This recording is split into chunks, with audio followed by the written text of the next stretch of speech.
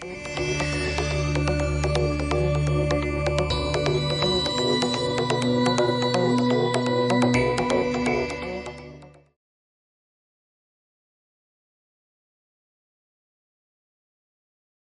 there, and welcome back if you joined us for the Python Introduction course. And if you skipped that course, and this is the first time we're meeting, well, welcome aboard. If you did join us for the introductory course, you've heard this before, and no doubt you're going to hear it again. When you work in IT, computer programming skills open up an incredible amount of opportunity. You've also heard us use the metaphor of the toolkit, that every successful career in IT is built upon a toolkit of skills, experience, knowledge, and curiosity. Python scripting is a powerful tool in your IT toolkit, and you're here because you've taken the first steps on your Python journey. By now, you're starting to understand programming concepts, and you've seen how an IT specialist might create automation to save time and cut down on mistakes. My name is Roger Martinez, and I'm a system administrator for hardware at Google. The team I work on maintains and monitors servers that Google hardware engineers use to design and test silicon chips that Google makes for their Pixel phones.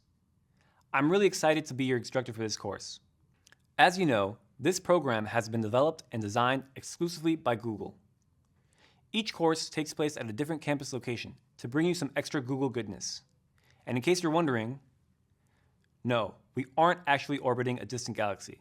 Although we are trying to bring you a universe of knowledge about Python. Don't worry, the curriculum is stronger than a lot of my jokes. Throughout this program, you're going to meet other Googlers besides me and the other instructors. Many of them started their careers in IT support just like me, learned programming, and advanced onto more technical roles. They're excited to share their stories with you about how they've built their IT careers through persistence and a commitment to learning new skills. Some of them will also share more detail on their jobs and what their day-to-day tasks look like. Before we dive into the course, I'd like to share with you a story to give you some insight into why I'm excited to be here teaching you this course. Years ago, when I started college in New Jersey, I really didn't know what I wanted to study. A friend of mine recommended that I check out the IT program. I've always liked working on computers, but I had no idea that a career in IT was even a possibility. From the moment I walked into that class, I felt so out of place. No one really looked like me, no one sounded like me, and no one seemed to come from a background similar to mine. I dropped the class the next day, and I never went back. In hindsight, I kind of regret that decision. If I would have stayed in that class, then maybe the next Latino person or other minority that walked in would have felt like they belonged. Diverse ideas, experiences, and backgrounds are crucial to IT, to any industry really. And diverse representation is so important to showing the next generation that they belong in a field and that they can thrive there. So that's why teaching this course is so meaningful to me. Maybe it will, in a small way, help more people walk through that door and never turn back. Okay, enough about me. Let's talk about the course. So, what's ahead? By the time you finish the last video of this course, you'll be able to manipulate files and processes on your computer's operating system. You'll also have learned about regular expressions, a very powerful tool for processing text files, and you'll know how to use the Linux command line. And this might feel like a stretch right now, but you'll also write a program that processes a bunch of errors in an actual log file and then generates a summary report. That's a super useful skill, and by the end of this course, you're going to know how to do it. We'll kick it off now by exploring how to execute Python locally and organize and use code across different Python files. We'll then learn how to read and write different types of files and use subprocesses and input streams. We'll also dive into bash scripting and regular expressions, both very powerful tools for anyone working with systems. We'll even touch on automatic testing, which allows us to automate how we check if our code is correct. To finish, we'll put all of this together using the tools that we've acquired to process data and generate automatic reports. We'll also explain how to set up your own developer environment in your machine. And we really recommend that you do this. You'll need to have administrator rights to install software, or you'll have to ask the administrator to install it for you. Setting up your developer environment is a key step in being able to write and deploy powerful automation tools. So we strongly advise that you do this and get comfortable with working with it. In this course, we'll use Quick Labs, which is an environment that allows you to test your code on a Linux virtual machine. This lets you experience real-world Linux scenarios where you will need to write code to solve problems. We'll use Linux for our examples and exercises in this course. Linux is an industry standard for running servers, which is why we chose it.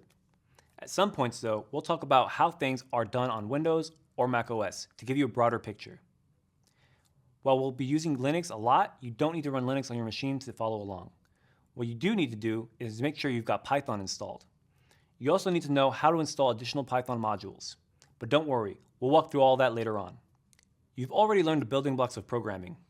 In this course, we'll examine different tasks that you might come across in your day-to-day activities, and we'll learn how we can solve them through programming. One difference I bet you'll notice real quick if you joined us for the Introduction to Python course is that we'll use a lot more modules than before. Oh, and when I say modules here, I'm not talking about the parts of this course. In this context, I mean the Python modules that we can use to get extra functionality for our scripts. Please remember, there might be some complex topics and videos that may not 100% sink in the first time around. That is totally natural. Take your time. Rewatch the videos a couple of times if you need to. I promise you'll get the hang of it. We're about to go on a fun and fascinating journey together into the universe of Python. So, let's go.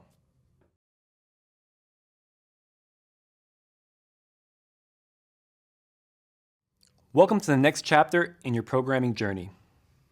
In the first course of the program, we built a foundation in Python.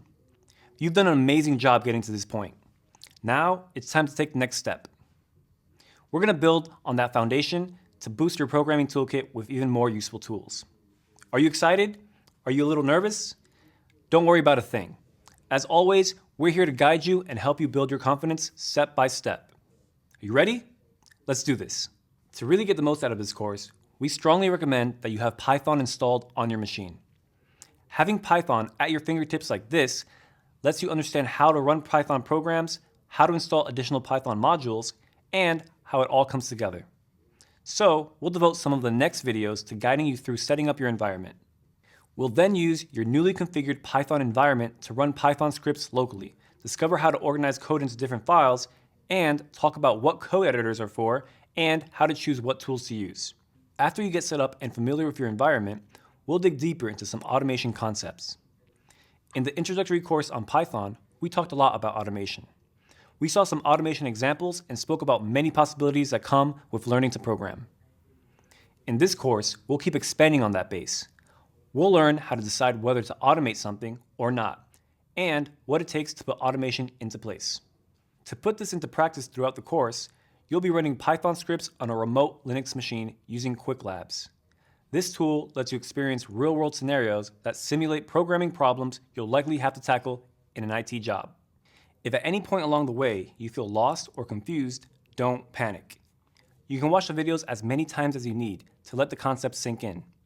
Plus, you can ask questions in the discussion forums, which is one of the best ways to find extra information and to connect with other learners.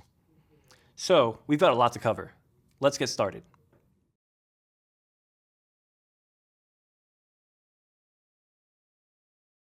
In this course, we'll interact with the operating system a lot. So before we deep dive into more complex concepts, let's do a quick rundown of what we mean when we talk about the operating system, or OS for short. The operating system is the software that manages everything that goes on in the computer. It reads, writes, and deletes files from the hard drive. It handles how the processes start, how they interact with each other, and how they eventually finish. It manages how memory gets allocated to different processes, how network packets are sent and received, and how each program can access the different hardware components. Basically, the OS is a total boss and doesn't mess around. There are actually two main parts to an operating system, the kernel and the user space. The kernel is the main core of an operating system. It talks directly to our hardware and manages our system's resources. As users, we don't interact with the kernel directly. Instead, we interact with the other part of the operating system called the user space. The user space is basically everything outside of the kernel. These are things that we interact with directly, like the system programs and user interface. So when we say operating system, we're referring to both the kernel and the user space. The operating system does a lot of things. It does so much that we need a bunch of courses to cover all of it. But for this course, we'll focus on managing files and processes on the OS running on your computer. The scripts we'll write will all run in the user space. In some cases, though, our scripts may interact with the kernel of the operating system to get extra information or to ask it to perform certain operations. As you probably already know, there's a lot of different operating systems out there. The major operating systems used in IT today are Windows, macOS, and Linux. The Windows operating system is developed by Microsoft and is widely used in the business and consumer space. Most PCs come with Windows as the default operating system. macOS is developed by Apple and is mainly used in the consumer space. If you purchase any Apple computer, it'll come with macOS preloaded. Linux is an open source operating system. Open source software is free to share, modify, and distribute. Score. Linux is used heavily in business infrastructure. Most servers in the world today are running Linux. It's also available in the consumer space, although less common.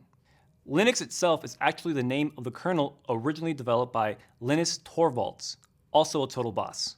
Because of the evolution of the rest of the operating system, we typically use Linux to refer to both the kernel and the whole operating system. Today, Linux has grown into a huge community effort with developers all over the world contributing to its success. Because Linux is open source, a lot of different organizations package their own versions of it, unlike Windows or macOS, which are solely developed by their respective companies. We refer to these different flavors of Linux as distributions. Some common Linux distributions are Ubuntu, Debian, and Red Hat. If you've heard of Chrome OS, you may know that it's another operating system based on the Linux kernel. But unlike other distributions, Chrome OS is usually considered an OS in its own right. Lastly, the Android operating system, which is used a lot on smartphones, also runs a Linux kernel. You may have also heard of Unix. Unix is an operating system developed back in the 70s by Bell Labs. After its original release, the OS went through a bunch of different versions with different companies releasing variants of it. The fundamental ideas of how Linux works today are based on the Unix principles. And a lot of the tools that we use to interact with the operating system are open source versions of those originally developed for Unix. This is why these tools and operating principles are usually referred to as Unix, even though the OS we're using is called Linux. So Linus created Linux, which is based on Unix. It's basically a programming tongue twister. Try saying it 10 times fast. The macOS kernel and some of its user space are also based on a kernel and user space tools from the Unix family, known as BSD. So although the graphical interface is extremely different between the two, the command line is actually pretty similar. Like we said earlier, in this course, we'll use Python to interact with the operating system. Python is a cross-platform language. You can use it on Windows, macOS, Linux, and even lesser-known Unix variants like FreeBSD. It's even available on mobile phones. Since it's cross-platform, we can use the same Python code to get to our goal on any operating system, whether the goal is opening files, processing text, or managing running processes. This makes Python a great tool for IT specialists who need to interact with different operating systems. You can apply the skills that you learned from one platform to all the others. So how helpful is that? As we called out before, for the exercises in this course, we'll be practicing with Linux computers. We've chosen Linux because it's the industry standard when it comes to servers that are managed remotely and through automation. When it's relevant, we'll also talk about how the same concepts will apply to Windows or Mac OS. In my job as a sysadmin, I mainly work with the Linux operating system. I grew up using Windows computers and interacted with them through the graphical interface. The very first time I used Linux was when I was a teenager and my PC crashed. It wouldn't boot up into the user environment. I had a lot of different files and docs I didn't want to give up. So I did some research, and on a friend's computer, I burned a portable Linux OS called Slacks onto a CD. I got my PC to boot up from there and was able to rescue most of my files.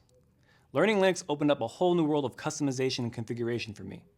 When I first started, I found it really interesting, intriguing, and even a little bit scary. Today, Linux is the primary OS I use to work every day. We've learned a bunch of things about operating systems and their histories. If all those different names are making you feel like your human operating system is crashing, don't worry. You'll pick it up as we go along. Now that we know we're on the same page when we say OS, in the next video, we're going to get our computer ready to work with Python.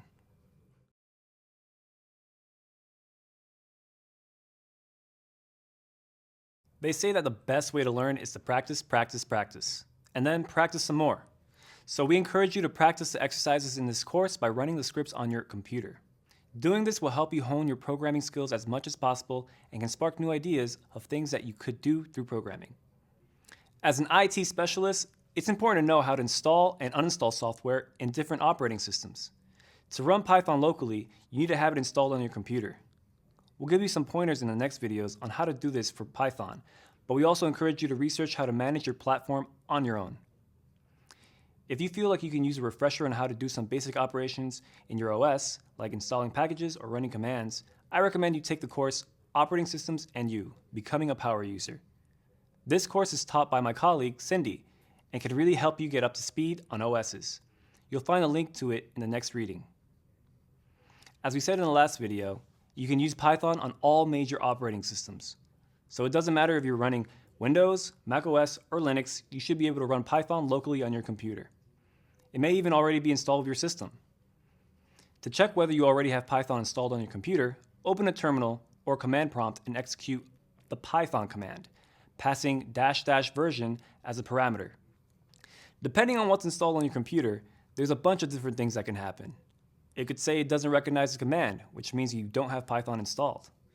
It could return a version that starts with the number 2, which tells us that you have it installed, but it's Python 2. Or it could return a version that starts with the number 3, which means, you guessed it, you have Python 3 installed. For this course, we'll be using Python 3. Some of the things we'll cover are the same on Python 2 and Python 3, but some can be pretty different. So make sure you have Python 3 installed. If running Python -- version returns a version starting with 2, try running Python 3 -- version. Your computer could tell you that the command isn't present, which means you'll have to install Python 3.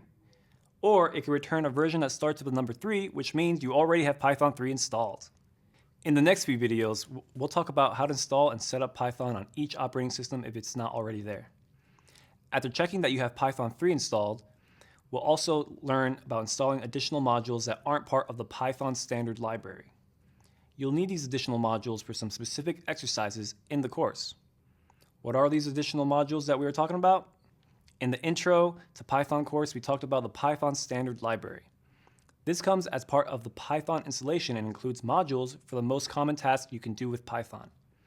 But there's tons of other things you might want to do in your scripts, and not all of them are in the standard library. This is where external modules come into play. We can use external modules for a bunch of tasks, like generating PDFs, serving web pages, creating compressed files, interacting with email, and a load of other things. So, how do we find what modules are available? When developers write a Python module that they think others might find useful, they publish it in PyPy, also known as the Python Package Index. We can browse this repository of Python modules to find the module we need. It includes thousands of projects which are classified by different categories, like topic, development status, and intended audience. These external modules are generally managed with a command line tool called pip. This is a cross-platform tool, so you can use it to install, update, and remove external modules on whichever operating system you're running on your computer. Next up, we're going to talk about installing main Python packages and installing external modules on Windows, macOS, and Linux. These videos are all optional. You can watch the ones most relevant to you. Or if you have Python already installed on your computer and you already know how to install external modules, feel free to skip ahead.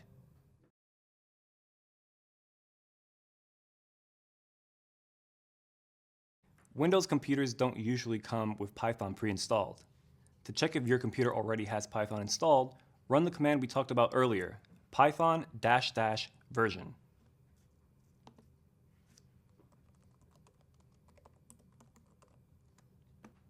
Nope, no Python here.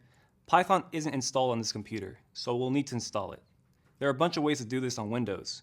We can download the installable package from the official website and install that one, get it from the store if we're using Windows 10, or we can use a package management system called Chocolatey to manage the installation. For this video, we're just going to install the package from the official website. But if you'd like to get a taste of Chocolatey, you can check it out and download it on your own, because who doesn't like things a little extra chocolatey, right? To find the installer, go to the official download page for Windows. On this page, we can download the executable installer for the Python 3 64-bit architecture. Most computers today are installed with 64-bit installations. So, if you don't know which one to pick that one. unless you know for sure that your computer is running a 32-bit installation. Once the executable installer has downloaded, we want to run it. This will install a new software on our machine, so we need to run it as the administrator user. Before clicking Install Now, make sure you click on the Add Python 3.7 to Path box. The path variable instructs the operating system to look for executables in certain directories of our system when running commands from the terminal. We want to have that box selected so that Python interpreter gets executed when we invoke it from the command line. Great, it's installing. It might take a moment. Now that it's done, we can test to see if it worked. We do this by opening a new PowerShell and executing the same command as before. Nice! We now have an executable Python interpreter that we can use for testing the scripts that we write. As we called out, just because we've got Python 3 installed, it doesn't mean that we have the modules we might need for every possible script. Let's say we're tasked with writing some automation that extracts information out of a website. To get the contents of a website from Python, we can choose the request module, which is used for interacting with web services. First, let's check whether we have this module already available. Darn, the interpreter tells us that the module isn't available. Let's install it using pip. To do that, we'll call pip install requests from the command line, not the interpreter.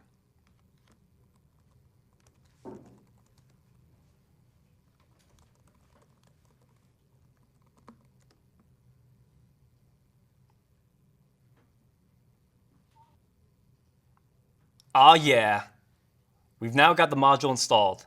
Let's try to import it again from the interpreter.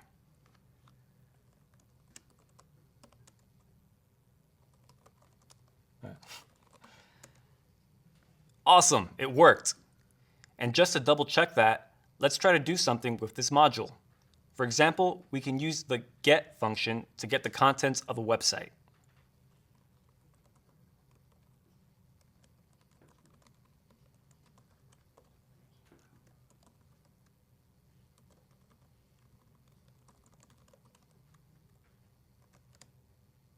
So the get function processed the website and the response object now has its contents. We can do a bunch of things with it. How about we check the length of the response text using the len function?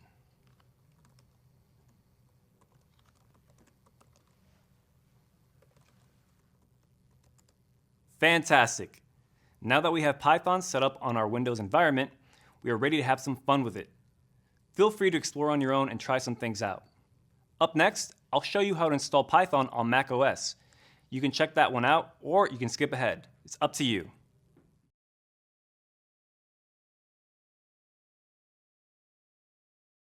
By default, macOS ships with a version of Python installed, but it's Python 2, not Python 3. Let's check this out.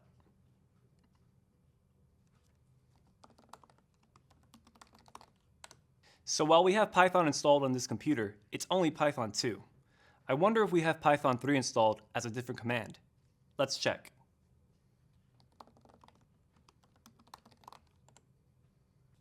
So we don't have Python 3 installed in this computer. Let's install it. There are two ways to install Python on macOS.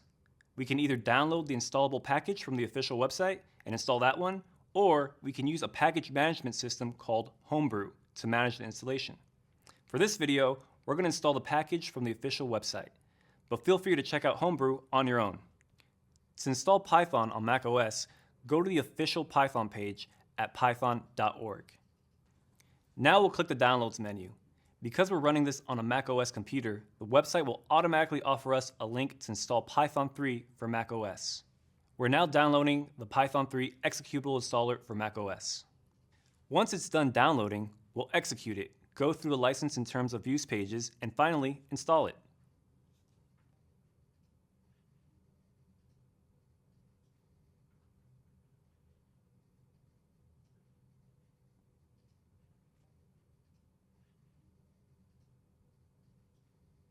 Depending on how your machine is set up, you might need to enter your password to perform the actual installation using administrator rights.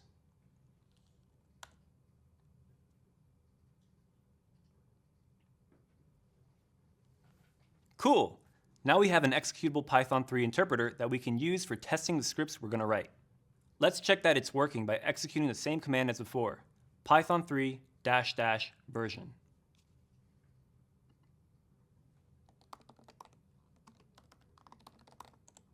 Great.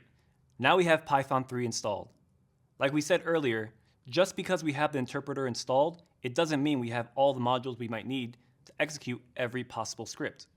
Let's say we need to write an automation script for handling event scheduling. To do that, we need to manage a bunch of different dates and due date operations, like calculating what date it will be in 2 weeks. To make our lives easier with all that date manipulation, we could use the arrow module, which makes it simple to handle lots of different dates.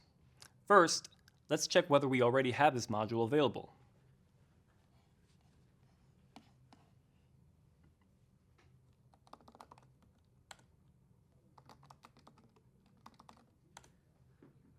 Misfire. The interpreter says there's no arrow module available. To get that module, we'll install it using pip3 command. Notice that on Windows, the command was called pip. On macOS, it's called pip3. So to install the arrow module, we'll call pip3 install arrow from the command line, not the interpreter.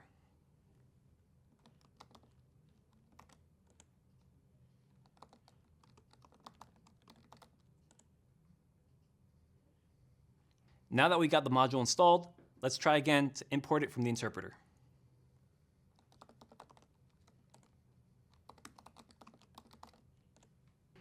Nice. Looks like that worked. To check that we can use it, let's try to do something with this module. How about we use the get function in the module to create a date object from a string?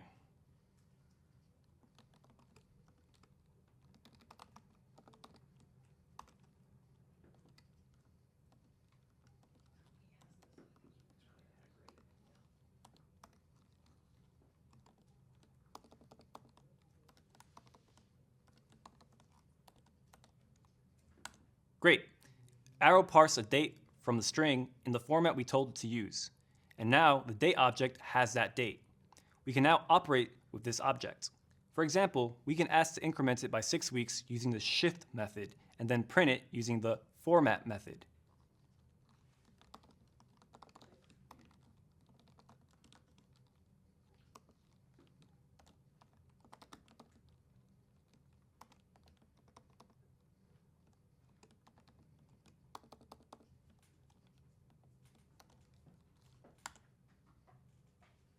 The format method that we just used can receive a bunch of parameters. These parameters let us intuitively format the string that we print. We've got our macOS environment ready to go. Now we can use Python and start having some fun with it. Feel free to explore on your own and try some other things out. Up next, I'll show you how to install Python on Linux. You can check that one out, or you can skip ahead. It's up to you.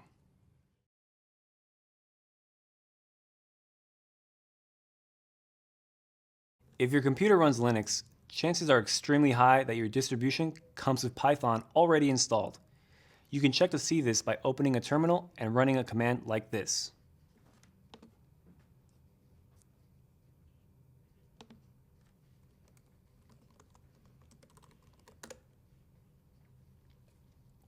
Okay, we have Python installed, but as we saw with macOS, it's Python 2.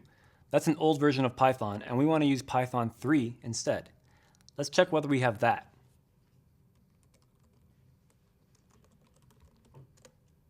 Nice! Python 3 is already there. In some Linux distributions, the Python command may already be using Python 3. In other distributions, like this one, you may need to use Python 3 as a command to access Python 3. In all of these courses, we'll be using Python 3, so make sure that you run the right command for your distribution.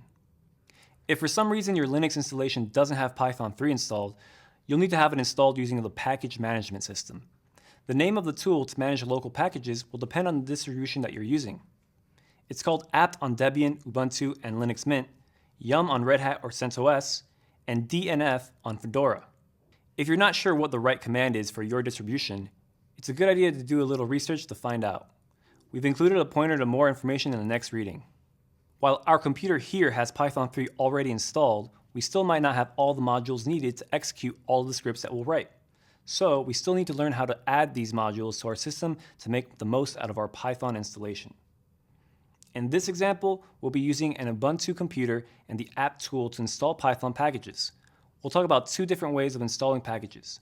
First, through the package management system, and second, through pip. As we said earlier, Linux distributions usually have a package management system, and it's a good idea to use it to install additional software on your computer. Distributions usually include separate packages for the different Python modules available. Say we're tasked with writing some automation software that resizes images to fit a specific size. We could accomplish this by using the Python imaging library, known as PIL module. This includes a ton of image manipulation functionality. To install this module on your Ubuntu computer, we can use the app tool to install Python 3-pil package.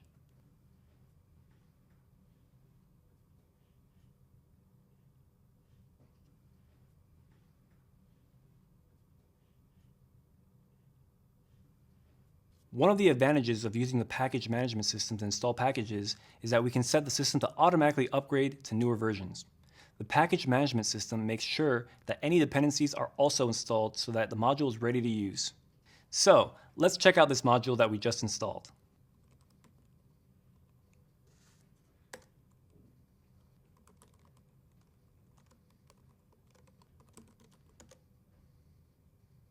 The PIL module is very large because it includes tons of things that we can do for images. For this example, we want to open an image and check its size and format, so we've imported the image submodule inside the PIL module. Now, let's open a file in our home directory using the open method.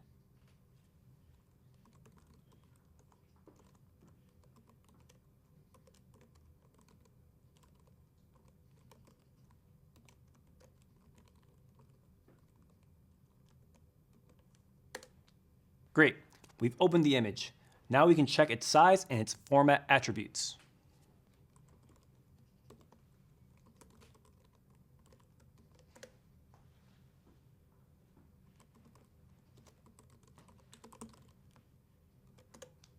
Okay, the module's working properly. In this case, we wanted a module that was provided by the package management system, so it was easy to just install it using apt. In other cases, we may want to install module versions that are newer than the ones provided in the distribution, or that are not even present in the distribution at all. For cases like these, we can use the same command we mentioned for Windows and macOS, the pip command. For this scenario, we first need to make sure that we have Python 3 version of pip, which is called pip3 and is provided by the Python 3-pip package. We'll do this by installing the package through the package management system.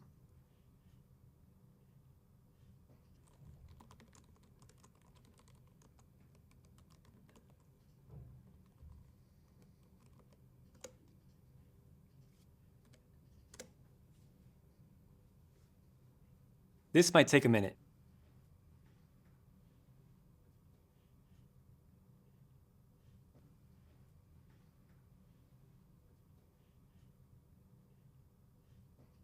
Now that we have pip3 installed, we can solve problems using a wide range of external modules. For example, imagine that you're tasked with creating an automation that processes the error log from our web service and then generates statistics on the amount of errors or when the most errors occur. To do this kind of data processing, we could use our cutest sounding module yet, pandas, which is widely used in the data analysis field.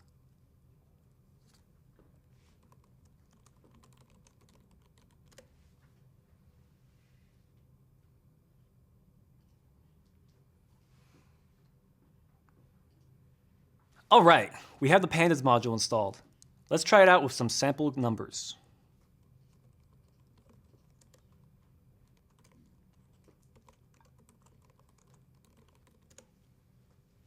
Okay, we've imported the module.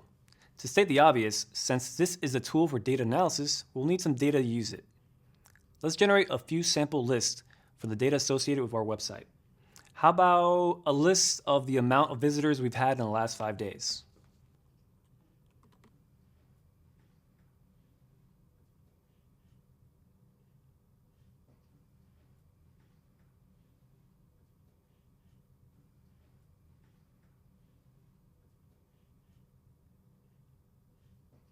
Let's add another list with the amount of errors generated during the same 5 days.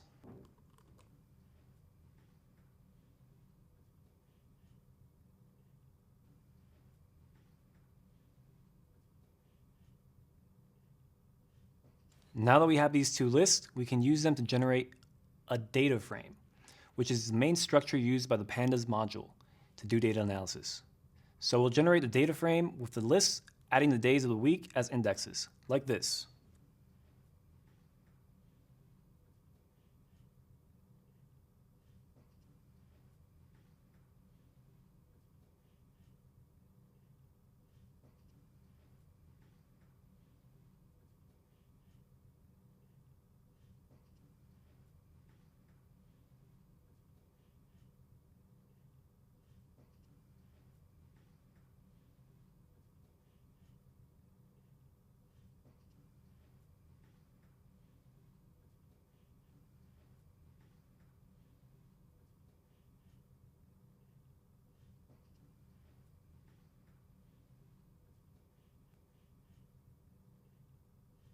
With this, we have a data frame that we can use for operations.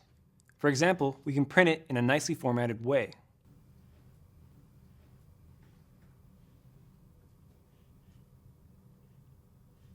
It's always fun to print stuff, but that's not really data analysis. The pandas module allows us to operate on the numbers of each column. For example, we can calculate the mean or average value of one of the columns using the mean method.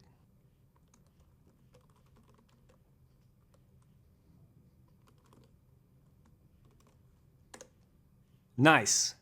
We now know how to install Python modules on Linux using either the package management system or pip. Are you ready to have some fun with it? Meet me over in the next video where we'll talk about interpreted and compiled languages.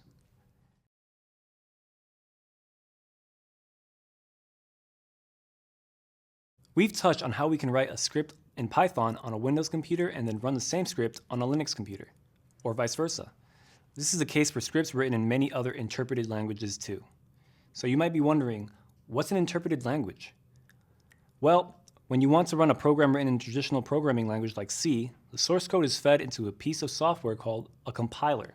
The compiler translates this code into machine-level language, which means a language specific to the underlying architecture of the computer it's running on. The computer can read and execute the machine-level code directly. This makes compiled programs super fast to run, but the compilation process itself can take a bit of time. Some examples of commonly used compiled programming languages are C, C++, Go, and Rust. On the flip side, programs written in an interpreted language generally rely on an intermediary program called an interpreter. These programs use interpreters to execute the instructions specified in the code, rather than running them through a compiler first.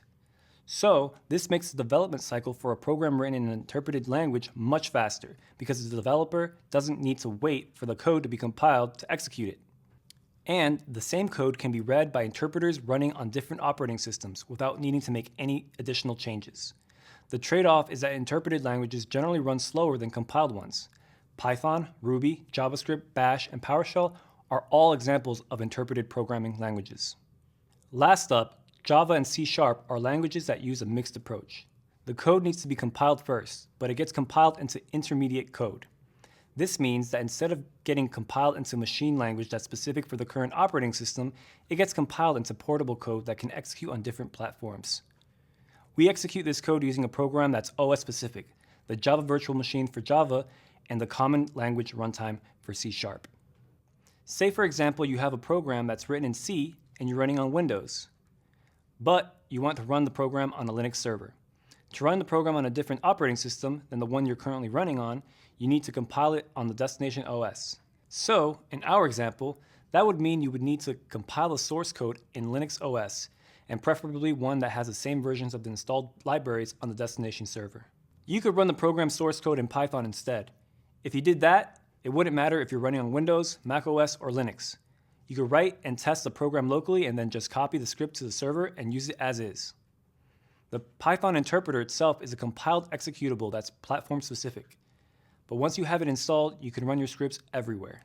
Okay, we've chatted a bunch about running Python scripts. Seriously, we've been talking a lot. I think it's about time we start doing, don't you? Hop on over to the next video where I'll walk you through creating and running a Python script.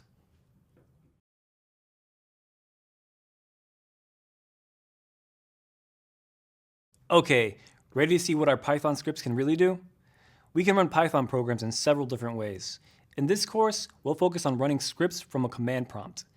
And because our Quick Labs instructional environments will use Ubuntu, we'll concentrate on using a command prompt in a Linux-based setting. That said, with a little tweaking, the techniques we use here can be applied to other platforms like Windows or Mac OS. As we called out in our installation videos, the command to run the Python 3 interpreter might be Python or Python 3, depending on your platform. In our examples, we'll always show Python 3 because that's the command for the Ubuntu distribution we'll be using. You should use the right command for your platform. As we saw in our installation videos, when we run the Python 3 command, we get an interactive interpreter.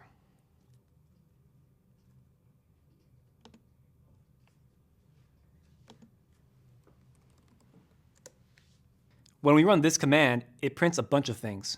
First, we're told the version of Python interpreter we're running.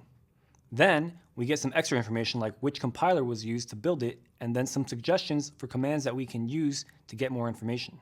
Using the interactive interpreter, we can do everything we learned in the introductory course on Python. Like say, printing hello 10 times because, Python's always down to have a convo. Hey Python.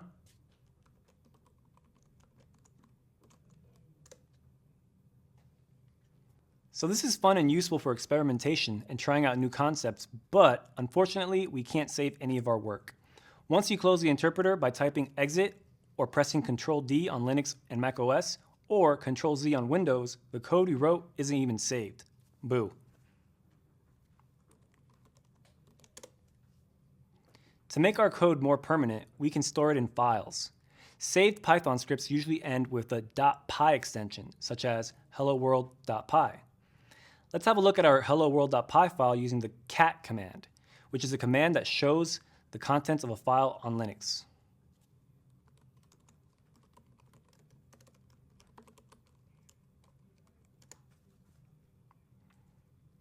To run a Python script saved on a Windows system, you can just type the name of your script, and the operating system will recognize it's a Python executable from the file extension. On Linux and Mac OS, you can execute the script by calling the Python interpreter followed by the name of the file.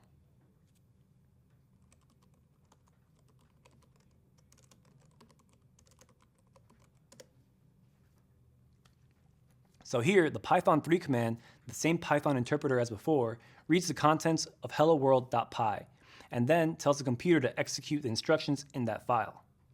But typing Python 3 each time you want to run your script can get really old really fast. So, pro tip, there's a way we can avoid this. We can add the extra line to our file called shebang, which tells the operating system what command we want to use to execute that script. Let's try this now. First, open the file in an editor. For this example, we're going to use Nano, which is one of the editors available on a Linux system.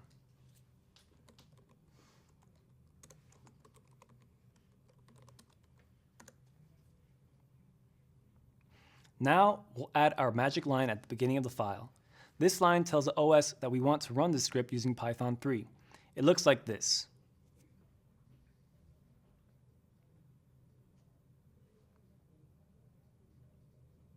And that's it.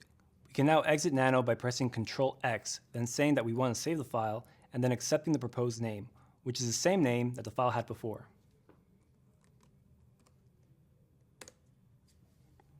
All right, our system now knows it should execute the file with the Python 3 interpreter.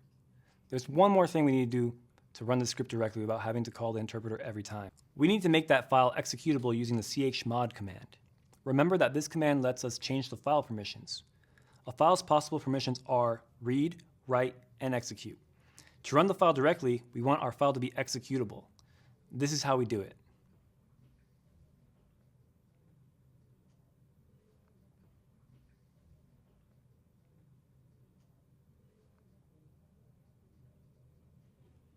Marking the script as executable means that we can now run the file by just prefixing it with a /.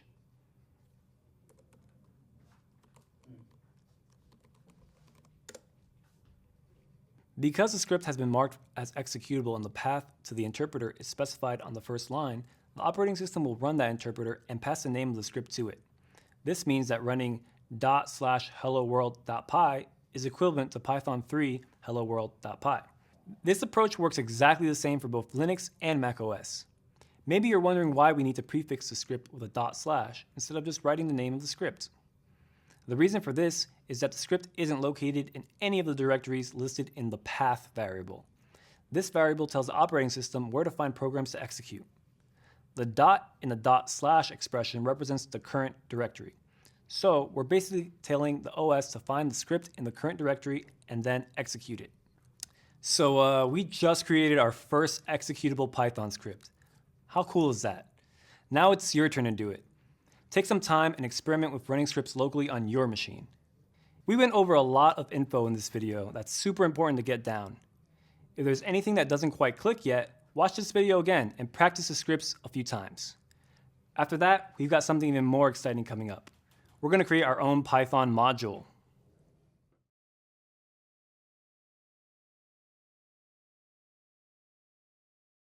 Okay, got Python installed on your computer? Check. Got it running locally? Check. Created your first executable script? Double check. You're doing great.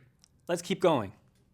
In programming, we often reuse code that we've written or someone else has written. This is called code reuse, and nearly all languages provide some way of doing it. We talked about code reusability back when we first looked at functions. Functions let us group code into logical blocks that can be executed at a later point and as many times as we need. But as our scripts get bigger and more complicated, we want to be able to reuse more than a single function. We might even want to reuse entire scripts in other programs that we write. Let's say that you created a script that emails a daily summary of tickets you completed to your manager. The script has two main jobs. First, it assembles a list of the tickets you've closed by interfacing with the company's issue tracking system. Second, it uses that list to create an email and then sends it off to your manager. In a separate project, let's say that you'd like to automatically parse a system log and search for an event inside of it. If the event is found in the log, you want to trigger an email to notify yourself. Can you spot the functional overlap in these two scripts? Both of these automation projects need to send an email message. The most straightforward way to do this is to duplicate the email sending code, copying it from one Python file to the other. On the whole, this seems pretty easy, but duplicating code in this way has some ugly downsides.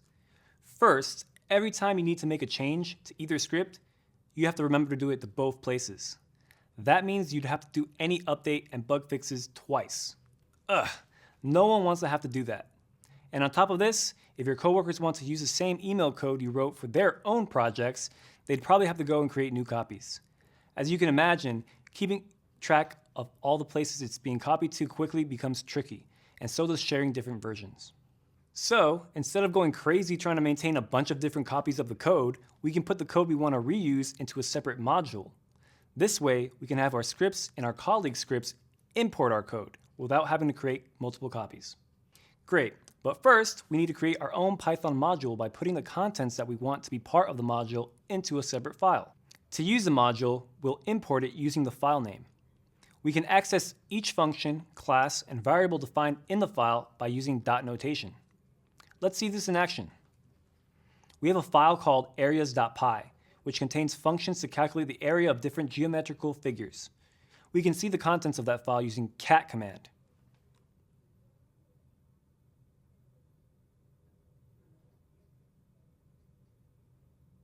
We have three functions defined in this module. The circle function uses the math.py constant. That's why we import the math module at the top so that we can use it. Okay, we've seen that the functions are defined in the areas.py file. To use them in an interpreter or a script, we can import the module by typing import areas. Let's do this.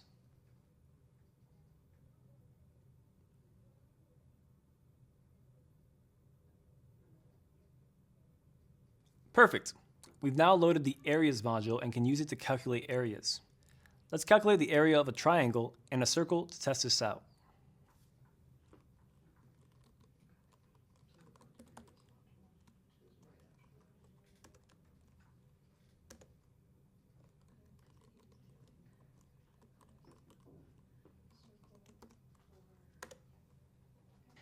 Our areas module is pretty small and simple, so it fits nicely in just one file.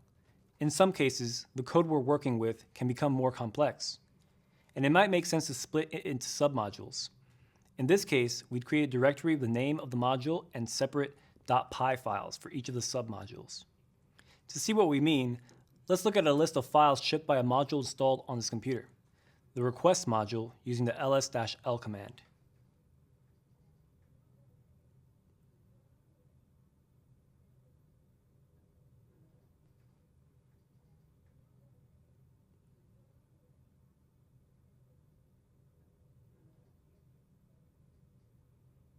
Ugh, this module is super complex, so all the things it does are split into separate files. Notice the init.py file. This is a special file. It's read when the module gets imported, and it's used by the interpreter to check if a directory with Python files should be a module. So, if you have a module that's split into separate files and you want the interpreter to recognize the directory as a module, you'll need to create the init.py file. Even if you don't have anything to put in this file, you need to create it. You can leave it empty, but it needs to exist for the interpreter to recognize the directory as a Python module. Wow, that was a lot of stuff to grasp. But now we know how to create our own executable files and modules. It's a little complex, so don't worry if you feel a little shaky on it right now. We'll keep practicing these concepts until you can do them in your sleep.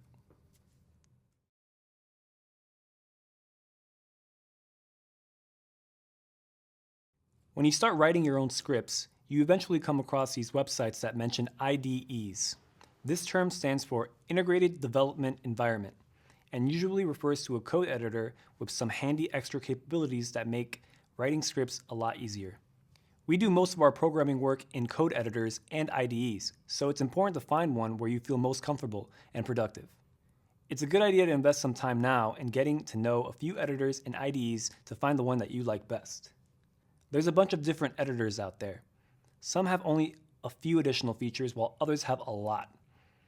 One of the most basic extra features in code editors is called syntax highlighting. This means that the editor recognizes the language we're writing our code in and highlights the pieces of code that make up the syntax of the language. Let's take a look at this in a text editor called Vim, which is available on Linux. Vim includes syntax highlighting.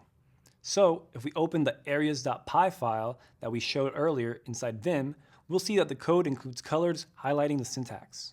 We can see that reserved keywords like def or return are shown in one color, while the names of the function are in a different color, and even numbers are in another one. To exit Vim, type :Q. Another common feature offered by code editors is called code completion. Let's check out the use of this feature with a different editor called Atom.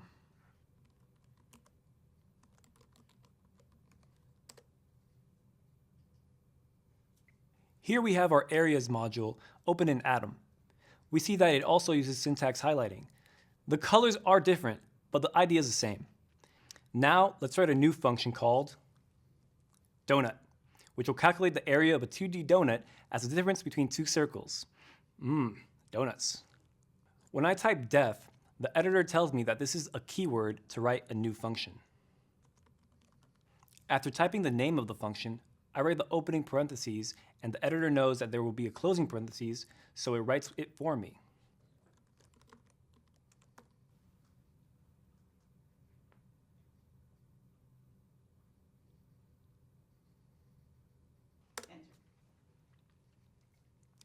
After defining the function, when I press enter, the editor knows that the code needs to be indented to the right, so it automatically positions the cursor right there. Pretty helpful, right? Now, when I type ret, the editor suggests that I may want to type return. It's like it's reading my mind. By pressing tab, I accept the suggestion, and so my ret gets completed to return.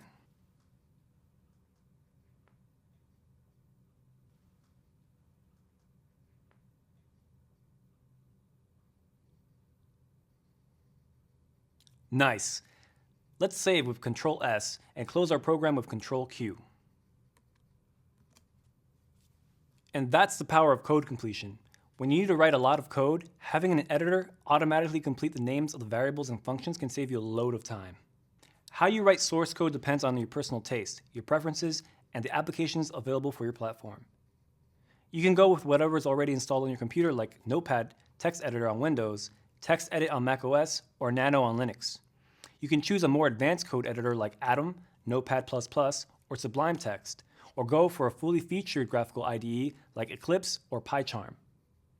Once you've found your favorite one, it's a good idea to take the time to familiarize yourself with the editor's capabilities so that you can get the most out of it. Feel free to experiment writing some scripts and executing them until you feel comfortable editing your Python scripts. Now, a word of caution. As an IT specialist, you don't want to be completely tied to just one editor. It's possible you may need to debug a problem on a computer with a different editor installed, and you don't want to waste time installing your preferred editor. So, make sure you have a basic idea of how to use an editor that's installed by default on the computers you work with. Graphical code editors with additional capabilities like Atom or Eclipse are pretty nifty and can save us a lot of time. But you should also learn your way around at least one command line editor like Vim, Emacs, or Nano for the times you might not be able to use the graphical editor. For example, you might need to connect to a remote server that's running on the cloud, where you won't be able to use a graphical editor. We've talked a lot about setting up your environment, and you can now write and run your own Python scripts and Python modules. Up next, we have a supplemental reading with more info, and then a quiz to double check that you're getting the hang of all these new concepts.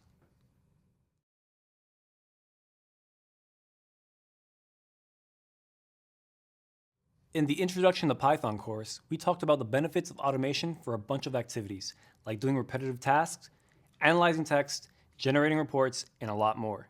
In this course, we'll build on these concepts by applying automation to more and more tasks. As an IT specialist, thoughtfully applied automation can play an important role in your work. Look at automation like an IT force multiplier, a tool that can increase the effectiveness of an IT team without needing to increase the number of team members. In other words, automation can allow the IT infrastructure to scale, keeping pace with growth and demand. Scalability means that when more work is added to a system, the system can do whatever it needs to complete the work. For example, think about the impact on IT when a company hires a new employee. New employees might have to access a range of technology resources to do their job. Onboarding tasks can include creating a user account, a mailbox, and a home folder, and setting up the appropriate permissions to control access to various systems and resources. If the company doesn't hire a lot of employees over a given period, someone could manually do these tasks each time a new person is brought on board. Although I'm willing to bet that that will get tedious real fast. But as the number of new employees increases, so does the time it takes to set them all up in the system. If a company hires 10 times its usual number of new employees in a week, the IT person in charge may find themselves performing nothing but the new employee account setup and going crazy at the same time. They would probably have to put a bunch of other projects on hold until they've set up all the accounts. As a human, they may also make some mistakes during the provisioning process, like misspelling a name, forgetting a step, or giving a user account the wrong permissions. They then have to fix these mistakes, which means even more work. Yikes. Now, imagine if the company continues to hire at this pace. They might need to assign another IT specialist to pick up the work that's being neglected because of all the new accounts to set up. Or there might be so much to do that 2 IT specialists might need to be assigned to the account setup. Basically, this doesn't scale well in terms of financial resources, mental investment, or reliability, especially if the company continues to grow. What happens if the rate of new hires doubles, triples, or grows even larger? Throwing more people at the problem quickly becomes impractical. Okay, so assuming that we're all on the same page about how manual onboarding has its issues, let's think about how we can improve the process with automation. Well, instead of having one person interact with each separate system to create a new user account, a mailbox, a shared folder, and permissions, it'd be more efficient if the IT specialist could write a script to do all of this. We could then have a computer do these tasks each time a new employee is hired. When given initial information, like the new employee's name and job function, this script could carry out each step automatically, so humans would only need to intervene if a task failed for some reason. The computer would execute each step in the script and in the given order, and in exactly the same way. It would never need to deviate from these instructions. We could even improve the script further. Instead of having the IT specialist enter a new employee's information into the script each time it's run, the script could just read the data from a company's human resources system. That will make the entire workflow begin automatically on the employee's start date. In this example of automation, we've made a repetitive, time-consuming task faster and more reliable. We've also freed up human resources, allowing IT specialists to focus on more strategic or creative work. Another subtle but super helpful benefit of automation is centralizing mistakes, which means if you find an error in a script, you can fix the error once and for all, which isn't the case for mistakes made by humans, of course. Hopefully, you're now even more sold on the benefits of automation than you already were. But, as we've said before, automation is not a fix-all. If badly executed, automation can cause as many problems as it can solve. To avoid that, we need to know how it can go wrong. So next, let's check out some ways automation can fail.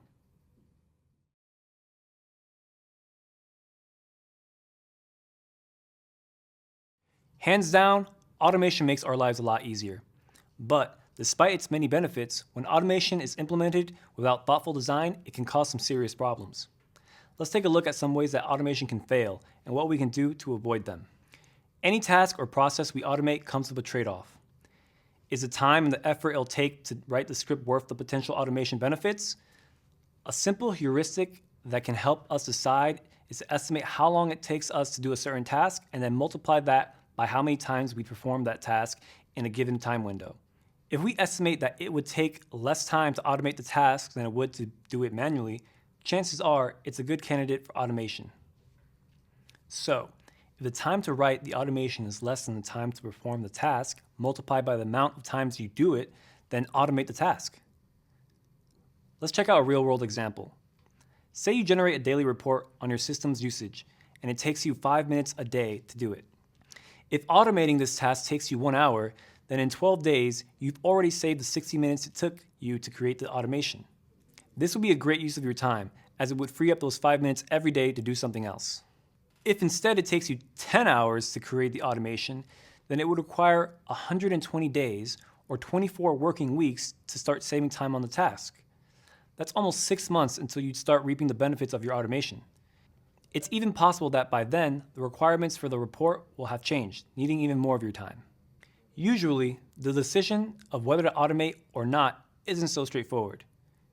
If a task is complex and performed infrequently, it may seem like automating is more trouble than it's worth. But keep in mind that once a task is wrapped in automation, anyone can do it. It can be very useful to automate a complex, error-prone task if it's critical that the task be done correctly, even if it's not executed that often. There are no hard and fast rules on when to automate, but the cost-time trade-off can help guide your decisions. A concept called the Pareto principle can also be a useful guideline to help you decide which task to automate. When applied to automation in IT, the Pareto principle states that 20% of the system administration tasks that you perform are responsible for 80% of your work. If you can identify and automate those 20% of your tasks, you could save yourself a whole lot of time. It's tricky knowing when it's best to automate, and automation that's been implemented can be fragile. If underlying systems change and the automation isn't updated accordingly, workflows can break. Imagine an automated backup system that periodically saves the contents of a sales database. Let's say the automatic backup program uses a disk identifier like dev-sda1 to know where the data to be saved is stored. What happens if a new disk is added to the server and the disk identifier changes to dev-sdb1? The automation will no longer be able to access the disk it thinks it should be backing up, and it will fail. This process of software falling out of step with the environment is sometimes called bit rot. The actual bits in the script don't really decay, it's the assumptions about the implicit signals the script relies on that rot. It's important to think about how your automation will handle errors. Automated systems perform actions without human intervention, so it's easy to set and forget them. If an automated system fails and it goes unnoticed, the consequences can be really bad. Let's revisit our backup example. Imagine that the backups fail because the disk identifier has changed and no one notices. Sometime later, the sales database server crashes and the data needs to be restored. The IT specialist will be in for a nasty surprise when they discover that the automated system hasn't backed up in a while. False confidence in an automated system may also factor into decision making. For example, if the database needs to be upgraded, system administrators may be more willing to proceed with a potentially risky operation, since they believe they can recover the data from backups. So, how can we avoid these silent failures? You can build a method of notification into your automated systems. This way, if the automation fails, a human is notified and can investigate. This notification method could be an email, a new entry in the internal issue tracker, an update to a dashboard, or even a page to the person who's on call for the service. Whichever the method, it's important that the notification surfaces the error so that a person can fix the automation. Worse than automation failure, though, is when automation succeeds but performs the wrong action. To build on our earlier example, what if the backup system was correctly performing its task but was configured to back up the wrong data? A restore of the incorrect sales data could lead to data loss or even data corruption, where customers might get charged the incorrect amount or billed for products they haven't even purchased. Oops. Sometimes a task completes, but it completes incorrectly. For this more subtle class of failures, we can use periodic tests to check in on the behavior of your automated systems. In our backup system example, we could schedule a regular restore of data from the sales database, and then check that the restored data is what you expected would be backed up. This testing process could be automated too, with scripts written to schedule the restore and to compare the data against some master data set. Again, if any part of the restore process fails, the automated system could halt to prevent further data corruption and send a notification to a human who could investigate the problem. Along with flagging problems, good automation will make debugging easier by logging the actions it takes. The system log can be an extremely useful source of information when you're investigating an issue. We say that it's of forensic value. Our scripts can also be configured to write to the system log. Doing this creates an audit trail of useful troubleshooting information, which can help with the debugging process. Automation is an incredibly powerful tool that saves time, reduces mistakes, and facilitates growth and scalability. But we need to apply it thoughtfully to avoid some of the pitfalls that can arise from its use.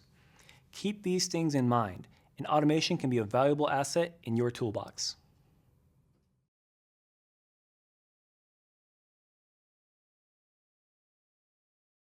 So, we've talked about the benefits of automation and the things we need to be prepared for.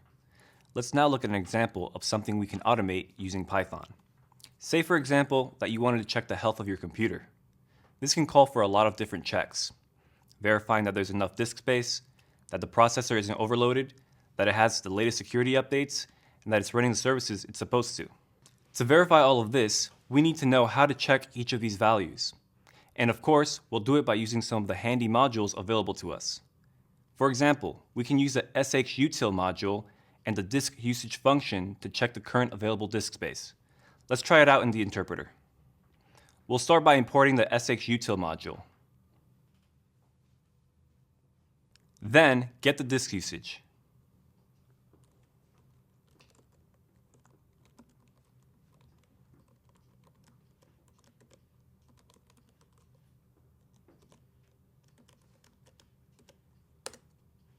Let's print the variable and see what's in it.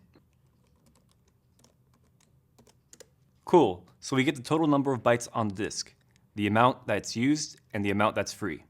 We can calculate the percentage of free disk space by dividing the number of bytes free by the total and multiplying that by 100.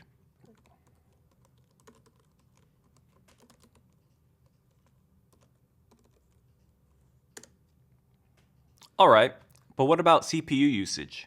For this, we can use another module called psutil. This includes a CPU percent function that returns a number showing how much of the CPU is being used. The amount of CPU used at each instant can change a lot, since processes are starting and finishing all the time. So, this function receives an interval of seconds and returns an average percentage of usage in that interval. Let's try it out. We'll start by importing the psutil module.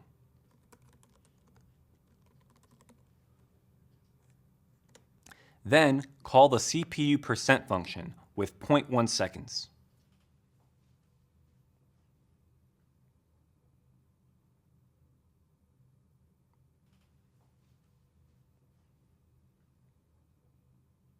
When we're using the interactive interpreter, we can use the arrows in our keyboard to get back the lines that we wrote before. So, using the up arrow, let's execute the same line a few times.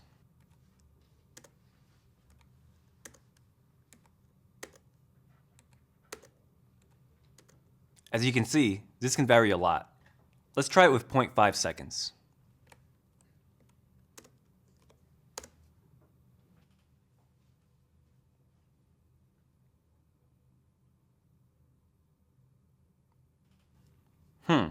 See how it's taking longer to finish than previous calls, but the numbers are more similar to each other? That's because the function needs to wait for the given time to calculate the average. Okay, So we've done a bunch of research. Now we can write our health checking script. We'll kick off with a script that'll do 2 health checks.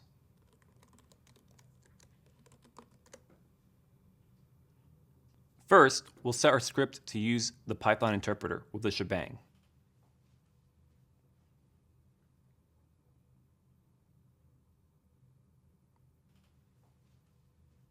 We know that we'll use shutil and psutil, so let's import those 2 modules.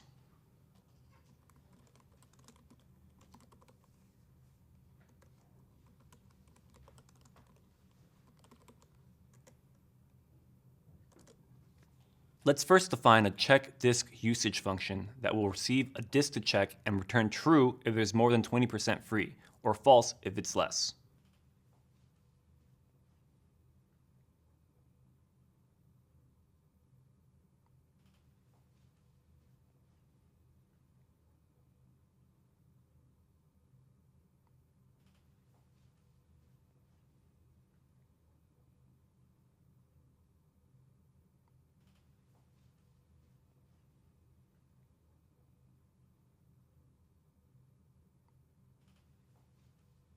And now let's write another function called check CPU usage. In this case, we'll check the usage for a whole second. We'll say the machine is healthy if the CPU usage is less than 75%.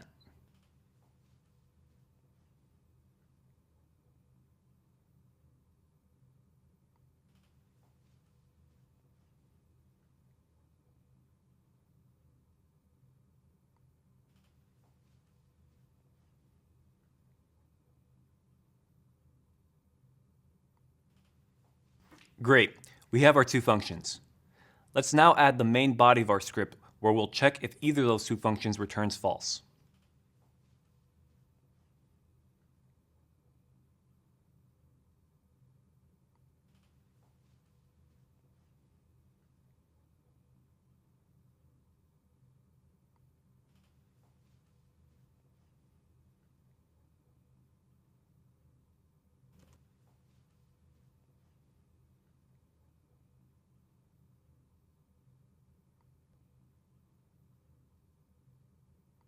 So here, we're just printing a message that the user will see. We'll improve on the script later on once we've learned better ways of notifying our system administrators. We're almost done. Let's save our script, make it executable, and run it.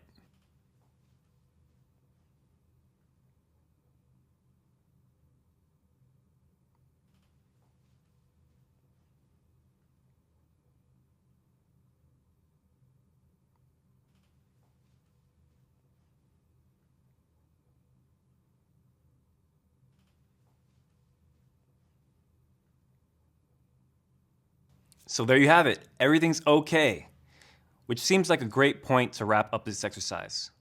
All along this course, we'll explore practical automation examples which you'll be able to apply in your job. And as we talk about the additional functionality available, we'll be able to extend our automation knowledge to more and more areas. So how are you feeling? Some of this stuff is a little tricky, and learning about automation calls for a little bit of manual work.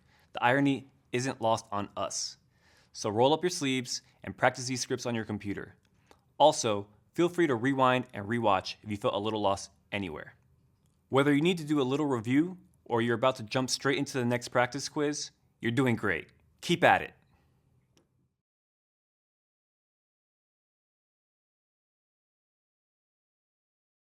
Congrats! You finished the first module of the course, and you made it through the first graded assessment, just like I knew you would. We've covered a lot of ground in the past videos, so take a moment to congratulate yourself. Seriously, you should feel really good about this. Not everyone sticks with it like you have. Let's quickly recap what you've learned. We've talked about some new concepts and some you were probably already a bit familiar with. We talked about what operating systems are and why they're relevant to the world of IT. We went through how to install Python on your machine, how to run Python scripts, how to create our own modules, and how to set up your developer environment by choosing a code editor. We also learned more about automation, including its benefits and its potential downsides, and checked out some examples of when it's a good idea to use automation. We looked through the practical automation example that will keep expanding as we get further into the course. And last but not least, you did your first Quick Labs exercise, of course, where you put all this new knowledge to practice. You fixed a problem in a Python script, making it run correctly, and you also wrote and used your own Python module. That's amazing. Great job. Take a moment to give yourself a pat on the back. Your hard work is seriously paying off. Time to take a little break if you need it and come back refreshed for the next topic. In the next module, we'll be talking about managing files with Python. I'll see you there.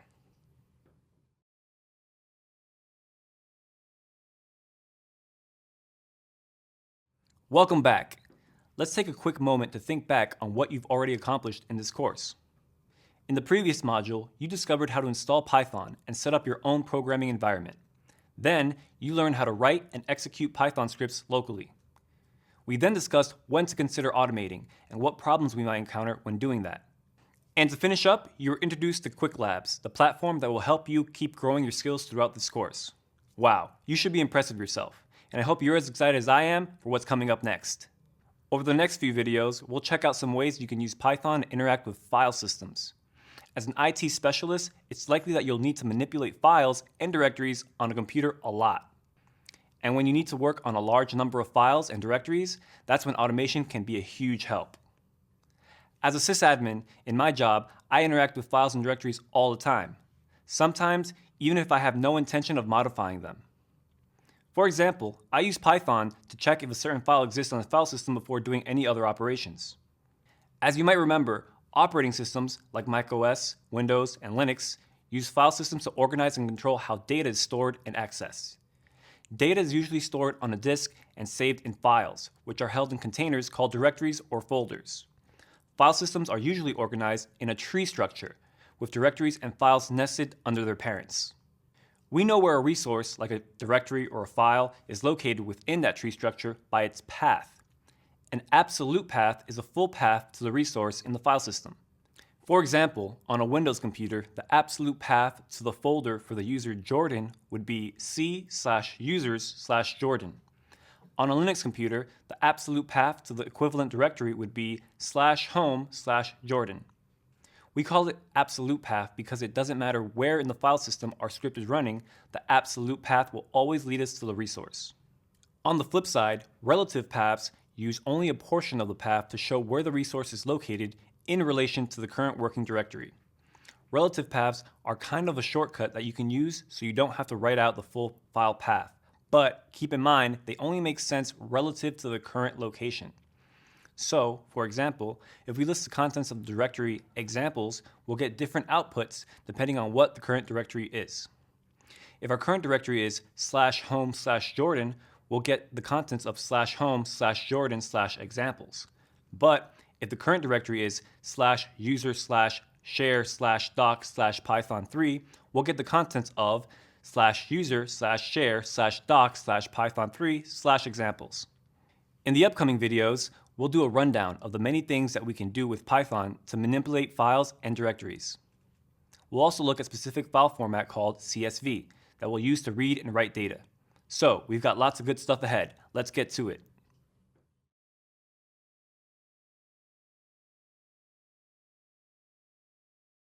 In the introductory course to Python, we provided information to our scripts by creating variables and passing parameters to our functions with the values that we wanted.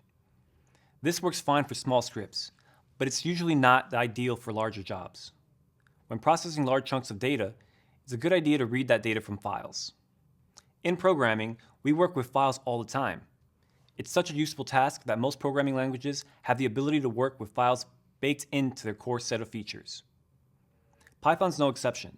It gives us file objects, which we can use to read and write to files. To open a file on our computer called spider.txt, we can write this code.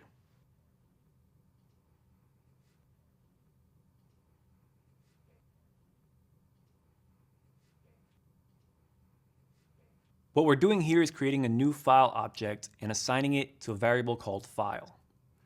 The parameter we've passed to the open function is the name of the file we want to open.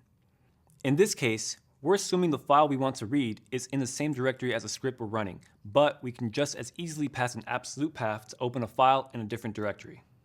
When we open a file, like we're doing in this example, the operating system checks that we have permissions to access that file, and then gives our code a file descriptor. This is a token, generated by the OS that allows programs to do more operations with the file. In Python, this file descriptor is stored as an attribute of the files object. The file object gives us a bunch of methods that we can use to operate with the file. Now, with this file object, we can read the contents of the file and print them to the screen.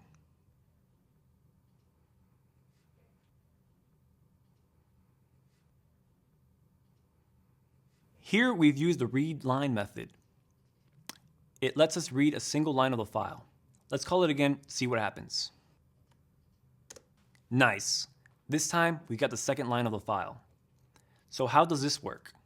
Well, each time we call the readLine method, the file object updates the current position in the file, so it keeps moving forward. We can also call the read method, which reads from the current position until the end of the file, instead of just one line.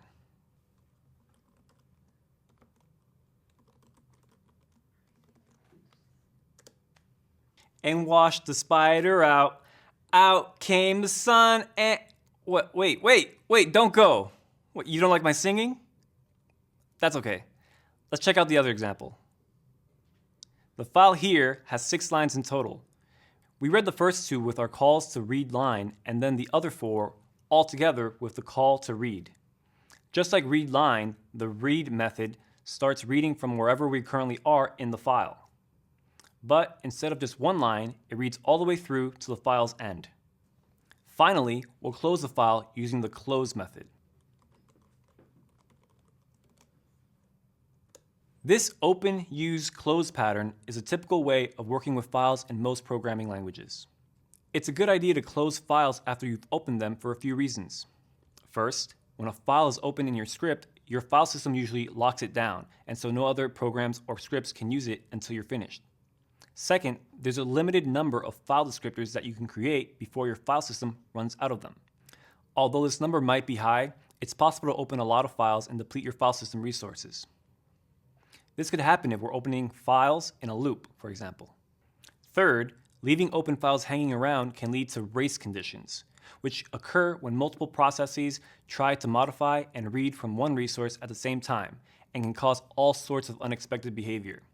No one wins in a race condition. Now, I'm going to let you in on a little secret. I'm the worst at remembering to close my files.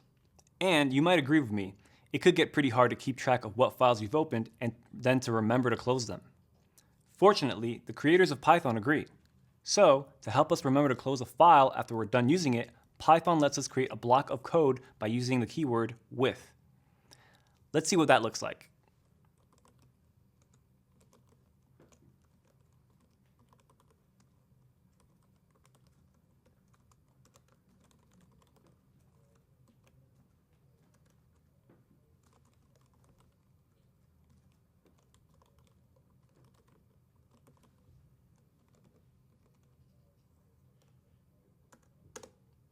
As you can see, the with keyword lets us create a block of code with the work we want to do with the file inside of it. In this case, we want to take a line of data from the file and print it to the screen, which is what print file readLine does. When we use a with block, Python will automatically close the file, so we don't need to remember to do that ourselves. Phew. One less thing to think about. Thanks, Python. Both the open, use, close approach and the with approach have their advantages. Using a with block is a good way to open and work on a single file, then have the file automatically close at the end of the block. On the flip side, using open outside of a block means we can use the file object in other places in our code, so we're not restricted to just one single block. But when taking this approach, we need to remember to close it when we're finished. Okay, I hope this helps you feel pretty comfortable with how to open, read, and display a file. In the next video, we're going to check out some ways of iterating through the contents of the file.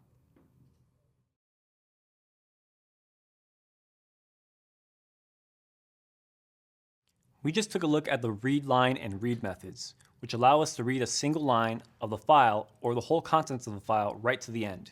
Along with this, file objects can be iterated in the same way as other Python sequences, like list or strings. This is really useful when you want to process a file line by line. Say, for example, you want to make a whole line uppercase before printing it. You can do that with something like this.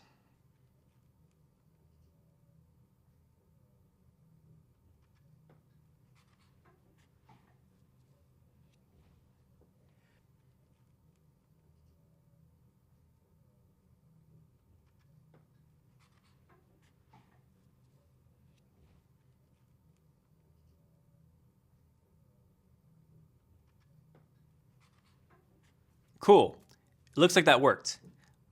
But what are these weird empty lines between the contents? Any idea what's going on? What's happening is that the file has a new line character at the end of each line. So when Python reads the file line by line, the line variable will always have a new line character at the end. In other words, the new line character is not removed when calling readLine. And when we ask Python to print the line, the print function adds another new line character, creating an empty line. What can we do to avoid getting the empty lines? We can use the string method strip to remove all surrounding white space, including tabs and new lines, like this.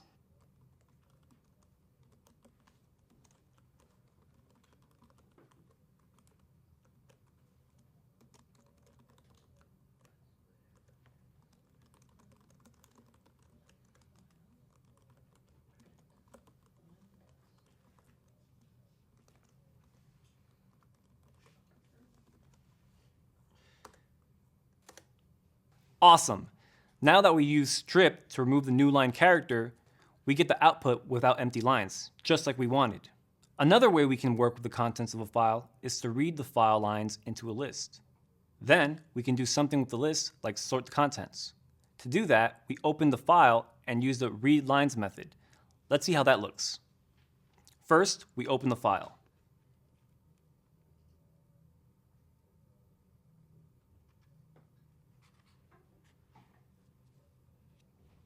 Then read all the lines.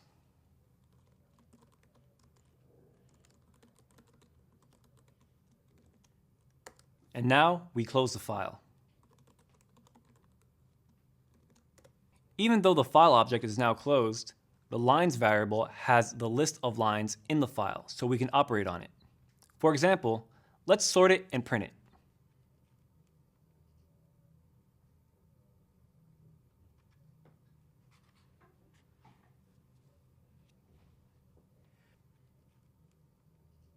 There are two things to check out in this code.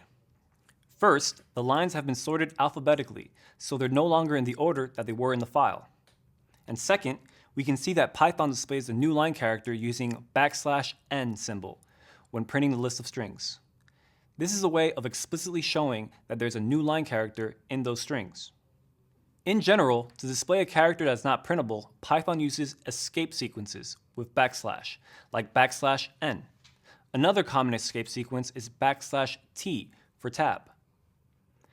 And we can also use it for escaping quotes if we have a string that contains either a single or double quote. A quick word of caution. Methods like read or readLines that read the whole file at once are useful, but we should be careful when reading the entire contents of a file into a variable of our programs. If the file is super large, it can take a lot of our computer's memory to hold it, which can lead to poor performance. If a file is just a few kilobytes, like in our example here, it's fine to read it and process it completely in memory. But for large files, like a big log file with hundreds and hundreds of megabytes of data, it's more efficient to process it line by line. How's this all sounding? Let's do a quick recap. We've just learned how to open files using the open function and how to read those files using methods like read and readLines. We also learned how to iterate through a file line by line using the readLine function and for loops. Up next, we're going to learn how to write content to files.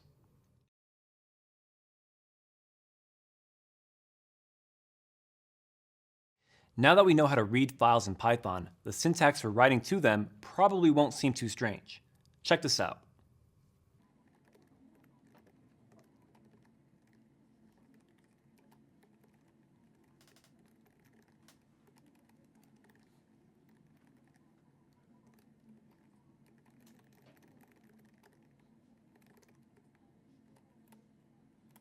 So, what do we have here? You can see that we're using the with block pattern we discussed in the previous video to open a file called novel.txt. You might also guess that using the write method on a file object writes contents to it instead of reading from it. The second argument to the open method is new though. So, what does the W mean? File objects can be opened in several different modes. A mode is similar to a file permission. It governs what you can do with a file you've just opened. By default, the open function uses the R mode, which stands for read only. You get an error if you try to write to a file open in read-only mode. Since read-only is the default, we don't have to pass the R as a second argument when we just want to read the file. Writing, however, is a whole different story. The W character tells the open function that we want to open the file for writing only. If the file doesn't exist, then Python will create it. If the file does exist, then its current contents will be overwritten by whatever we decide to write using our script. It's important to remember that when opening a file in write-only mode, you can't read its contents. If you try to, the interpreter raises an error. If you want to add content to a file that already exists, you can do that by using other modes, like A for appending content at the end of an existing file, or R+ for read-write mode, where you can both read contents and overwrite it. This has tripped up a lot of us more than once. So I'll say this again. If you open a file for writing and the file already exists, the old contents will be deleted as soon as the file is open. Yikes. Imagine accidentally deleting important content in a file. So remember, double check that you're opening the right file using the right mode. For example, if you're generating a log file of events that your program came across, you probably want to open the file using append, A mode. Opening it in write, W mode, would mean you'd write over any previous entries in that file. And that's not a good idea for a log file. Or if you're generating a report and want to write it out to a new file using the write, W mode, you probably want to check if the file exists to avoid losing any previous contents. We'll learn how to check if a file exists in an upcoming video. And finally, what's that lonely looking 30 doing hanging out at the end of our code? That's the return value of the write method. When successful, this method returns the number of characters that it wrote. So in this case, 30. Along with read-only, write, append, and read-write, the open function supports a bunch of other modes. You'll find all the documentation on this in the official reference, which we'll link to in the next reading. Okay, and breathe. Nice job. You just learned some complex things. It might not make sense right away, so have a look at the cheat sheet coming up, which puts all the information in one place for you. Over the last few videos, you learned how to open and read a file, how to iterate through a file, and finally, how to write a file. We use these operations a lot when working with files, so they're super important to know how to use. So, head on over to check out that cheat sheet now. And after that, we can get some hands-on practice with all this in a Jupyter notebook.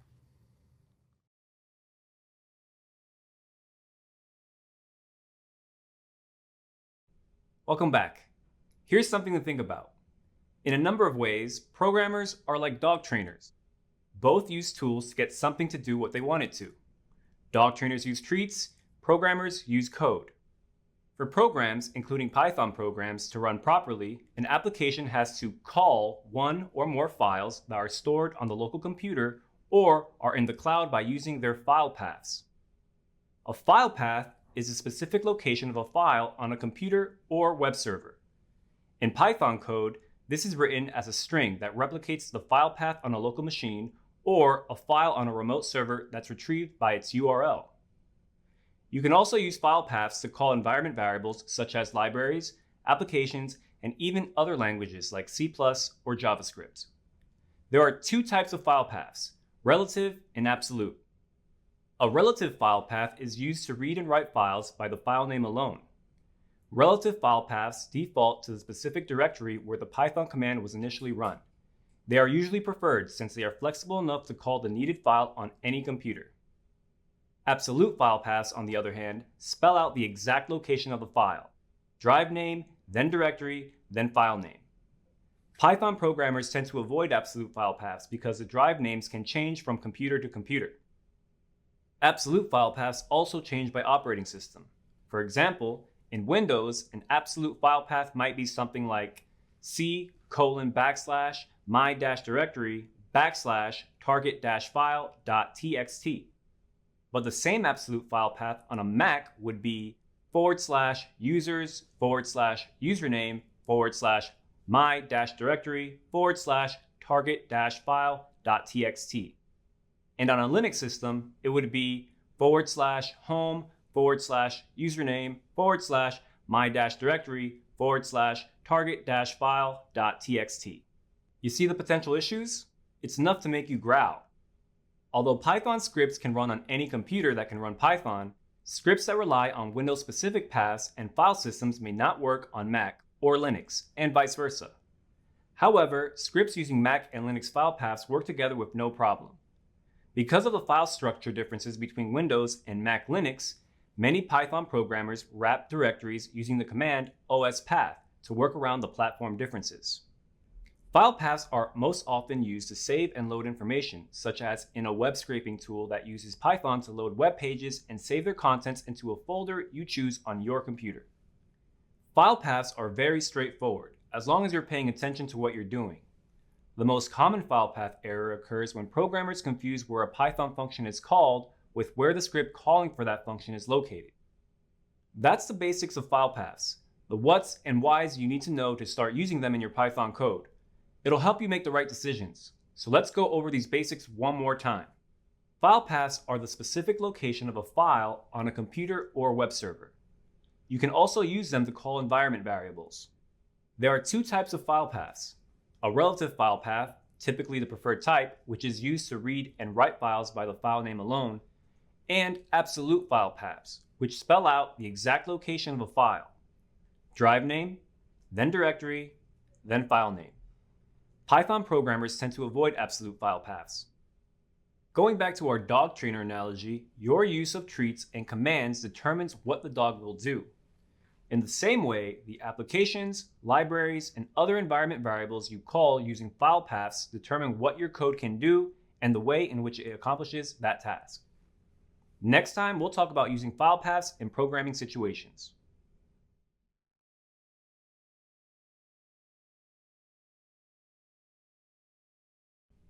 Hey there! Once you know the basics about file paths, what they are, how they differ from operating system to operating system, and what they're used for, it's time to start thinking about writing them into your code. Since the most common way to use file paths is to either save information in a target location or to load information, applications, or environment variables from a specific location, it helps to think of file paths as directions to the files or directories. For example, say you are writing an application to retrieve certain archived content from a website and store it into a history file by date. Your code would include the file path location for the archived content so the application would know where to look for the content parameters you specified. Then, once the content was retrieved, another line or block of code will tell the application where specifically to create the history file and store the information in it. The key here is that once you know the directions, your application can easily find and manipulate the information, loading, copying, and resaving it according to the commands in your code. As you know, the specific structure of your file path depends on the operating system, or OS, you're using for your code. For example, Windows file paths typically start with a drive name like C or D. In Mac and Linux, it starts with a slash, which is the root. This slash is sometimes called a /. The directories in the file path are also separated by slashes. Windows typically uses backslashes, so it would look like this: C:/my-directory /target-file.txt. But you can use the / for writing the file path in Python, which will look like this: C:/my-directory /target-file.txt. In fact, using the / is recommended. The backslash is a special character in Python, so if you use it in a file path, you have to use it again to escape every instance, as shown here. Root slashes and drive letters are important when you're using absolute file paths, but you can also use a relative file path and simply use the file name, provided you use the current working directory, or CWD, for your file path. To use the current directory, use the CWD command in your code: os.getCWD followed by the file name you want to access. To use the file paths to reference external files, you'll also need to identify the output holder. In this case, the getting and setting the current directory command would look like this: outputs, open bracket, apostrophe, current, underscore, directory, underscore, before, apostrophe, close bracket, equals os.getCWD, open parentheses, close parentheses. Getting and setting the current directory is only one of the ways to use file paths in Python to reference external files. You can also list files and directories to find the file path you need using this code. Outputs, open bracket, apostrophe, files, underscore, and underscore directories, apostrophe, close bracket, equals, os, dot, list, dir, open parentheses, close parentheses. You can also access the file paths for environment variables by entering outputs, open bracket, apostrophe, path, underscore, value, apostrophe, close bracket, equals, os.environ.get, open parentheses, apostrophe, path, apostrophe, close parentheses. When referencing external files, the commands you will use depend on everything you are specifically trying to accomplish with your code. Creating or removing directories, creating, opening, or removing files, working with different file paths, something else entirely, or some combination of tasks. Of course, the best way to learn about file paths and how they work is to use them in the code you write, as well as in projects for more advanced Python training. This video covers only the basic principles for using file paths in your code. Remember, when using them in your code, it's best to think about file paths as though they are simply the directions you follow to get to the location of the file, application, or variable you need. Use forward slashes when writing file paths into your code. Consider it a best practice. The slashes and the drive letter, or root, are important when you are using absolute file paths. But you can also use a relative file path as a shortcut, so you can use the file or application name by using the current working directory, CWD. Finally, we showed you a number of examples in this video. Rather than simply relist them and potentially cause confusion, we encourage you to review this video as often as you need to view the examples in the appropriate context. File paths are often necessary for your code. When used correctly, they can make your Python code and resulting application better and more efficient. It all comes down to familiarity and practice.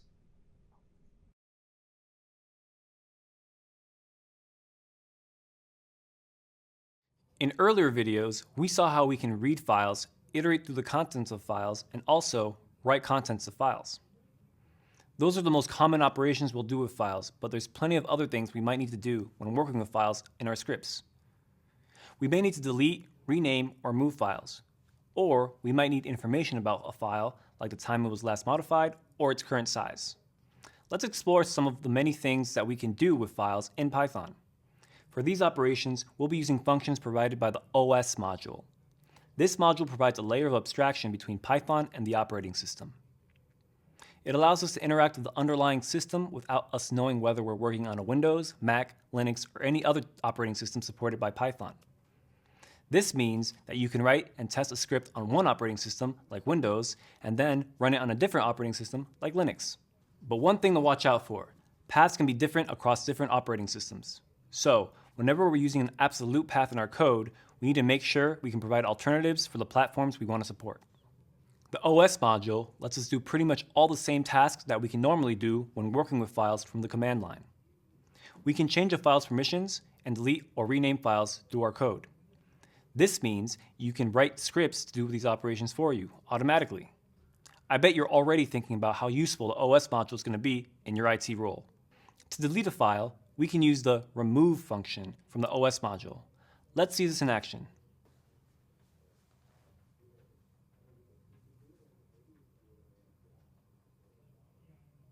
So, we first import the OS module.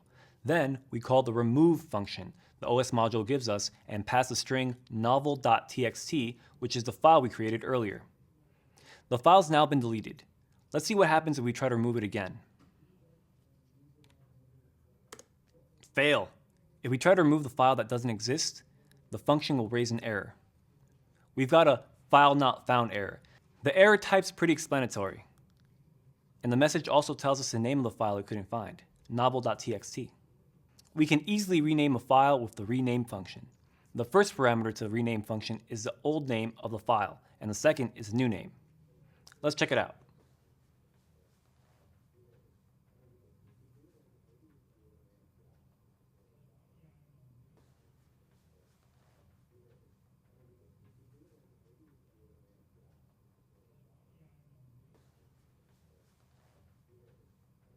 Yep, in Python, it's that easy to write a masterpiece. If we try to do this for a file that didn't exist, we'd get a file not found error again.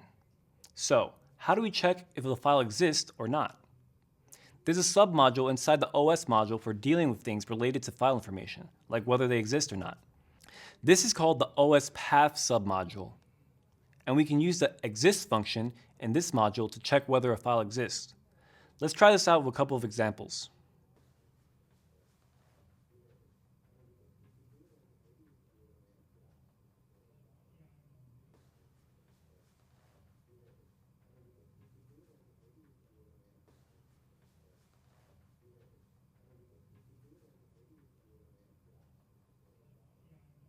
In this example, the exist function returned a value of true, telling us that the finished masterpiece.txt exists. But userlist.txt doesn't exist, so the function returned a value of false. The exist function is super useful. We can use it to check that a file exists before trying to read it, or verify that it doesn't exist before trying to write it, which helps us avoid losing any data. Python gives us some basic ways to interact with files stored on a computer. We're going to take a look at them in our next video. We'll cover how to get other information from files, like their size, the last time they were modified, and a bunch more info. See you there.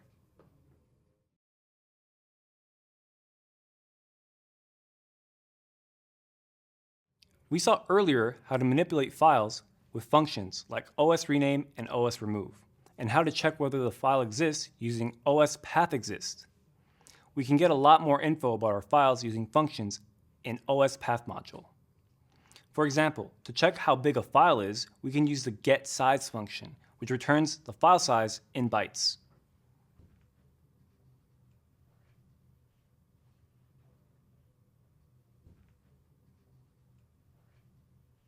To check when a file was last modified, the getMtime function comes in really handy. Let's check out how this works.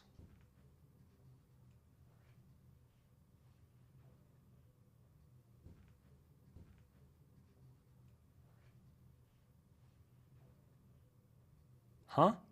What's that long number? It doesn't look like time, does it? That's because it's a timestamp. In this case, specifically, it's a Unix timestamp. It represents the number of seconds since January 1st, 1970. Seems a bit random, right? But there's actually a really good reason behind this date. This was adopted years ago to store the times associated to files in computers. Since that's when they started publishing Unix operating systems, Unix uses that date because there couldn't be any file created before that time. While Unix timestamps have a 50-year history, they're still very much present today. They're used by file systems to show when a file was created, accessed, or modified. They are also used in other systems, like databases. As an IT specialist, you're bound to run into them in your day-to-day. But despite all of that, the number is pretty hard to make sense of. We can use the datetime module to make it easier for us humans to read, like this.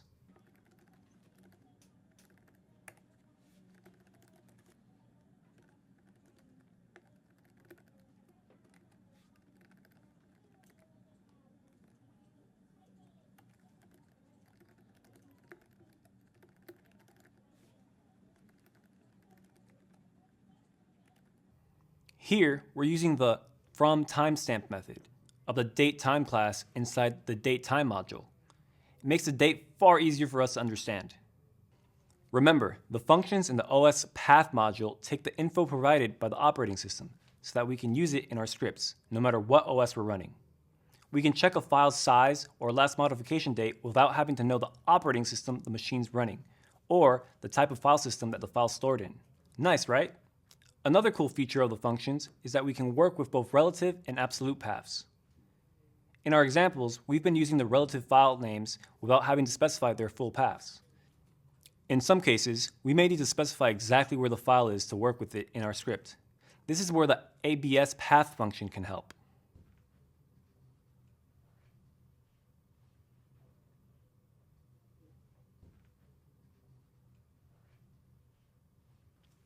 The abs path function takes the file name and turns it into an absolute path.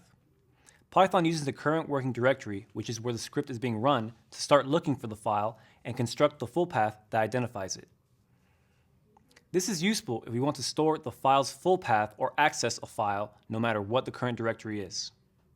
There's a ton more functions in the OS and OS path modules that let us work with files. But don't worry, you don't have to learn them all by heart. Whenever you need to do something with files, it's a good idea to check the documentation and research what functions are available to find the ones that you need. You'll find a link to the documentation in our next reading. Wow, we're steaming right along now. We've seen how to read, iterate through, and write files. We then learned how to manage files using lots of useful methods. Now is a good time to try our examples on your computer, or maybe even come up with your own to really get a grasp of it all. So, no rush, you'll find me in the next video whenever you're ready. There, we'll dive into how to work with directories in our scripts.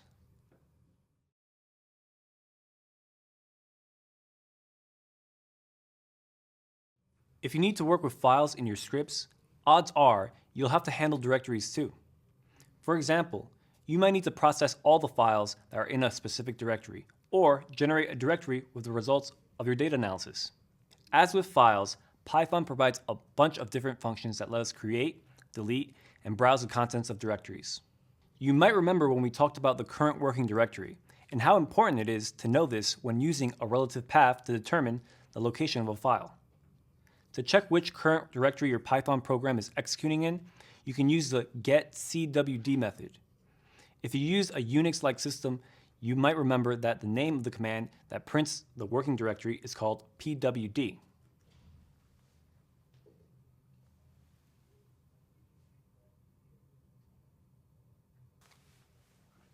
In this case, the current directory is our user's home directory, which is the default directory we start on when opening a terminal in Linux.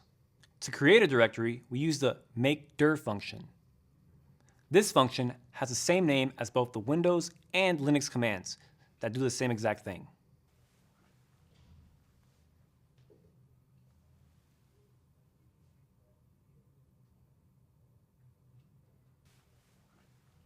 So, we've just created a directory called new_dir, and it's located in the current working directory.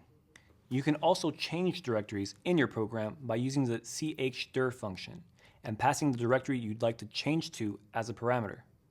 Just like the other functions we've seen, we can use relative or absolute paths to do that.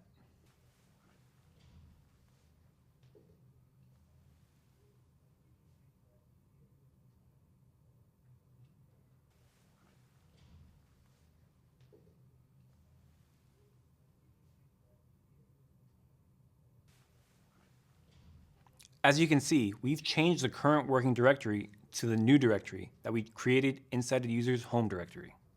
We use mkdir to create directories, and we can use rmdir to remove them, like this.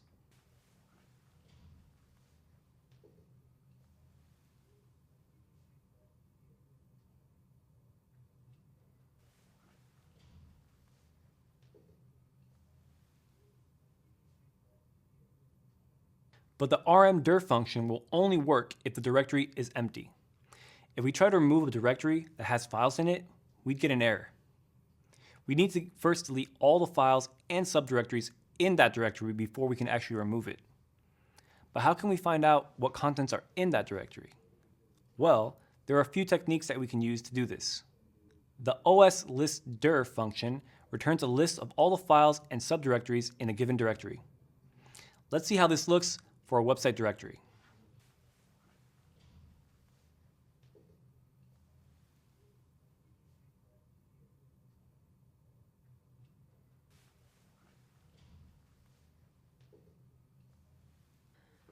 So, we got a list of strings. Since they're just strings, we don't know if they're directories or files.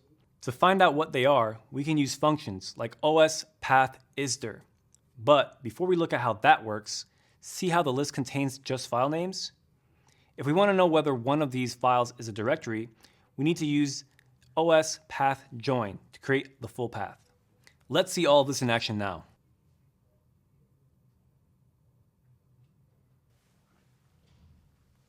This code is doing a bunch of interesting stuff, but let's go through it step by step. First, we're defining a dir variable with the name of the directory that we want to check. This makes our code more readable and more reusable. Then we're iterating through the file names returned by the OS lister. We know from our previous execution of this function that these are just the names of the files without the directory. So, using os path join, we join the directory to each of those file names and create a string with a valid full name. Finally, we use that full name to call os path isdir to check if it's a directory or a file. Maybe you're wondering what's up with that join function. It seems to just add a slash between the two strings, right? Well, the join function lets us be independent from the operating system again. In Linux and Mac OS, the portions of a file are split using a forward slash. On Windows, they're split using a backslash. By using the os path join function, instead of explicitly adding a slash, we can make sure that our scripts work with all operating systems. It's another one of those handy little tools that help us avoid errors when working on different platforms. As we called out earlier, there's a lot of functions to manage directories in Python, and we only covered a handful here. We'll learn some others throughout the course as we need them. Wow, this stuff sure is a bit complex. Great job sticking with it. Persistence and determination are key qualities for both IT jobs and learning to program. And you're showing me that you've got both by the bucket load.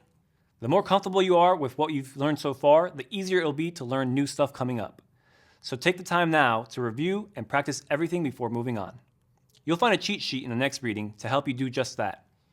So be sure to check that out, and then head on over to the quiz and check in on how much you've learned.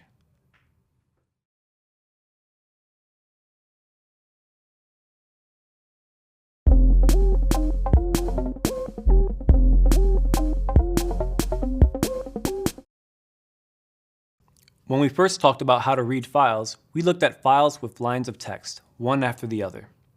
This is useful in a bunch of different situations, since lots of programs store their state in text files, and we can also handle configuration files and log files as text. But data comes in a bunch of different formats besides text, and you may need to deal with some of these in your scripts.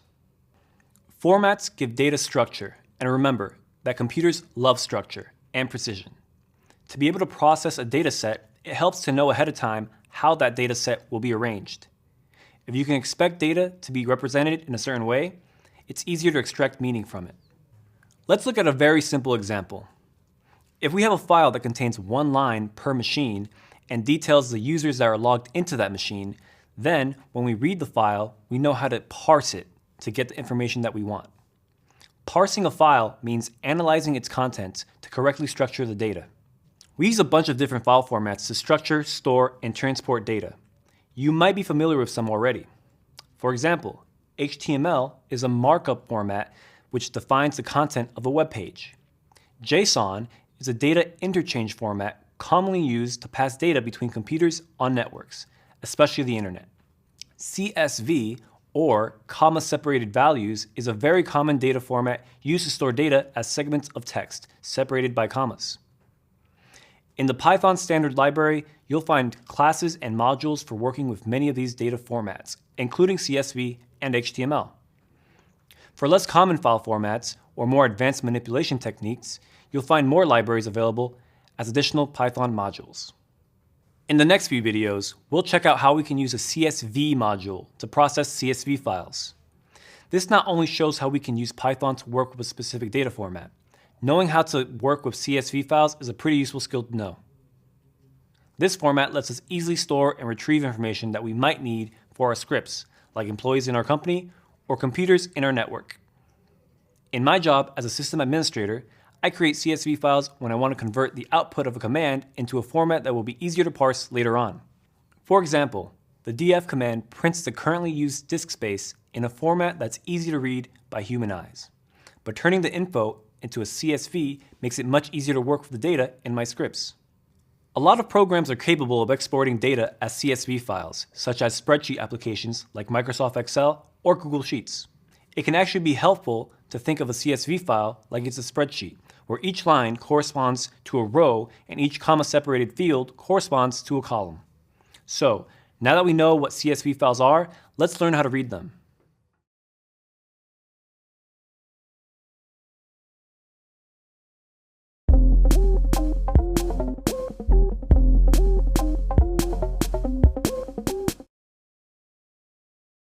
Like we said, CSV stands for comma-separated values. CSV is a pretty simple format. These files are stored in plain text, and each line in the CSV file generally represents a single data record. Each field in that record is separated by a comma, with the contents of the field stored between the commas. For example, if we're storing information about employees at our company, we might store the data like this.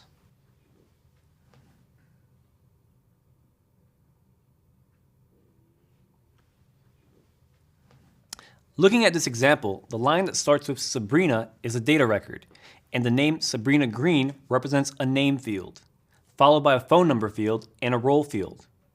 Python's standard library includes a module which lets us read, create, and manipulate CSV files. Do you want to guess what that module is called? If you guess CSV, you're right. All these self-explanatory names makes life a lot easier, right? So, we'll be using the CSV module, and to do that, we'll need to import it, like we've been doing with the other modules.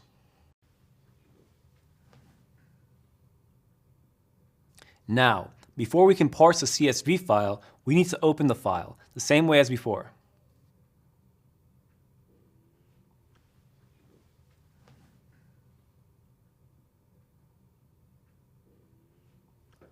And now we can parse this file using the CSV module.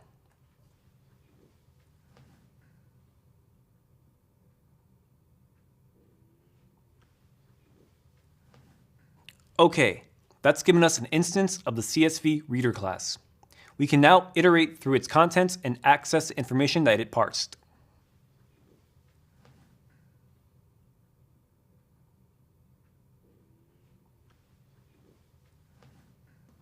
Now, the row variable will hold each row in the CSV file. This variable is a list, with each field in the CSV corresponding to one element in the list. We know from before that the first field is the name, the second one the phone number, and the third the role. So we can unpack the values so that we can use variables to refer to them.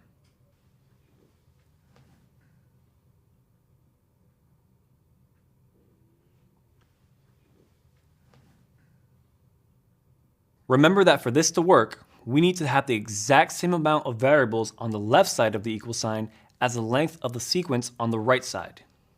Now that we've unpacked these values, let's print them to the screen.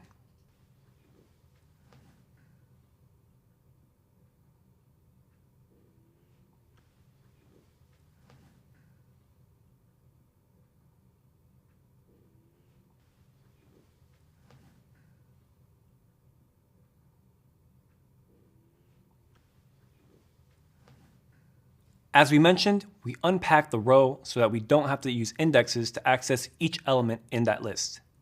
For example, we could have used row 0 to access the name of the employee. This is valid, but it can be hard to follow when reading a lot of code. Unpacking the list into named variables makes the code easier to understand later on. And before we forget, let's close this file now that we're done with it. Pretty useful, right? With that, we've now learned how to read and iterate through CSV files. Up next, we'll talk about how you can generate your own CSV files.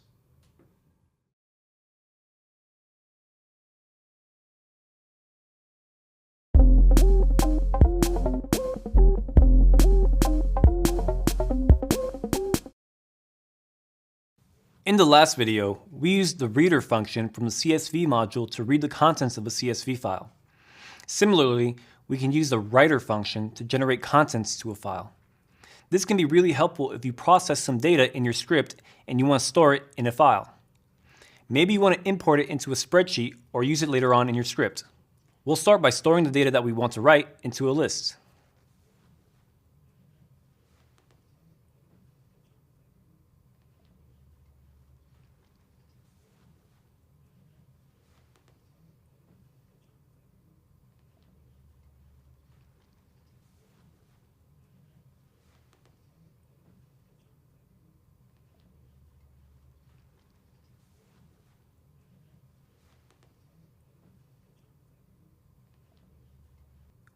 We've created a list of lists. This is the data that we want to store in the CSV file, representing the names of the machines in our network and their IP addresses. All right, With that data ready to be written, let's open the file in write mode. We'll use the with block that we saw before, so we don't forget to close the file.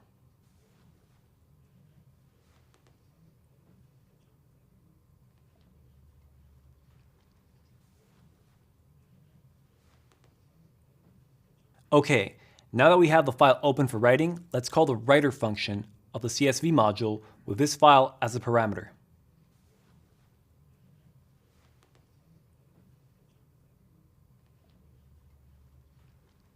The writer variable is now an instance of the CSV writer class. There are two functions that we can use: write row, which will write one row at a time, and write rows, which will write all of them together. In this case, we already have all the data that we want to write, so we'll call write rows.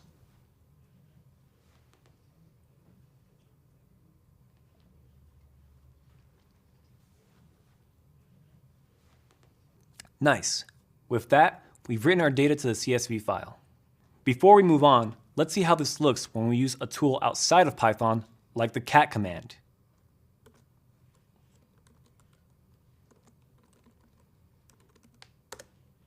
All right, our code worked and we generated a CSV file with the data that we wanted. Nice work. We're on a roll, so let's keep going. In the next video, we'll learn how to read and write CSV files with dictionaries. I'll see you there.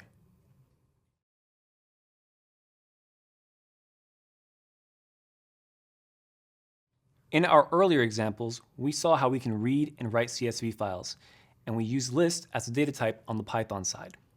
This works when we know what the fields are going to be, but it can be pretty cumbersome when we have a lot of columns and we need to remember which is which. Imagine if your list of employees not only had name, phone number, and role, but also start date, username, office location, department, preferred pronouns, and so on. It would soon get hard to keep track of which column corresponds to which position in the row. For cases like this, it's common for CSVs to include the names of the columns as the first line in the file, like in this example.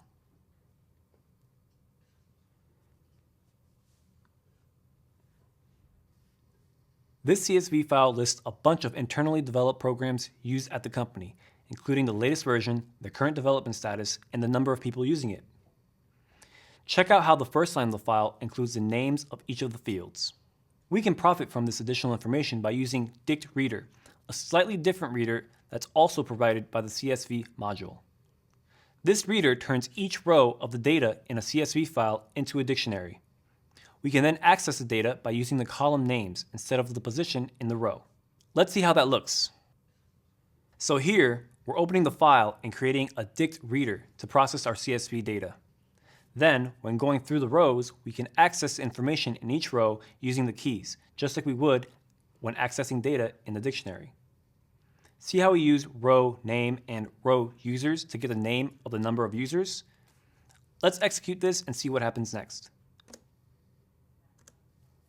As you can see, we've successfully printed the contents of the two fields that we wanted. Two important things to call out here. One, the order of the fields in the file doesn't matter. We can just use the name of the field instead. And two, Chatty Chicken is still in alpha, so only has 4 users. But you know, with a name like that, it's going to be a hit.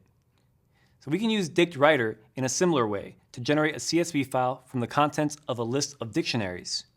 This means that each element in the list will be a row in the file, and the values of each field will come out of each of the dictionaries.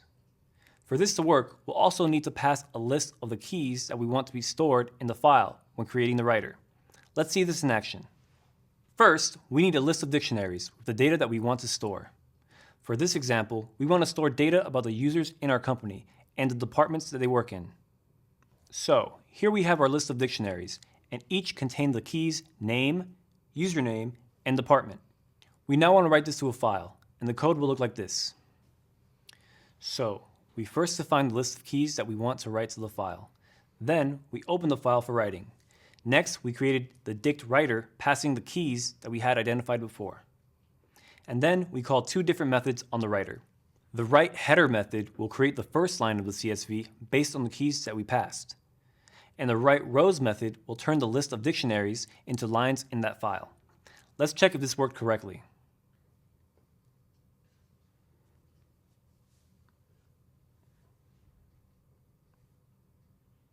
All right, we successfully generated a CSV from our dictionary. Nice, right? Let's take a moment to acknowledge everything you've learned about managing files over the last few videos. You can read, write, and work with files and directories. And now you can also read and write CSV files. You started this course with fundamental knowledge of Python, and you've progressed so much in just a few videos. Remember, we don't expect you to learn everything by heart. You'll pick it all up with practice, which is why, up next, we've got another cheat sheet for you. In it, you'll find a rundown of everything we just covered, so you can refer to it whenever you need a little refresher on working with CSV files. After you check that out, head on over to the quiz and put your new knowledge to the test.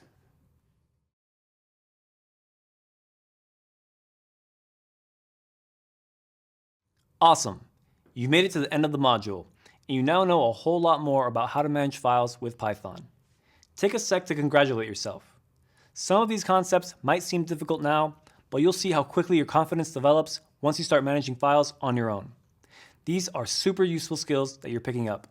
In the past few videos, we checked out how to read and write to both text and CSV files, and how to manage files and directories with Python. We've covered a lot, but really, we've only scratched the surface of all the different things that we can do with files and directories. Keep in mind that files are one of the most important ways of storing and transmitting information in IT. There are more file formats, more ways of iterating through directories, and more tools to help us get things done. As we called out earlier, the Python standard library includes modules for manipulating only some data formats out there. There's a bunch more data types the standard library doesn't cover. If you need to do work with a different format or do something more advanced than what the standard library provides, you can always use one of the many external Python modules available on PyPy. Throughout the rest of the course, we'll be using what we've learned so far and checking out more tools and functionality that are available to operate with files and directories in Python. But before moving on to our next subject, we've got a graded assessment for you to tackle. Again, you'll be using Quick Labs to simulate a real-life scenario. We'll give you some data files that you'll need to process, and then you'll write a script that takes the info and uses it to generate a report. Nervous? Don't be, you got this. And if you need to go back and review any of the videos, then take your time. I'll be here waiting for you after you finish your assessment. Now go, get after it.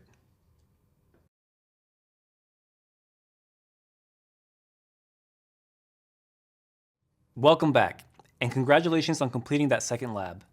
Did you find it difficult? Was it a breeze? Was it fun? Come on. I know you're having some fun. This is some really cool stuff you're learning. Of course, with anything new, you might struggle a little bit in the beginning, but we're getting there. Remember, it's okay if some things weren't completely clear from the get-go. By writing your own scripts, you're getting the practice that you need to become really good at this. The more scripts you write, the more natural it will all become. In the last module, we looked at how we can manage information in files. We saw a bunch of different examples of applying functionality to automation. We looked at CSV files in particular, which can be used to store and process interesting data. In this module, we'll take our data processing abilities one step further and learn about regular expressions, which are a very powerful tool to add to your IT toolbox. With regular expressions, we'll be able to find and operate on text in a more flexible way than we have up until this point. This is a complex subject, I'm not going to lie. So if at any time you feel lost or overwhelmed, you can always rewatch the videos. Also, make sure that you practice the examples in the videos and try coming up with your own. Awesome. We've got a bunch of exciting stuff to dive into. Are you ready? All right, let's get to it.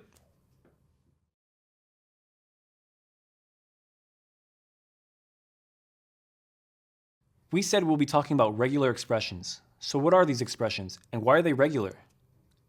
A regular expression, also known as regex or regexp, is essentially a search query for text that's expressed by a string pattern. When you run a search against a particular piece of text, anything that matches a regular expression pattern you've specified is returned as a result of the search. Regular expressions let you answer questions like, what are all the four-letter words in a file? Or, how many different error types are there in this error log? In other words, regular expressions allow us to search a text for strings matching a specific pattern. Knowing about regular expressions can be useful for anyone who needs to perform text processing. From IT specialists to software engineers, system administrators, and data analysts, a working knowledge of regular expressions is a handy tool to, well, have handy. As a system administrator, I use regular expressions when I need to pull information from a file that has other information in it.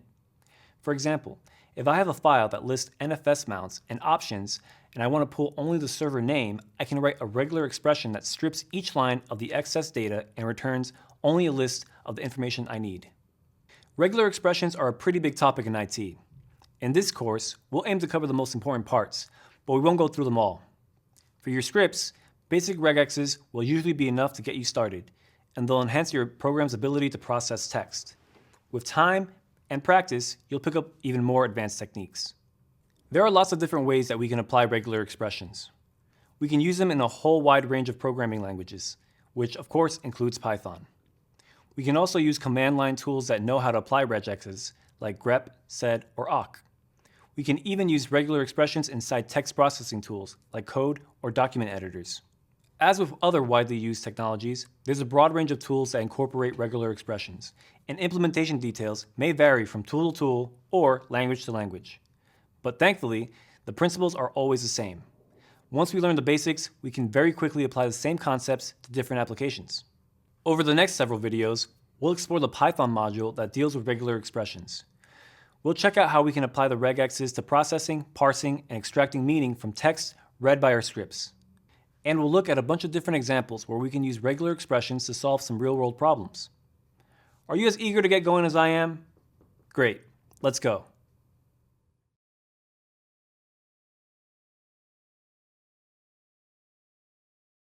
At this point, you might be wondering, why do I need more processing power than just looking for strings in a text, which I already know how to do in Python? The answer lies in the power and flexibility of regular expressions. For example, let's say we have log entries with a typical log line format, like this one. We want to extract a process identifier from this line, which is a number between the square brackets, 1, 2, 3, 4, 5. There's a lot of extra text in this log line that we don't need, like the date, the computer name, and other info. We could extract a process ID by using the index method to find the first square bracket in the string. Remember that when accessing strings, the index of the character is the position of that character in the string, starting from 0. In this example, the index of the first square bracket would be 39. If we don't want to capture the square brackets, we will start at the next position and include 5 more characters after that. Let's give it a go.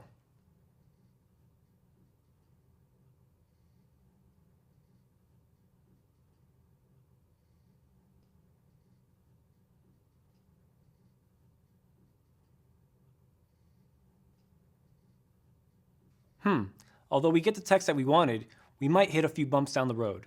Can you spot them? One problem is we don't know for sure how long the process ID string will be in all cases. In this example, we can see that it's 5 characters long, but that may change in the future if the computer is restarted, or the number of processes increases. This could also break if, for any reason, the line includes another square bracket before the process ID. So it's a solution, but it's a very brittle one. Any other ideas? Instead, we could use a regular expression to extract the process ID in a more robust fashion. For that, we're going to import the RE module, which lets us use the search function to find regular expressions inside strings. Great. This regular expression will work no matter where our process ID shows up or how long or short the line is. As long as there's a single sequence of numbers in the string marked by square brackets, this regex will extract those numbers for us. If the regular expression stored in the regex variable looks like gibberish at this point, don't worry, that's expected. We'll explore the syntax and how we use these expressions in upcoming videos. At this point, the key takeaway is that regular expressions are both powerful and flexible tools. By the end of this module, you'll be able to read and unpack statements like the one in this example. We're off to a strong start. Next up, we'll learn how to use some very basic matching with the grep command.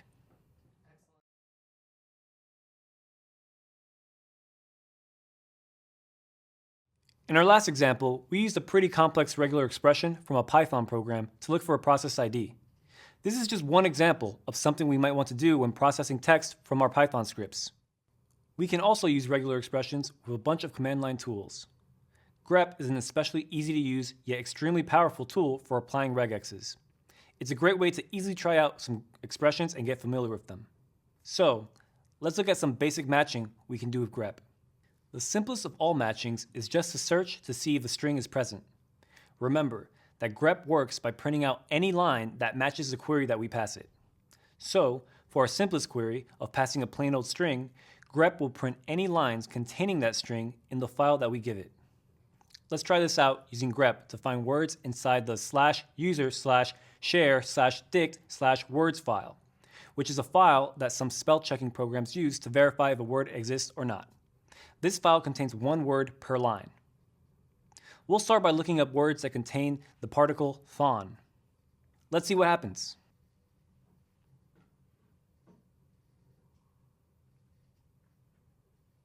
So, when we call grep with thon as the pattern to match on, and we pass our list of words as a file, we see that it matches with a bunch of different words.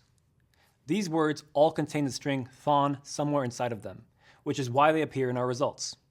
We also see that the output is highlighted for us, showing us the matching part of the line in a different color.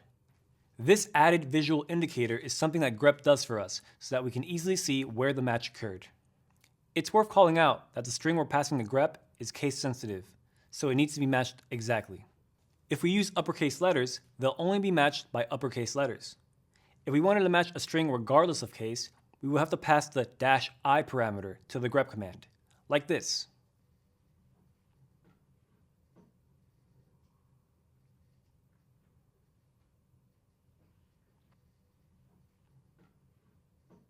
Nice! So we now know that any basic string is already a regular expression, which will match a line that contains that string. To get the most out of regular expressions, we need to learn more of their syntax, which can be as complicated as it is powerful. In particular, we have to know the reserved characters that give extra meaning to the patterns that we create. It's these characters that allow us to do more advanced matching than just checking for a literal string. For example, a dot matches any character. This means that if we include a dot in our expression, that dot is a wildcard that can be replaced by any other character in the results. Let's check out an example of this.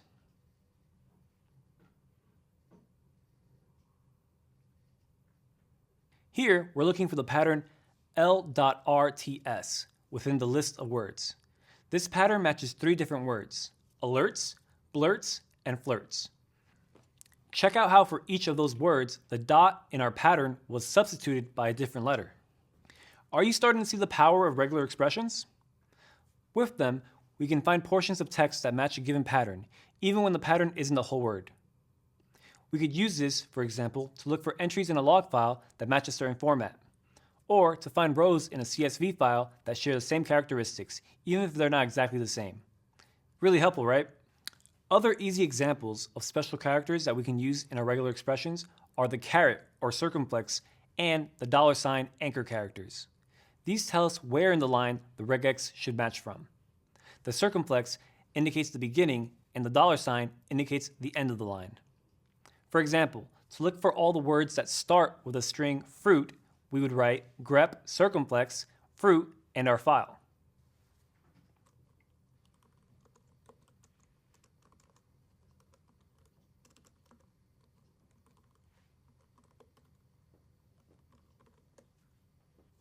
See how regexes can be an extremely fruitful tool?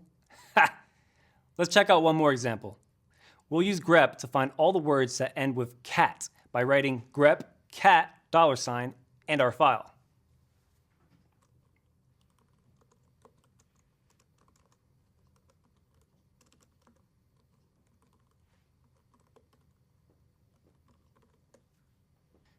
That worked just perfect.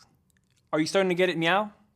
One thing to remember is that the circumflex and the $ specifically match the start and end of a line, not a string. Take a log file, for example, where each line contains a lot of different words. We can use a circumflex to check if a line begins with a pattern, or use a $ to check if it ends with a pattern. But our patterns will match only if the line fits that criteria, not the contained words. There are many other characters like these, and we'll go over a bunch of them in the next few videos. But before moving on to more syntax and examples, it's time for a quick quiz.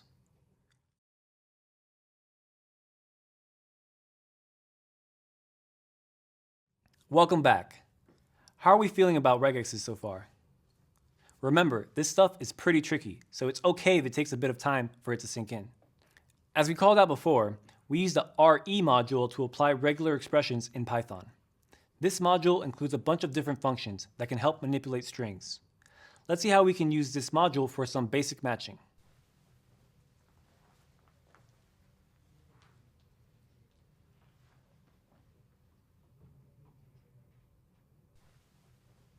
So, we called the search function on the RE module and told it to use the pattern AZA on the string plaza.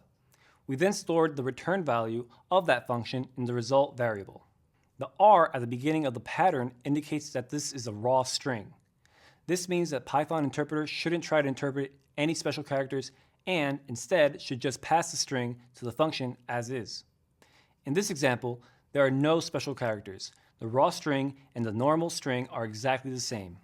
But it's a good idea to always use raw strings for regular expressions in Python. So, we'll be using raw strings in all of our examples. With that said, let's print the result of the variable and see what we get. Great, our result is a match object. The output we get when calling print already shows some interesting information, like the position in the string that matched and what the actual matching string was. Let's try this out again with a different word.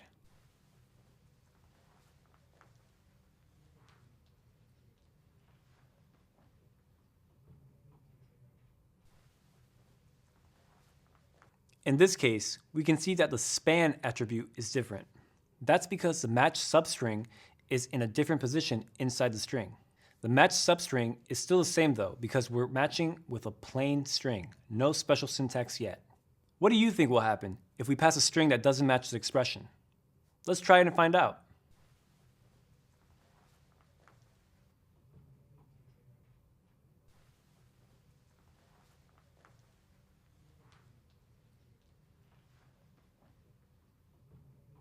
Did you guess right? If the expression doesn't match the string that we pass, we get none as a result. Remember, none is a special value that Python uses to show that there is not an actual value there. So when we're applying regular expressions, we now know that if the search function returns none, it means it didn't find a match. Let's practice the special characters that we've seen up until now with a few examples.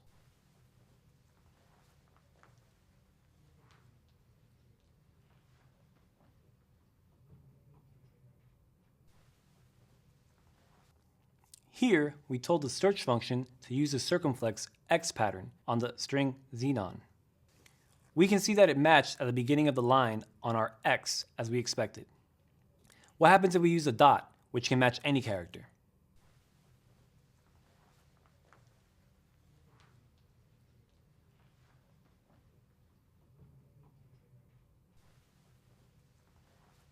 Now we're using p.ng as a search pattern.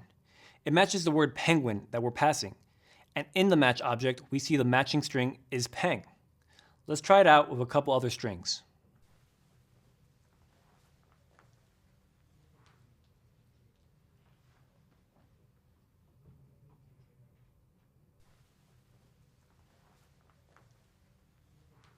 Nice. So here we can see the match attribute always has the value of the actual substring that matched the search pattern.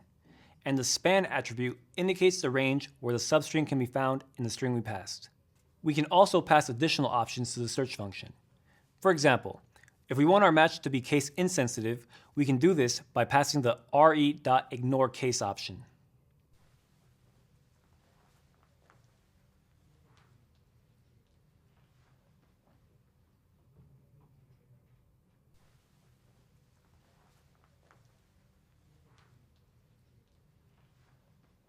Great. Now we know how to apply in Python the basic regular expressions that we used earlier with the grep command. You can now use your local Python installation to practice these and any other examples of regular expressions that you can think of. So, how about experimenting on your own until you feel comfortable with them? Take your time, you'll get the hang of it. Coming up, we're going to dive deeper into the syntax of regular expressions and what we can do with them.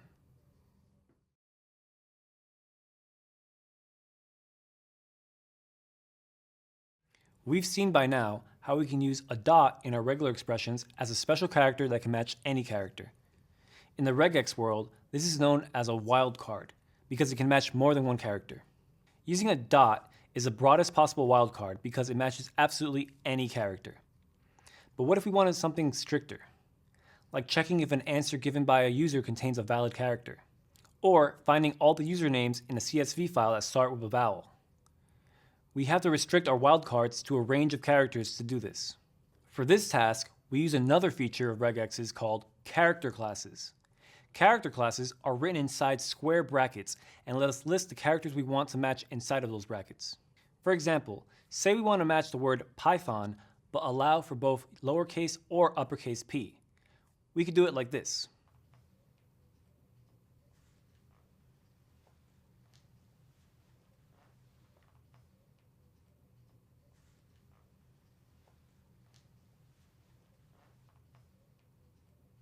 Inside the square brackets, we can also define a range of characters using a dash.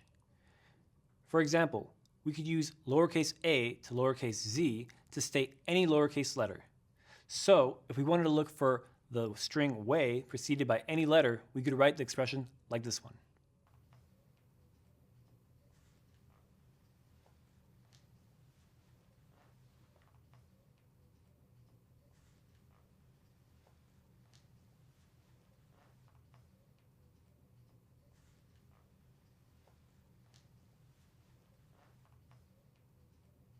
Cool, we got a match. The character class defined was matched by the letter H. Let's try a different string.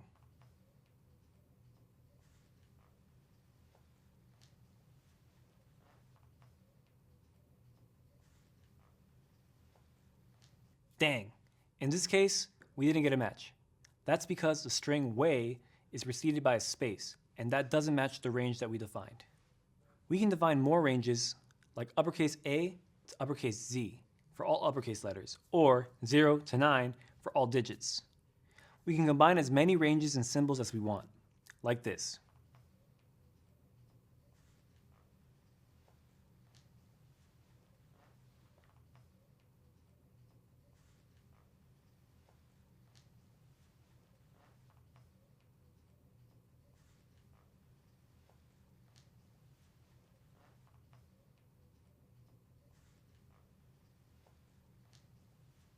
So, as you can see, we can match anything that's defined between the square brackets. It's pretty cool, right? While this is super useful, sometimes we may want to match any characters that aren't in a group. To do that, we use a circumflex inside the square brackets. For example, let's create a search pattern that looks for any characters that's not a letter.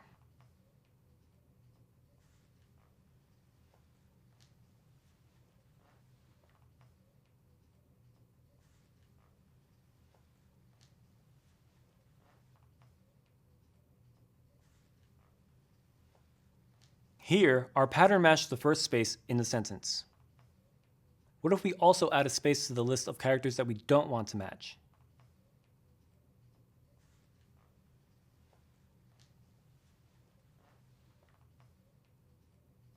You might have guessed this.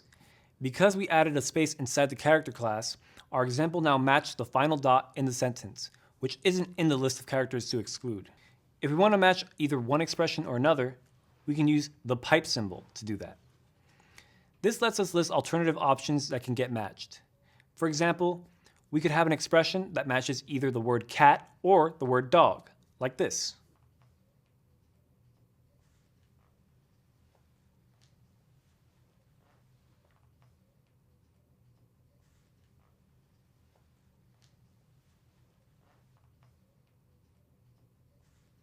So, since the string contains a substring cat, the search function could find it. Let's try an example with dog.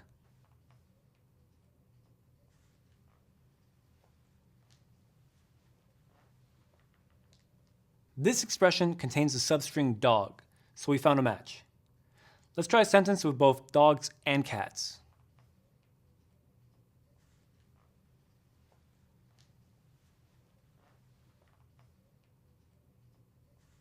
In this string, we actually have two possible matches for our search, but we only get the first one. That's the way the search function works.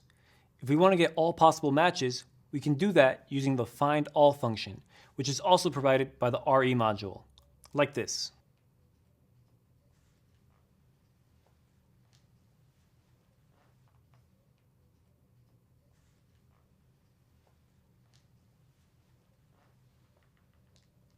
So with find all, we don't need to choose between cats and dogs. What a relief. Okay, we've seen how we can match different groups of characters or even completely different strings. Are you starting to wrap your head around it all? Like I said before, this stuff is kind of tricky. Feel free to take time to practice these functions on your own. These tools can be super useful in the IT world, so you'll definitely want to get a good handle on them. Now, what do you think we'd have to do if we wanted to match something more than once? Once you're ready, meet me in the next video to find out.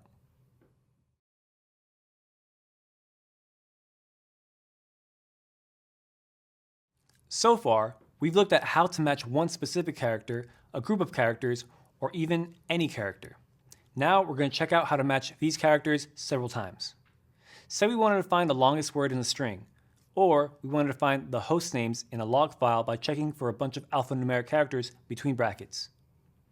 We can do this using another interesting regex concept, repeated matches. It's quite common to see expressions that include a dot followed by a star. This means that it matches any character, repeated as many times as possible, including 0. Let's see a couple of examples of this.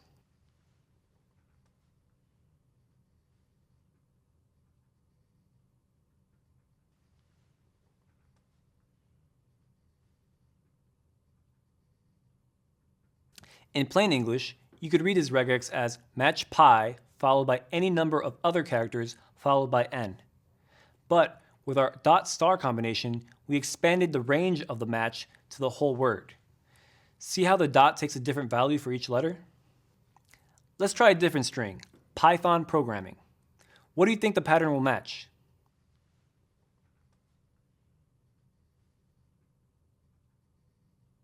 Huh? You might not have been expecting that.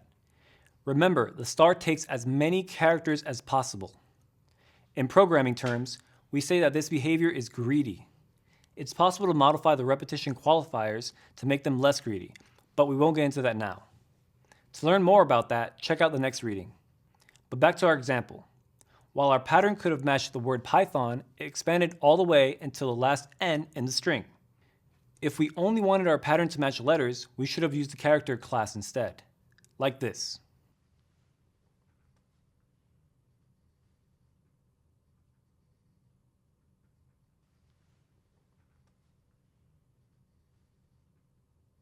Remember how we said that 0 times is also a possibility? That would let the string pin also match our pattern. Let's try that out. As we called out earlier, implementations of regular expressions aren't always the same. Repetition qualifiers are one way they differ. Some implementations, like the one used by grep, only include the star qualifier that we just discussed. You can do a lot with just the star qualifier, so that's usually good enough. Other implementations, like the one used by Python or by the egrep command, include 2 additional repetition qualifiers, plus and question mark, that can help us construct more complex expressions. Let's check that out. The plus character matches one or more occurrences of the character that comes before it. Say we had the pattern O plus L plus. Let's check it against a few words.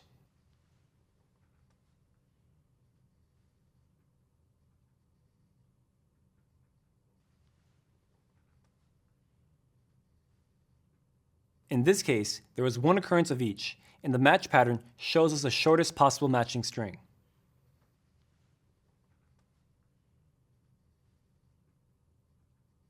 Here, there were 2 of each. Again, we can see the match is a whole string that matches the condition. Let's try something that doesn't match. So, while our string here had an O and an L, it had another character in between them. Because of this, it doesn't match the search pattern. Does that make sense? The question mark symbol is yet another multiplier. It means either 0 or 1 occurrence of the character before it. Let's see how this works.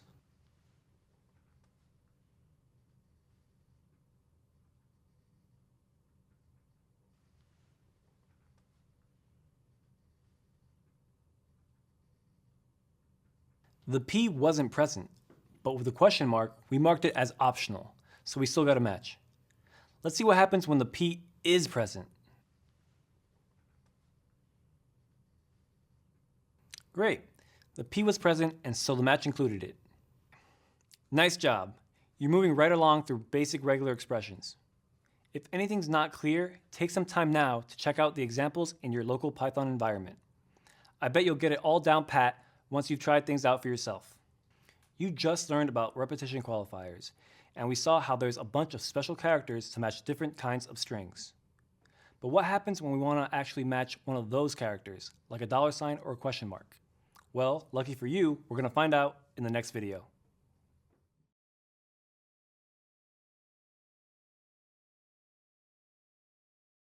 We've now seen a lot of special characters that we can use in our regular expressions to make them match different kinds of strings. Dot, star, plus, question mark, circumflex, $, and square brackets. But what can we do if we need our pattern to match one of the special characters? Say, for example, that we wanted to check that a certain string contained a dot as part of it. If we just put a dot there, it would match any character.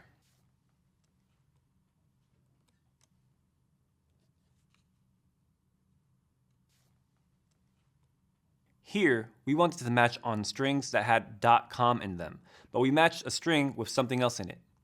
That's not what we wanted. To match an actual dot, we need to use an escape character, which in the case of regular expressions is a / character. So let's add that to our pattern. By escaping the dot, it no longer matched the word welcome. And since there's no .com in the string, it returned none. Let's try something that should actually match.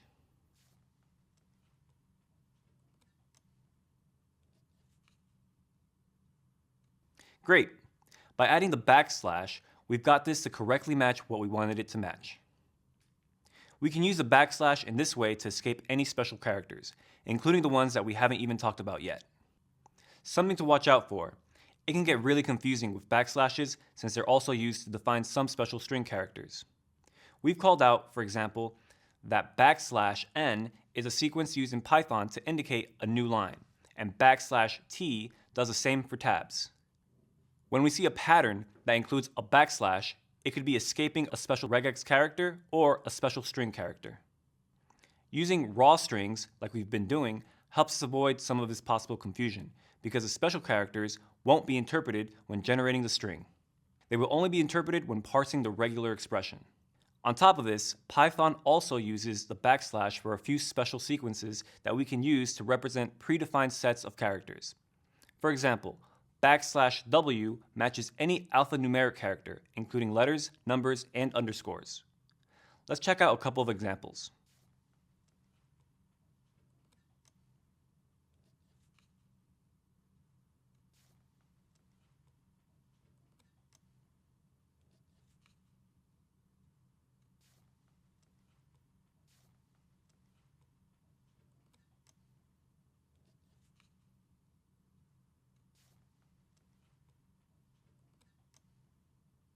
As we said, \w matches letters, numbers, and underscores.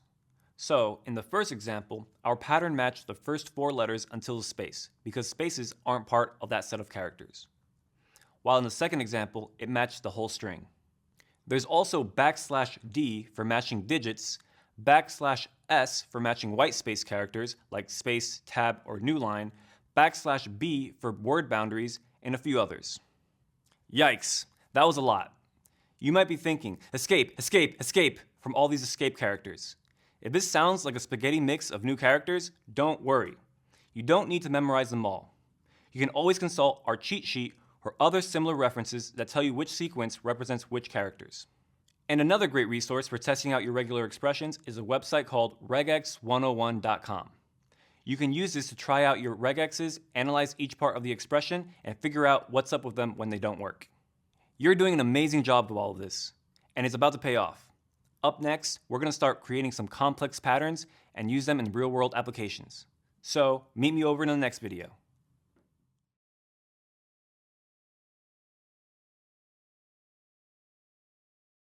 We've now looked into a bunch of syntax for using regular expressions in Python. Armed with all this knowledge, we can start combining these special characters to create patterns to match the text that we want. For example, say you had a list of all the countries in the world and you wanted to check which of those names start and end in A. What would the pattern look like? Maybe something like this, uppercase A dot star lowercase a. Let's try that one out.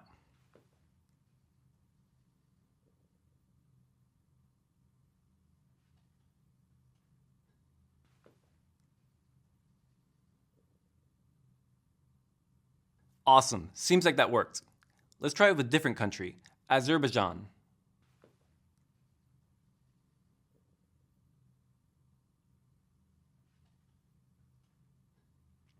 Surprising maybe? This happened because we didn't specify that we wanted our pattern to match the whole string. So, while Azerbaijan doesn't finish with A, it does have an A in its name, so it matches our pattern. We need to make our pattern stricter by adding the beginning of a line and end of a line characters.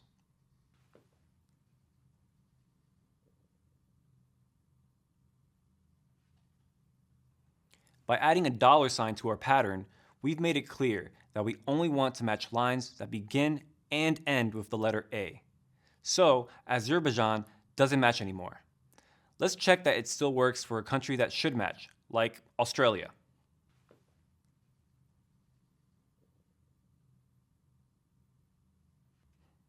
Using regular expressions, we can also construct a pattern that would validate if a string is a valid variable name in Python. Do you remember what the rules were? It can contain any number of letters, numbers, or underscores, but it can't start with a number. So, what do you think the validating pattern would look like?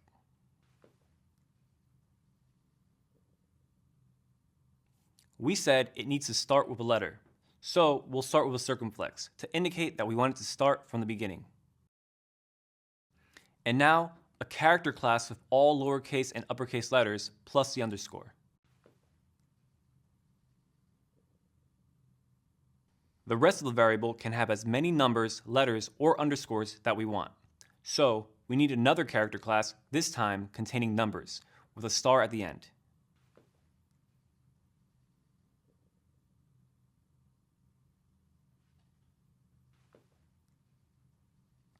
Okay, we're almost done.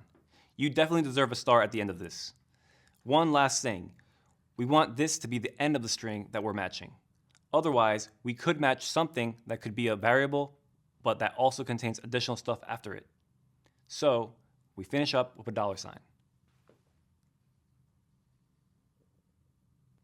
Now, we'll apply this pattern to a few examples and check that it matches correctly.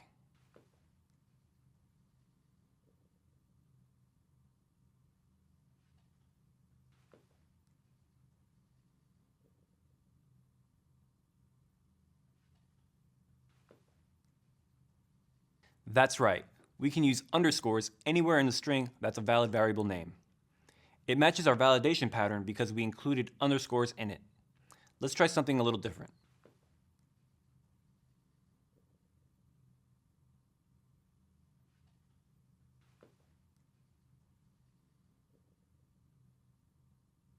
Once we use a space, it stops being a valid variable name.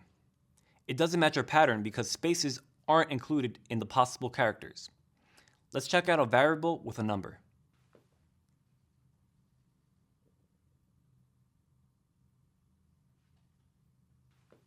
Sure enough, we can use numbers inside the variable name. Our pattern includes all numbers as part of the variable. But what if we start with a number? The variable with a number at the beginning isn't a valid variable name, and our pattern doesn't match it because the first of two character classes doesn't include numbers. Awesome job! We've covered the basics of regular expressions. There's still some more special characters to learn about and more interesting things that we can do with them, but I'm sure you're starting to already see the processing power that regexes bring and how they're another super useful tool to have in your IT toolbox, right? This was some complex stuff, but it can also be fun. Why not take a little time now to play around with the characters that you just learned to see what results you can get with them? Remember, practice builds comfort, and these little characters pack a powerful punch. They can help you out big time in your IT job, so they're worth buddying up to. Coming up, we've got a cheat sheet that summarizes all the syntax that we've seen up until now. Then, you can put all of this new knowledge to the test with a quick quiz. Meet me in the next video once you're done.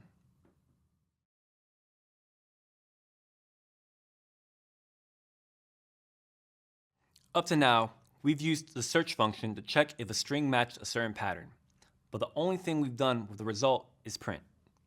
Printing is useful when we want to see if a string matches a certain pattern, but most of the time, we want to take the information that we matched and use it for something else. For example, we may want to extract the host name or the process ID from a log line and use that value for another operation. For that, we need to use a concept of regular expressions called capturing groups. Capturing groups are portions of the pattern that are enclosed in parentheses. Let's say that we have a list of people's full names. These names are stored as last name, comma, first name. We want to turn this around and create a string that starts with the first name followed by the last name. We can do this using a regular expression with capturing groups. Let's see how this works. First, we'll create a matching pattern that matches a group of letters followed by a comma, a space, and then another group of letters. To capture our groups, we'll put each group of letters between parentheses, like this.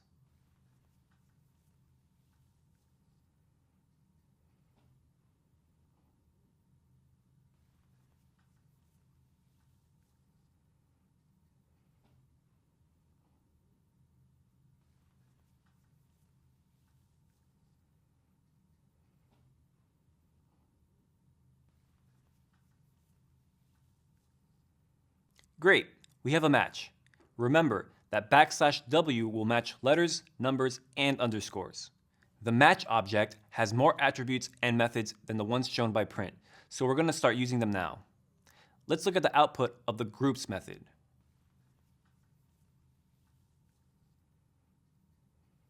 Because we defined two separate groups, the group method returns a tuple of 2 elements. We can also use indexing to access these groups. The first element contains the text matched by the entire regular expression. Each successive element contains the data that was matched by every subsequent match group. So let's look at the element at index 0.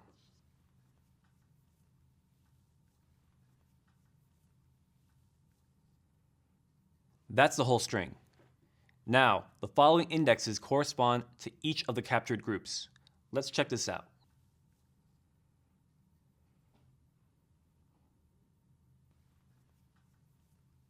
So we can construct the name that we want by using these indexes.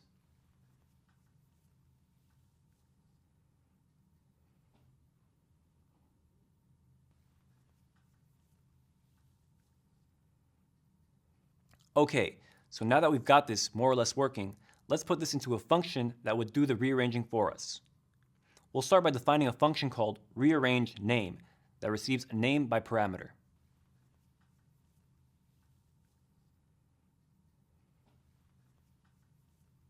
Now, we'll search the string with the same pattern that we saw before.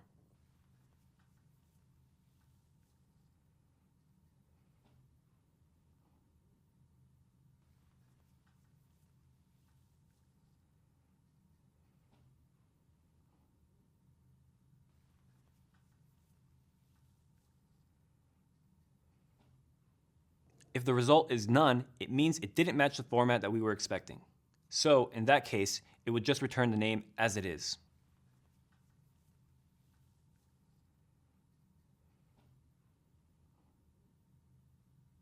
Okay, if we're here, then our pattern matched and our result variable will have 2 capture groups, one for the characters before the comma and another for the characters after the comma. Let's return the rearranged version of that string.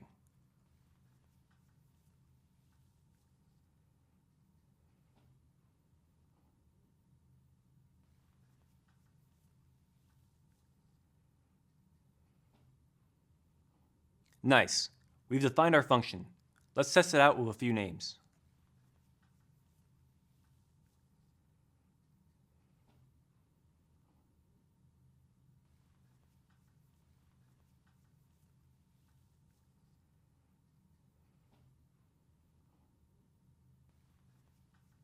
Cool. This seems to be working. But what if we give it something a little bit more challenging?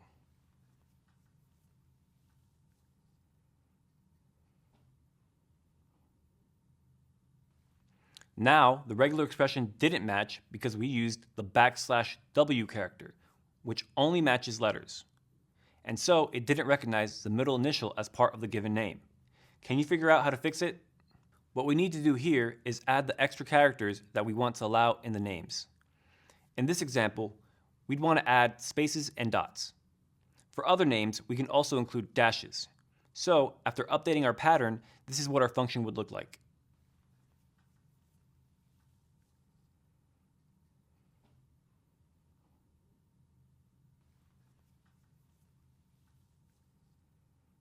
So, as you can see, by adding extra characters between square brackets, we rearranged a name that was a little more complex. I bet you can come up with some more examples for using capturing groups. Up next, we're going to cover more on repetition qualifiers. See you there.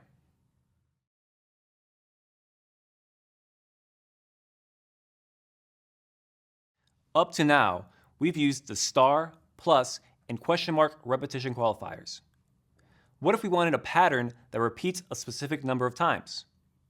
This could happen if we're processing a line that we know has some specific data in a column, or we know that we want a string of a specific length.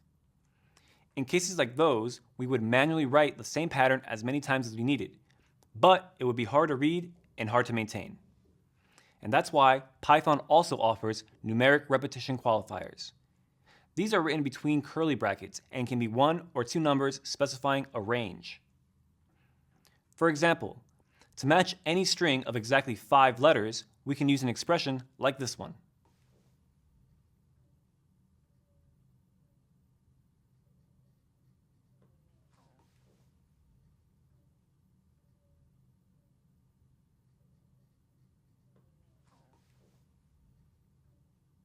Remember that the expression will match whichever part of the given string that fits the criteria.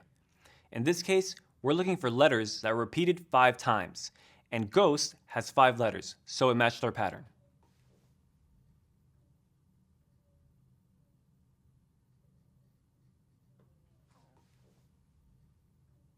In this string, we actually have more matches for our search, but we only get the first one. Remember what we can do to find more matches? That's right, use the find all function, like this.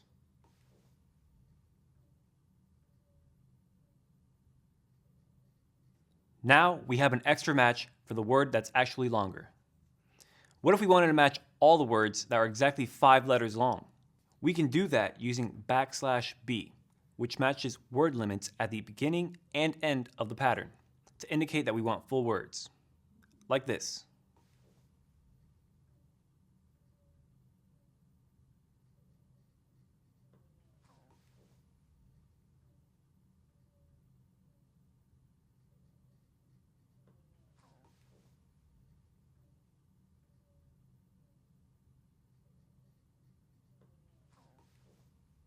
We said that we can also have 2 numbers in the range. For example, if we wanted to match a range of 5 to 10 letters or numbers, we could use an expression like this one.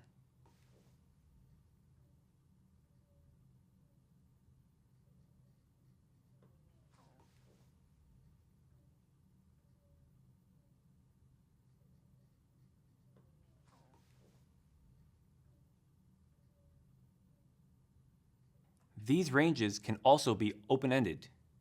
A number followed by a comma means at least that many repetitions with no upper boundary, limited only by the maximum repetitions in the source text.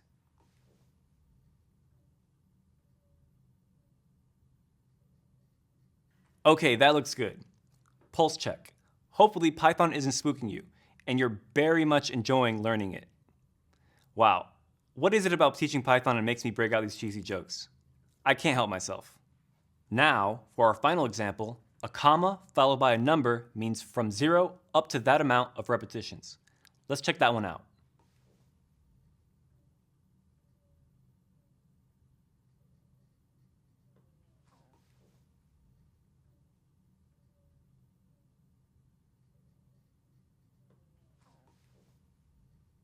Here, we looked for a pattern that was an S followed by up to 20 alphanumeric characters. So we got a match for strawberries, which starts with S and is followed by 11 characters. Whoa, that was a lot of repetition qualifiers. Ghosts and strawberries are fun and all, but we're ready now for a few more practical examples of how to use regular expressions. That's coming up in our next video. I'll see you there.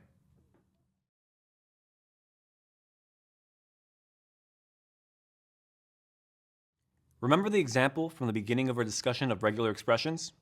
It was way back in the first video of this module, when we were looking at the log lines and extracting process IDs. Well, we now have enough info to fully understand it. Let's walk through it step by step.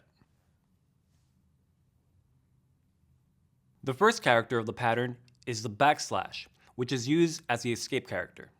This means that the next character, which is a square bracket here, is treated literally for matching purposes. After the square bracket comes the first parentheses. Since it isn't escaped, we know it'll be used as a capturing group. The capturing group parentheses are wrapping the \d plus symbols.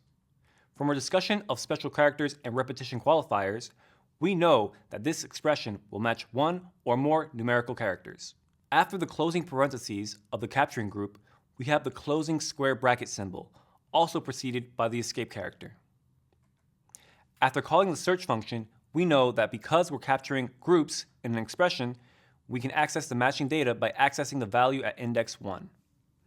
Let's try our expression on a different string and check that it really works, no matter what the rest of the text is.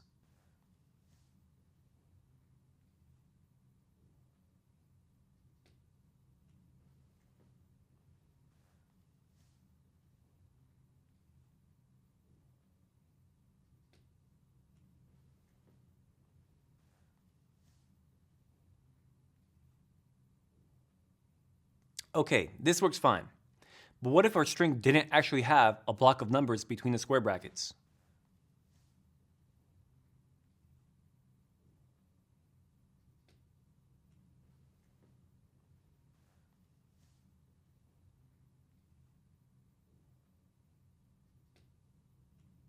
Darn, an error. What happened? We tried to access the index 1 of a variable that was none. And as Python tells us, this isn't something that we can do. So what should we do instead? We should have a function that extracts the process ID, or PID, when possible, and does something else if not. It's something like this. We'll start by defining a function called extract PID.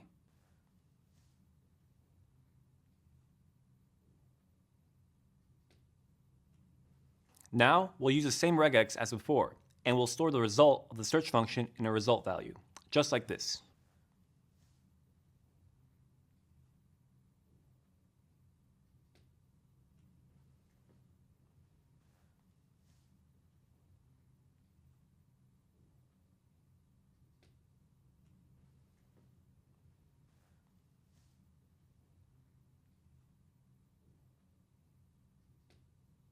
Now, we know that if the search wasn't successful, the result will be none.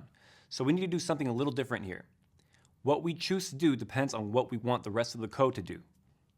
Let's say that if we couldn't find the PID, we'll return an empty string.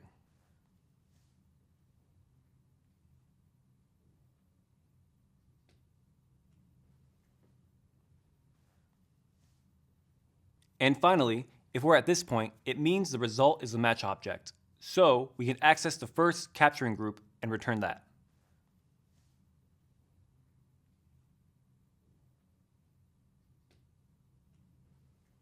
We can now test our function with the original log line to check that it still does the right thing.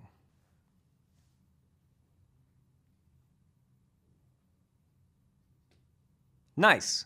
Let's wrap this up by trying it out with a string that broke our code before.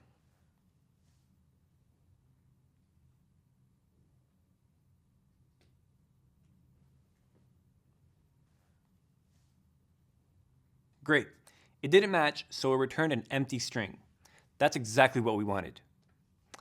All right, we now have a function that lets us correctly extract PIDs from log lines without it breaking other lines. Hopefully, this is all starting to make sense now. But remember that if things are not totally clear, you can always review the content and practice on your own until you feel comfortable with it. Up next, for the last step in our journey with regular expressions, we'll check out some of the other functions the RE module gives us.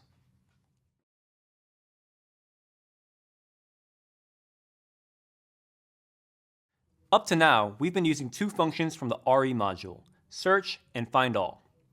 There are actually a few more functions that can be really handy, depending on what we're trying to do. One of these functions is called split. It works similarly to the split function that we used before with strings, but instead of taking a string as a separator, it can take any regular expression as a separator. For example, we may want to split a piece of text into separate sentences. To do that, we need to check not only for the dots, but also for question marks or exclamation marks, since they're also valid sentence endings. It's something like this.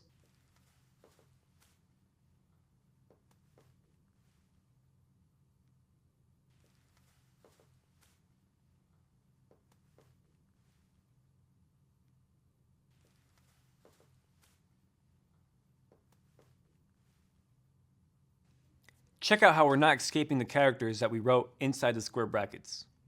That's because anything that's inside the square brackets is taken for the literal character and not for its special meaning. Also, see how the notation marks aren't present in the resulting list. If we want our split list to include the elements that we're using to split the values, we can use capturing parentheses, like this.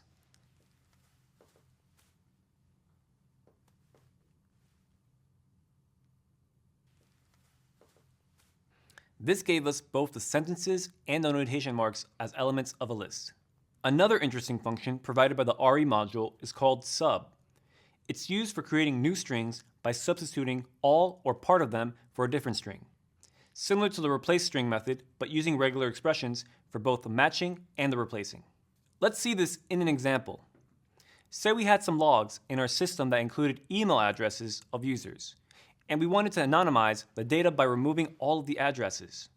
We could do that by using an expression.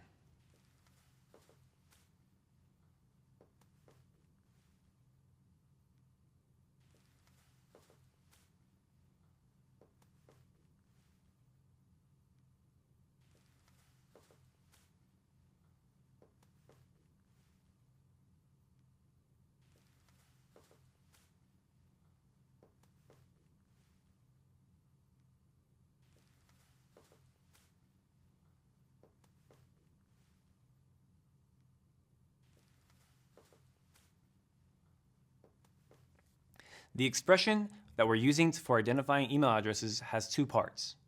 The part before the @ sign and the part after it. Check out the part that comes before the @ sign. We include the alphanumeric characters represented by \W, which includes letters, numbers, and the underscore sign, as well as the dot, %, plus, and dash. After the @ sign, we only allow the alphanumeric characters, dot and dash. This will match all email addresses, as well as some strings that aren't really valid email addresses, like an address with 2 dots. In this scenario, we want to be better safe than sorry. So, we're going to redact anything that looks like an address. If we wanted to validate that the address is an actual email, we would need to be a lot stricter. We just use a regular expression for searching and a plain string for replacing. Let's now look at an example using sub where we use regular expressions for the replacing. For that, we'll go back to our code that switched the order of names of people and use sub to create the new string.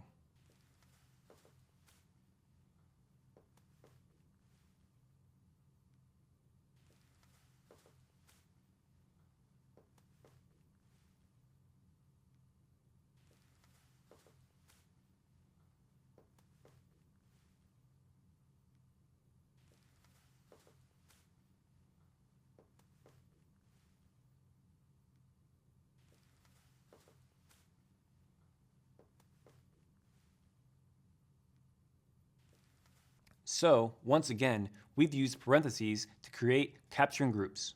In the first parameter, we've got an expression that contains the 2 groups that we want to match, one before the comma and one after the comma. We want to use a second parameter to replace the matching string. We use \2 to indicate the second captured group, followed by a space, and \1 to indicate the first captured group. When referring to captured groups, a backslash followed by a number indicates the corresponding captured group. This is a general notation for regular expressions, and it's used by many tools that support regexes, not just Python. We can also use them to match patterns that repeat themselves, which use capturing groups as back references. We won't look into them here, but if you want to learn more, you'll find a bunch more info about them online. Phew. And with that, we've wrapped up our overview of the power of regular expressions in Python. There were some things that we didn't get to cover, but our aim is to give you a foundation to build on. We hope that you've got a pretty good picture of the many things that we can do with regexes, and we encourage you to keep learning about them on your own. Now, as we've said, regular expressions aren't easy, but they're incredibly useful, so well worth the effort to master. To help you do this, we've got a practice quiz up next before you can jump into the next lab.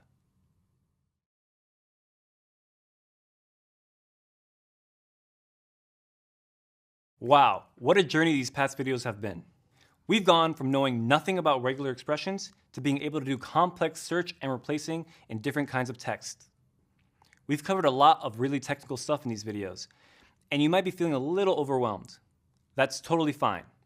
Regular expressions can even make the most experienced system administrators sweat, and they can be tricky to get right.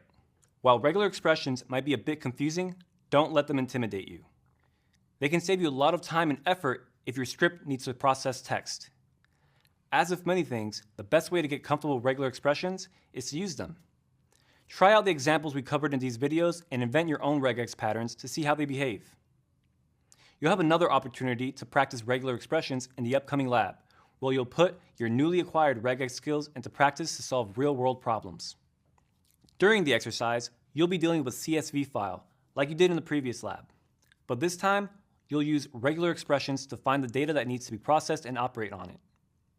The time that you have for using virtual machines on quick labs is limited, so we do recommend that you try to solve the problem on your own computer first. Once you're confident with the code that you've written, go ahead and start the lab and put your code to work. I'll see you on the other side.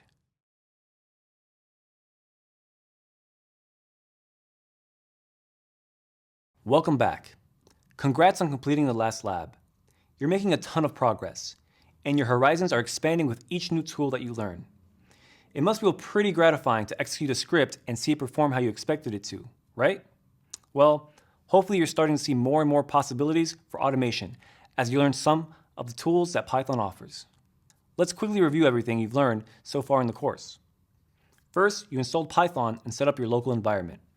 Then, we dove into how to manage files with Python. And finally, we started playing with regular expressions.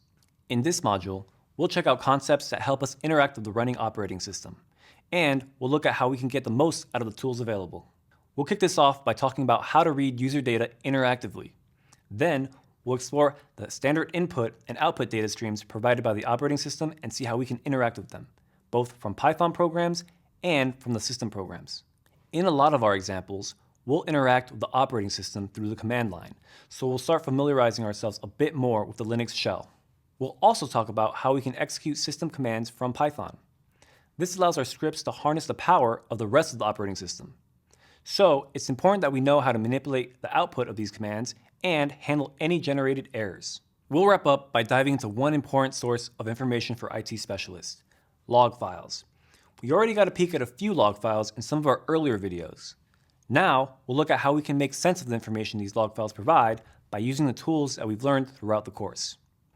So there's a bunch of interesting things ahead of us. Are you excited? Because I'm excited. So what are we waiting for? Let's dive in.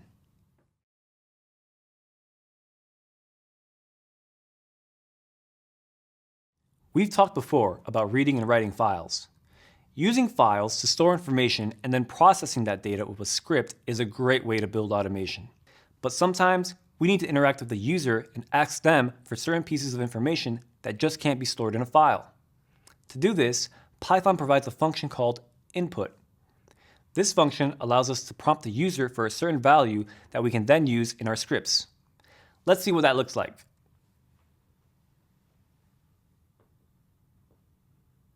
Here we have a script called hello.py. It's a very simple script. It asks the user for their name and then prints a greeting that uses that name. Let's execute this script to see it in action.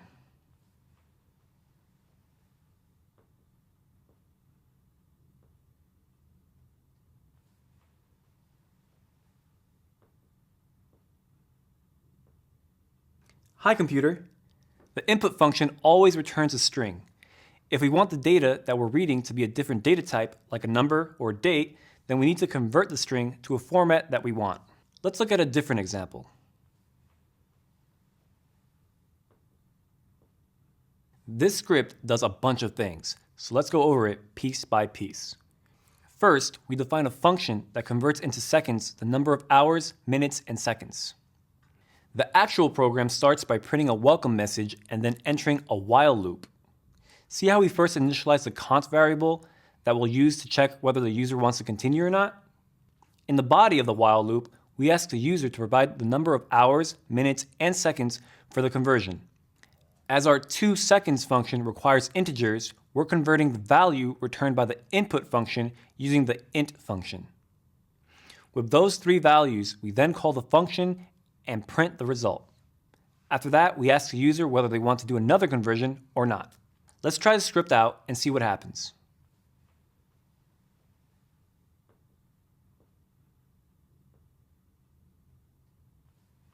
Great. Our code seems to be working properly. We entered 3 numbers, and it did the right conversion. It's now asking us whether we want to continue or not. I think we have the time to answer, don't you? Let's say yes.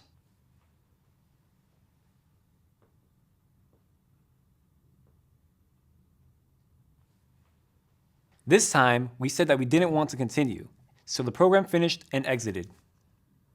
And with that, we've seen how we can interactively ask the user for input. We're only a few minutes and seconds into this module, and you've already learned a new concept. Just imagine how much more you'll learn by the end of this module. Interactively asking the user for input might not always be the best approach for a problem we're trying to solve, but it's a great tool that you just added to your IT toolbox.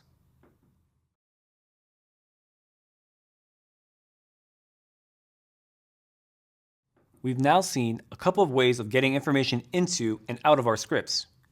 We know how to read and write to files and accept input from the keyboard and print it to the screen too. But what exactly is going on behind the scenes when we do this? How does a Python program connect to both the screen and the keyboard? Well, it uses I/O streams. I/O streams are the basic mechanism for performing input and output operations in your programs. You can think of these streams as pathways between your programs and their input sources, like a keyboard, or output, like the screen. I/O streams aren't just available for Python programs. When we run a system command on our terminal, I/O streams are also being used to connect that command to the terminal input and output. This way, we can see the results of the command or enter data interactively if that's how the program works. We call these streams because the data keeps flowing. A program can read input and generate output as long as it needs to achieve its goal. Okay, but what do these streams mean in practice? Most operating systems supply 3 different I/O streams by default, each with a different purpose. The standard input stream, commonly referred to as stdin, is a channel between a program and a source of input, usually in the form of text data from the keyboard. When we use the input function to accept user input in a Python script, we're using the stdin stream. The standard output stream, or stdout, is a pathway between a program and a target of output, like a display. stdout generally takes the form of text displayed in a terminal, as is at play when we use the print function to write information to the screen. The last type of pre-made I/O stream is called standard error, or stderr. Standard error displays output like standard out, but is used specifically as a channel to show error messages and diagnostics from the program. It's usually printed to the screen. If you've ever run some Python code and received an error, then that error message was probably printed using standard error stream. Let's see this consolidated in an example. Our script here has 3 lines. Each line is interacting with a different stream. In the first one, we read from standard input. In the second one, we write to standard output. In the last one, we generate an error by concatenating a string to an integer. This error will be printed to standard error. Let's try it out.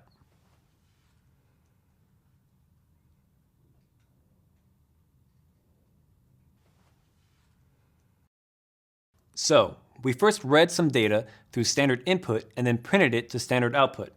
Python then printed a type error because we tried to do something weird. As we called out earlier, these I/O streams aren't restricted to just Python programs. For example, we've been using the cat system command to display the contents of a file. When we do that, those contents are printed to the terminal using standard output, like this.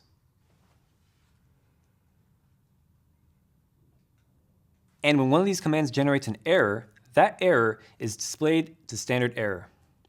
For example, If we use an unsupported flag with the ls system command, which normally shows the content of directories, we get this error. I know, it looks like standard output and standard error are the same here. That's because they both get displayed to the screen, but they're actually pretty different. We'll look into exactly how they're different later in the course. I'll keep you in suspense for now. We'll keep coming across these streams in our Python programs, so you'll start to become more familiar with them. And later on in the course, we'll even learn how we can redirect them to other files and other processes. The key takeaway for you to remember at this point is that I/O streams are ways for programs to give and receive information. In the next couple of videos, we'll take a look at other ways that we can provide information to our programs, environment variables, and command line arguments.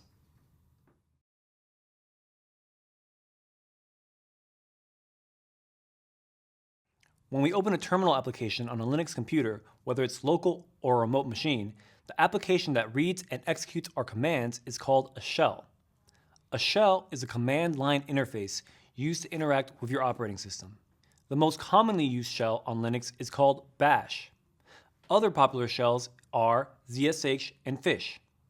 While they operate in similar ways, for this and upcoming videos, when we talk about the Linux shell, we mean bash.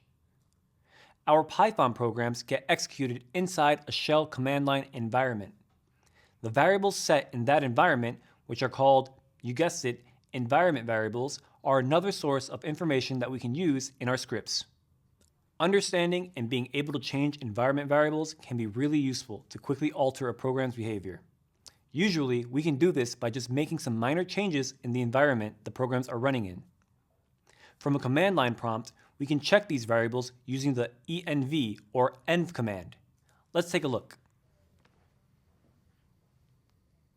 Whoa, that's a lot of different variables. But what are they for? It all depends on the variable itself. Some are more important than others. For example, the path variable is a very important one. Let's print out the contents of just that one using the echo command.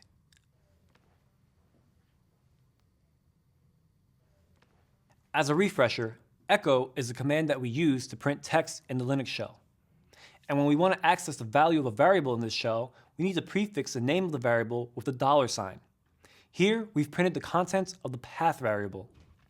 The shell uses this environment variable to figure out where to look for executable files when we call them without specifying a directory. All those directories listed there are where the shell will look for programs. For example, when we call the Python 3 program, the shell checks each of the directories listed in the path variable in order. And when it finds a program called Python 3, it executes it. So, as we said, we can read the contents of these variables from Python. Let's use a Python script to check that out.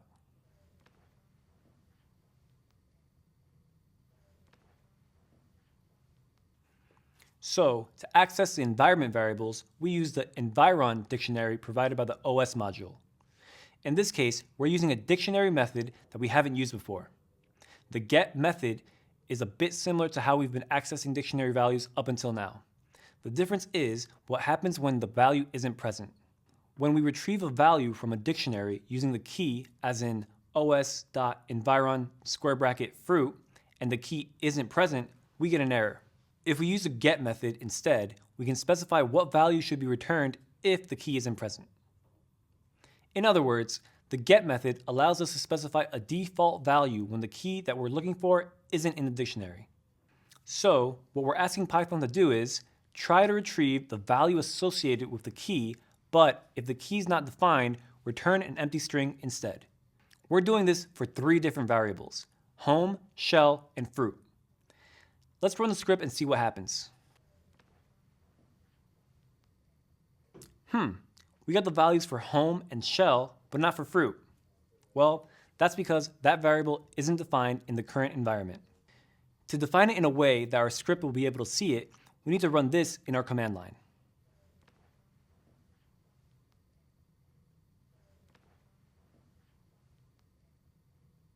So, we define the variable by just setting a value using the equal sign and leaving no spaces in between. Along with this, the export keyword tells the shell that we want the value we set to be seen by any commands that we call. Now, let's call our script again.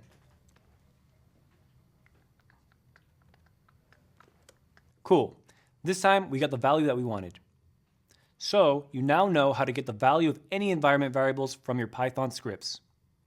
Coming up, we'll dive into how command lines tell us whether they've succeeded or failed.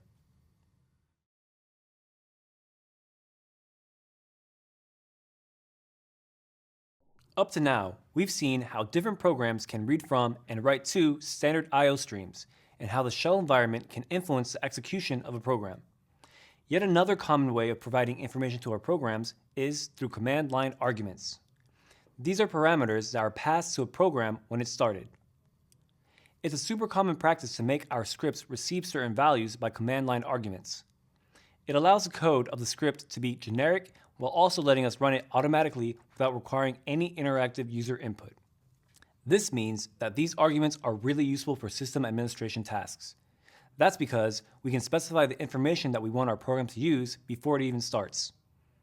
This lets us create more and more automation. And you can't argue with that, although you could argue my humor isn't really that humorous. But what can I say?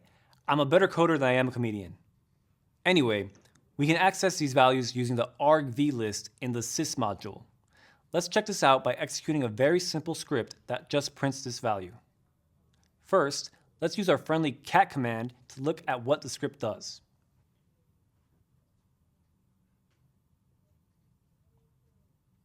As you can see, our script just imports the sys module and prints the sys.argv list. Now, let's see what happens when we call the program. In this case, we called the script without any parameters. The list contains one single element, the name of the program that we just executed. Let's try passing a few parameters. Now, we see that each of the parameters that we pass is included as a separate element in the list. And last up, we have the concept of exit status, or return code, which provides another source of information between the shell and the programs that get executed inside of it. The exit status is a value returned by a program to the shell. In all Unix-like operating systems, the exit status of a process is 0 when the process succeeds, and different than 0 if it fails.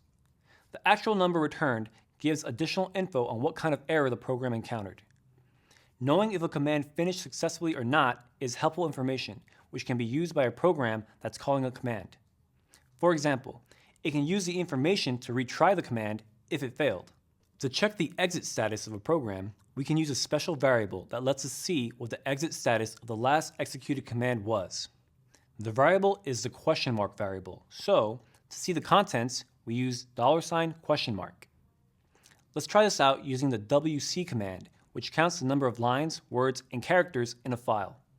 First, we'll pass it our variables.py script and check the exit value.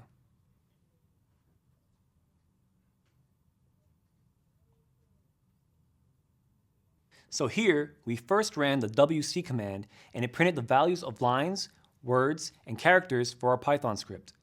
Then, we printed the contents of the $question mark variable and we can see that the exit value was 0.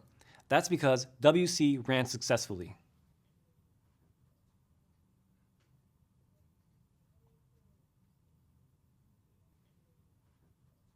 Here, wc couldn't run for the file that we passed because it doesn't exist. The command printed an error, and when printing the contents of the $question mark variable, we see that it finished with an exit value of 1. So, that's for system commands. But what about Python scripts? When a Python script finishes successfully, it exits with an exit value of 0. When it finishes with an error, like type error or value error, it exits with a different value than 0. We can make it exit with whatever value is relevant. Let's check out an example of this.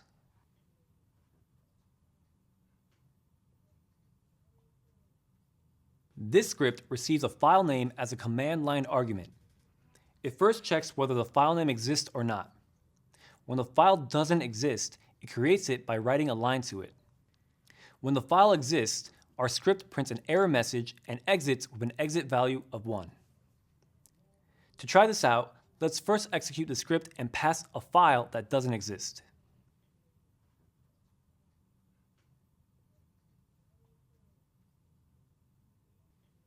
Nice.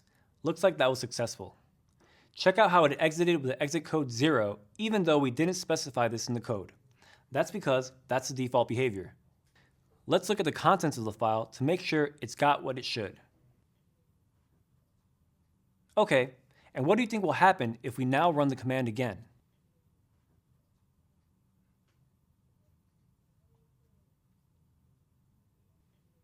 You guessed it, we get an error because the file already exists. And so we get an exit code of 1. So we've now seen how we can pass command line arguments to our Python programs and how we can make our programs tell us whether they've finished successfully or not. These are both important tools that we'll use when creating automation.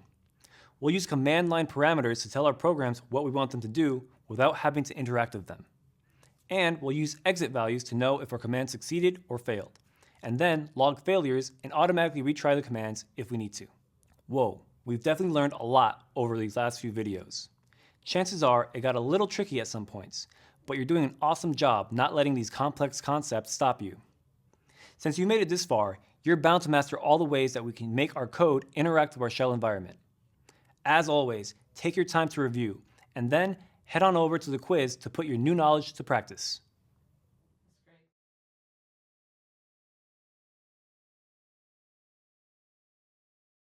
Welcome back.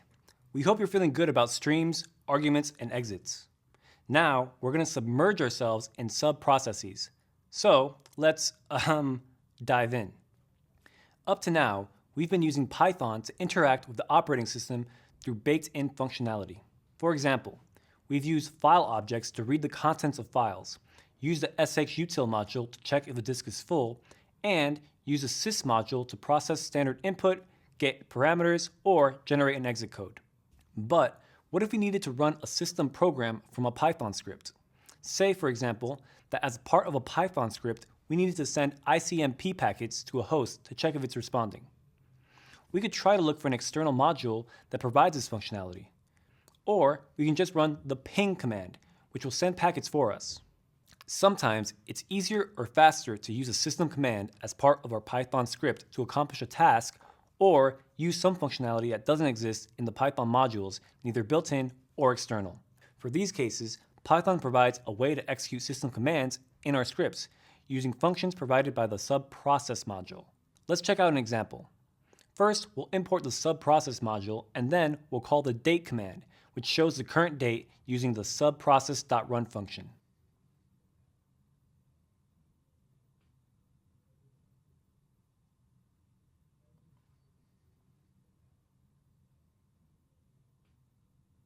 The run function returns an object of the completed process type. This object includes information related to the execution of the command. From the information that got printed, we can see that the return code of the command was 0. To run the external command, a secondary environment is created for the child process or subprocess where the command is executed. While the parent process, which is our script, is waiting on the subprocess to finish, it's blocked, which means that the parent can't do any work until the child finishes. And I bet a lot of parents out there are saying, I know that's right. After the external command completes its work, the child process exits and the flow of control returns to the parent. Then the script can continue its normal execution. Let's see this in action by calling the sleep command, which waits for a number of seconds that we tell it before returning.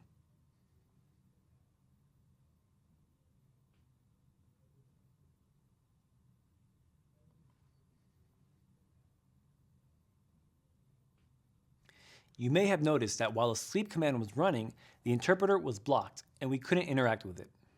That's exactly what we mean about the parent process being blocked until the child process is done.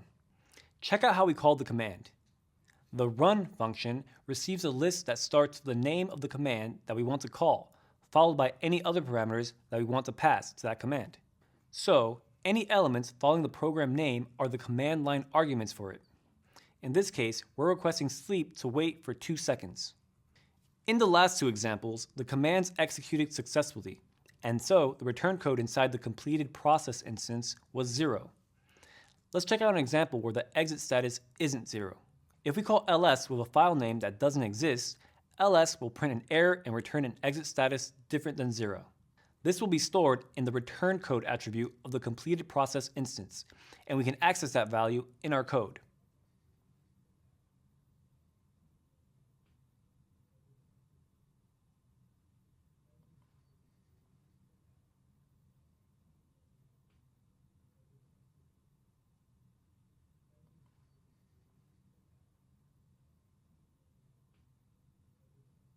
We can see that the command failed and the return code stored was 2, letting us know that there was an error.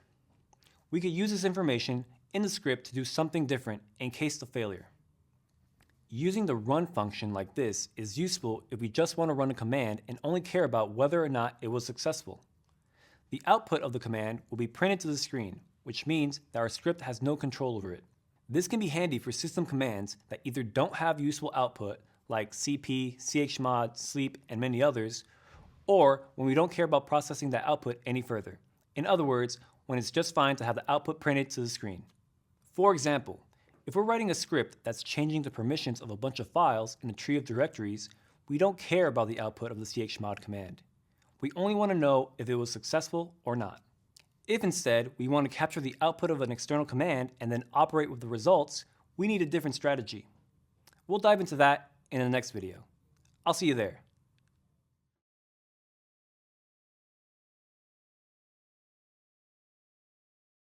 If we want our Python script to manipulate the output of system command that we're executing, we need to tell the run function to capture it for us. This might be helpful when we need to extract information from a command and then use it for something else in our script. For example, say you wanted to create some stats on which users are logged into a server throughout the day. You could do this with a script that calls the who command, which prints the users currently logged into a computer. The script could parse the output of the command, storing the lists of logged in users once per hour and at the end of the day to generate a daily report. To be able to process the output of commands, we'll set a parameter called captureOutput to true when calling the run function. For our next example, we'll call the host command, which can convert a host name to an IP address and vice versa. When calling it, we'll pass the captureOutput equals true parameter and store the result in a variable so that we can access it. Let's give it a try.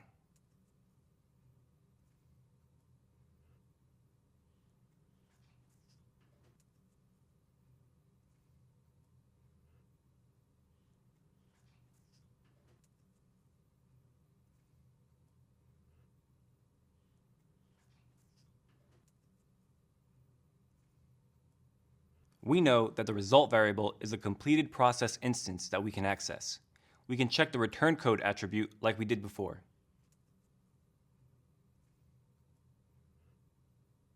And we can also print and operate with the output generated by the command, which is stored in the stdout attribute.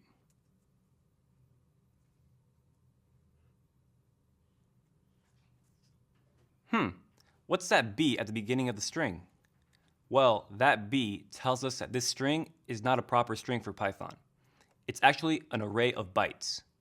An array of bytes? This is a complex subject, so listen closely. Data in computers is stored and transmitted in bytes, and each can represent up to 256 characters. But there are thousands of possible characters out there, used to write in various languages. Chinese, for example, requires over 10,000 different characters. To be able to write in those languages, several specifications called encodings have been created over time to indicate which sequences of bytes represent which characters. Nowadays, most people use UTF-8 encoding, which is part of the Unicode standard that lists all the possible characters that can be represented. So, going back to our example, when we execute the command using run, Python doesn't know which encoding to use to process the output of the command. So, it simply represents it as a series of bytes.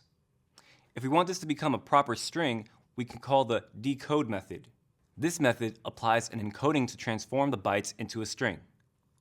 By default, it uses a UTF-8 encoding, which is what we want. So, with all that said, let's transform our array of bytes into a string and then split it into several pieces.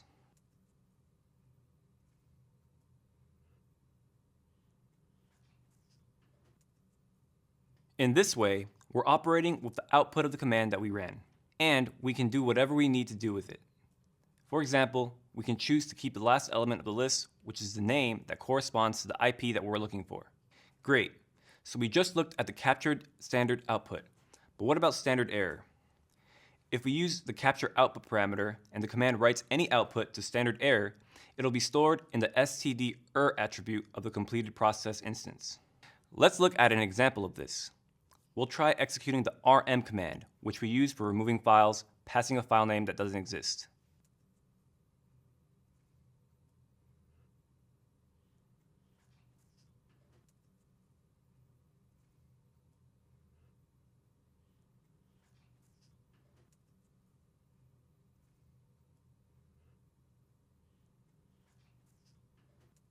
let's check the return code of the command.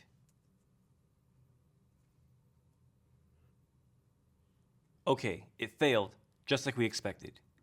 Now, let's check the contents of the stdout and stder attributes.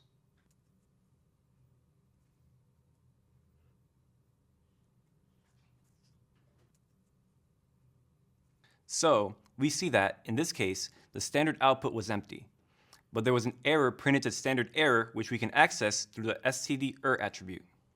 This is a great example of how standard output and standard error are actually different streams, and so Python captures them separately.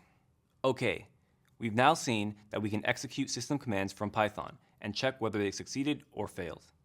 We've also seen how to capture their standard output and standard error streams so we can use their content in our scripts. These skills can be super useful when writing scripts that use system commands for some involved tasks and letting our Python scripts cover a broader range of tasks. In the next video, we'll wrap up our discussion on subprocess module by learning some more advanced things that we can do when calling external commands.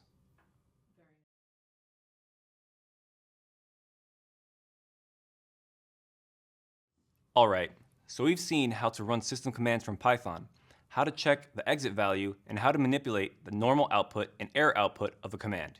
The subprocess module offers a lot of extra options that we can use in our scripts. For example, we called out in an earlier video that one way of providing information to our processes is to modify the environment variables. Using this mechanism, we can change where the process looks for executable files, which commands it uses to interact with some parts of the system, the kind of output it'll generate, and a bunch more things. The usual strategy for modifying the environment of a child process is to first copy the environment seen by our process, do any necessary changes, and then pass that as the environment that the child process will see. Let's take a look at this. So, in this code, we start by calling the copy method of the OS environ dictionary that contains the current environment variables. This creates a new dictionary that we can change as needed without modifying the original environment. The change that we're doing in this script is adding one extra directory to the path variable. Remember, the path variable indicates where the operating system will look for the executable programs. By adding one entry to the path, we're telling the OS to look for programs in an additional location. To create the new value, we're calling the join method on the OS path sep string.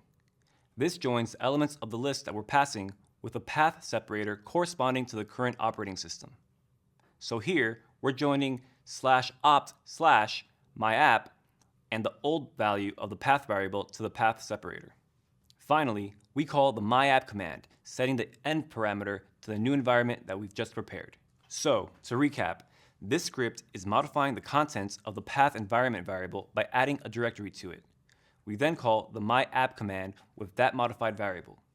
Doing it this way, the command will run in the modified environment with the updated value of path. There are a bunch more options that we can use with the run function. For example, we can use the cwd parameter to change the current working directory where the command will be executed. This can be really helpful when working with a set of directories where you need to run a command on each of them. We could also set the timeout parameter. This will cause the run function to kill the process if it takes longer than a given number of seconds to finish. This might be useful if you're running a command that you know might get stuck. For example, if it's trying to connect to a network and your computer is offline. Or we can also set the shell parameter. If we set this to true, Python will first execute an instance of the default system shell and then run the given command inside of it. This means our command line could include variable expansions and other shell operations. Without the shell parameter, this would not be possible. We'll learn more about the things that we can do with the shell later in this course. For now, just keep in mind that if you need to expand variables or globs, you'll need to set this parameter. But using this can be a security risk, so make sure you actually need it and be careful when using it if you do. Before we finish our discussion of the subprocess module, a word of caution. Interfacing with the underlying system directly in your Python scripts via subprocesses and system commands can be useful, especially if you need to do a specific task quickly, but it comes with some drawbacks. Using these system-level commands builds assumptions into our scripts about the infrastructure our automation will run on. And if those assumptions change, it can lead to unexpected effects or failures. These kinds of assumptions can change in multiple ways. What would happen to our automation if the flags for a terminal command change and our script continues to use the old flags? What happens if we switch operating systems from Linux to Windows? Will our scripts fail outright, or will they succeed in unintended and possibly harmful ways? Any change to the system or external commands our scripts use increases the chances of something breaking. Sometimes that break might be obvious, and other times it might be difficult to detect. If we're automating a one-off, well-defined task where developing a solution quickly is the biggest requirement, then using system commands and subprocesses can help a lot.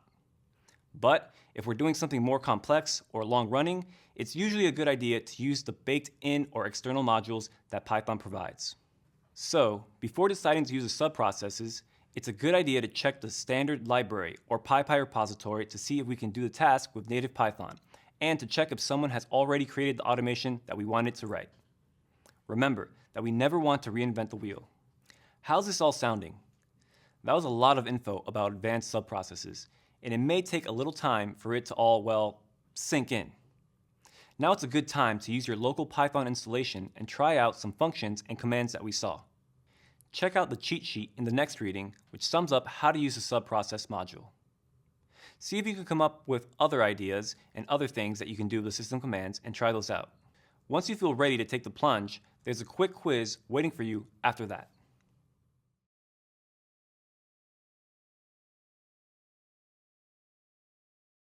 Whoa, you're on a roll working through these new techniques.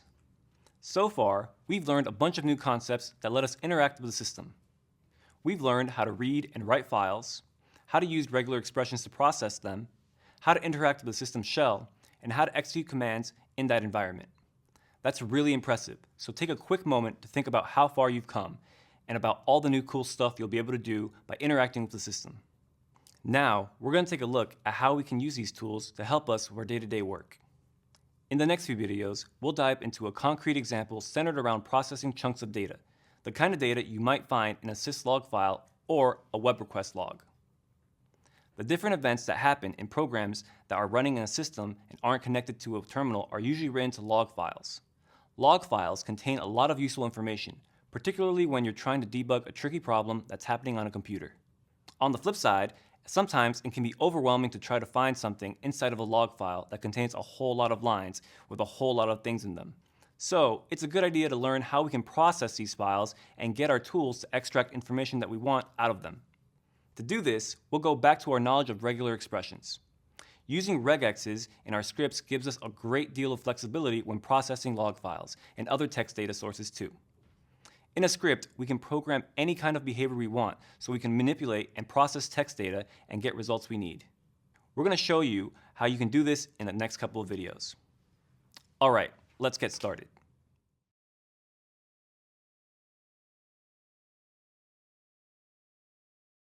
When working with log files in a script, our first step is usually to open them so our code can access their contents.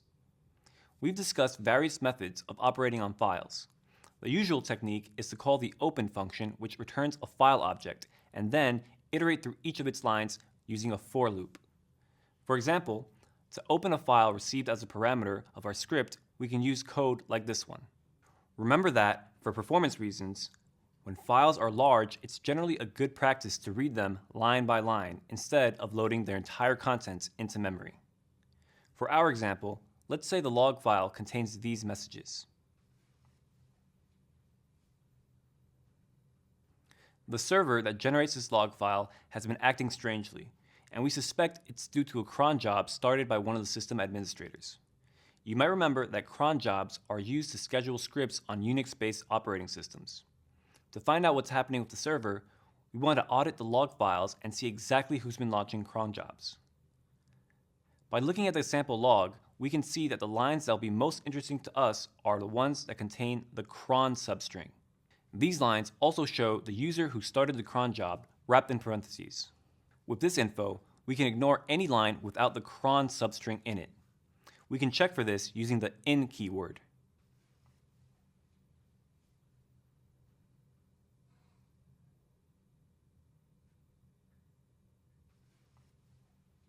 Here, we're using the continue keyword, which tells our loop to go to the next element. So if the line doesn't contain the string that we're looking for, we'll skip it and go to the next line. Once we know we're processing the right log line, we can use our knowledge of regular expressions to extract the username. We can do this in a bunch of different ways. In this example, we'll use escape characters, capture groups, and the end of string anchor. Before we add the expression to our script, we'll construct it and test it out in an interpreter.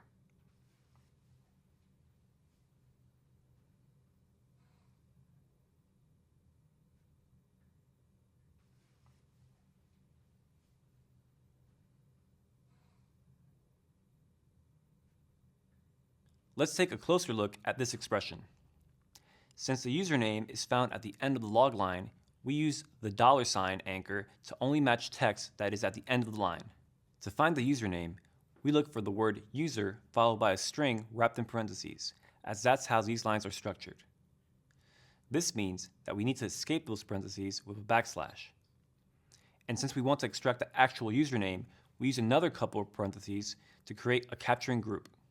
And for the username itself, we're matching any alphanumeric characters by using \W+. With that cleared out, let's test it out with a sample line.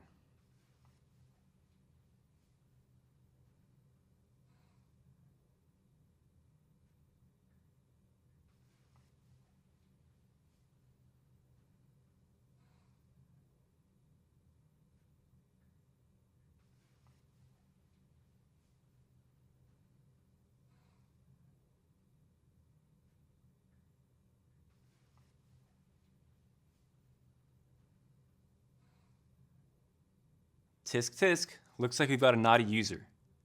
On the plus side, it seems that our regular expression works correctly. We can now use the expression in our code. Let's add it to our script.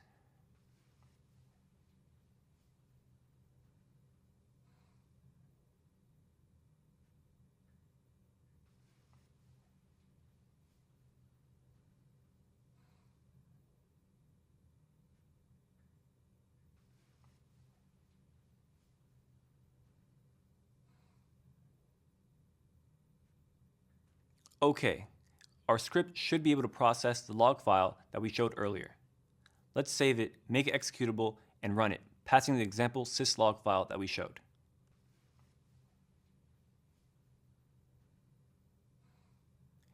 Our script is shaping up nicely. We've located each user that started a cron job in our log file and printed them to the screen. Pretty nice, right? We took a few steps to craft this script. If any of these steps were unclear, review the video and practice on your own until you get it. Up next, we'll do a bit more processing with those results.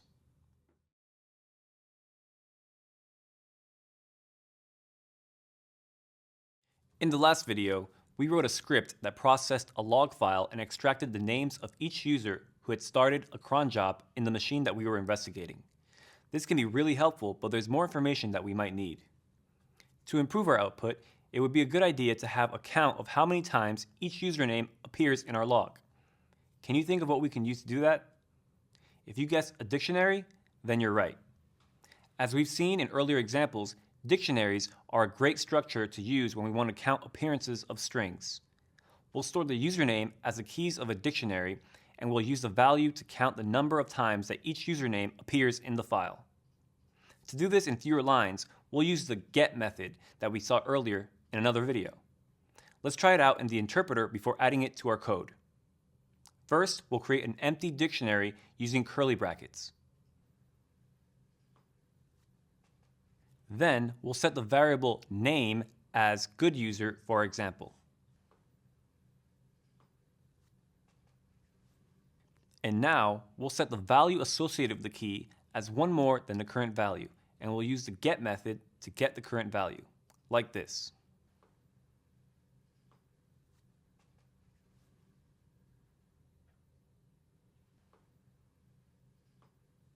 Again, we're taking the current value in the dictionary, but passing a default value of 0, so that when the key isn't present in the dictionary, we get a default value.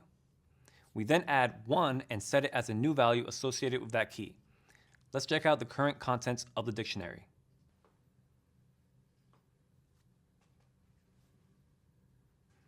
Great. And what happens if we do the same operation again?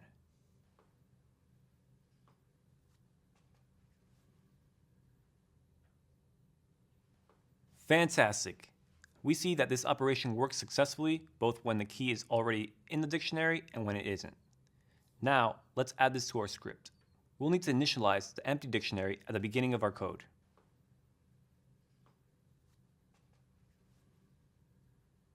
And before we add any values to the dictionary, we want to check that we actually got a match to our regular expression. Do you remember how we can do that? We can check if the result variable is none. We'll use that same technique as before and use the continue keyword if the result is none.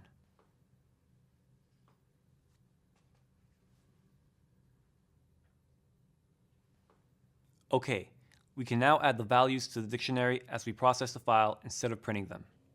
To do that, we'll define a name variable that will store the captured group. And then we'll use that one as a key for our dictionary.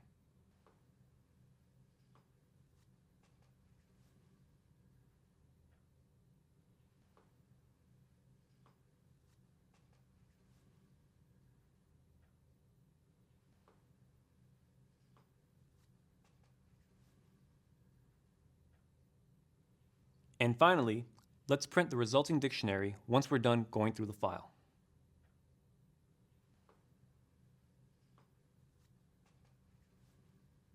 Nice. Our modified script is ready. Let's try it out with our test file.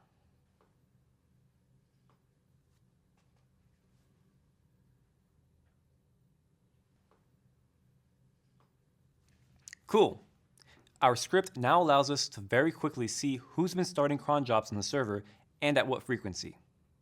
Now, we can use the information to investigate the issue more deeply. It's pretty cool to see how all these different ways of managing data and processes come together in a real-world example, isn't it? Nice job. Hopefully, these examples are helping you see how your Python programming skills can help you quickly get the information that you want when you're debugging a problem. We'll keep expanding on this topic in this and later courses. Up next, a quiz to let you put all this new knowledge to work.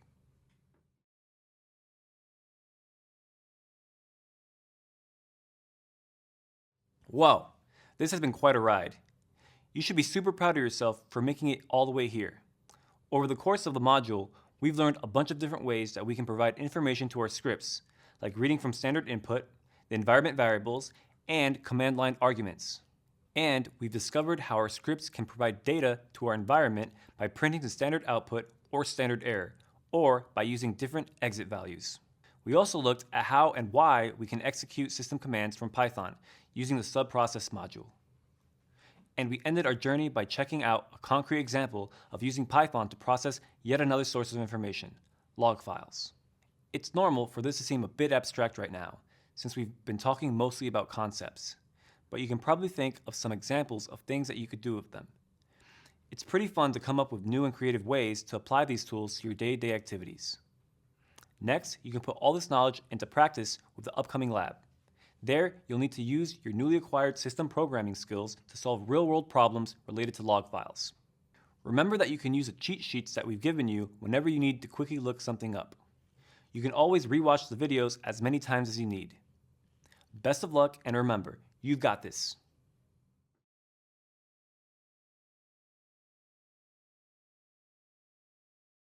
Welcome back, and a big congratulations for making it this far. The concepts that we're covering are definitely not easy. By staying on track, you're not only expanding your programming horizons, but also showing that you have what it takes to make it in the IT field.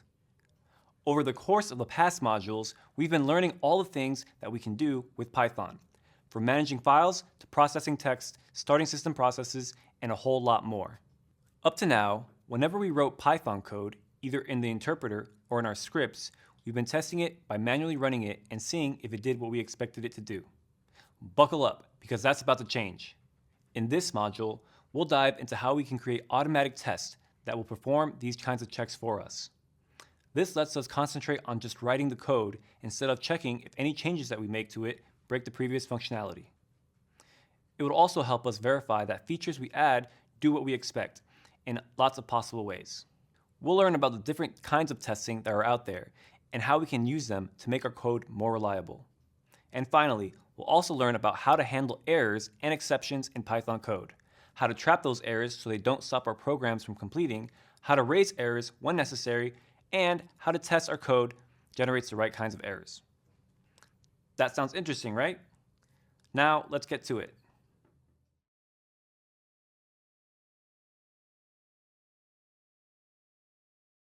When you're writing a very simple piece of code, say for example that you're adding two variables, it's pretty straightforward to know what the code does and be sure that it does it correctly.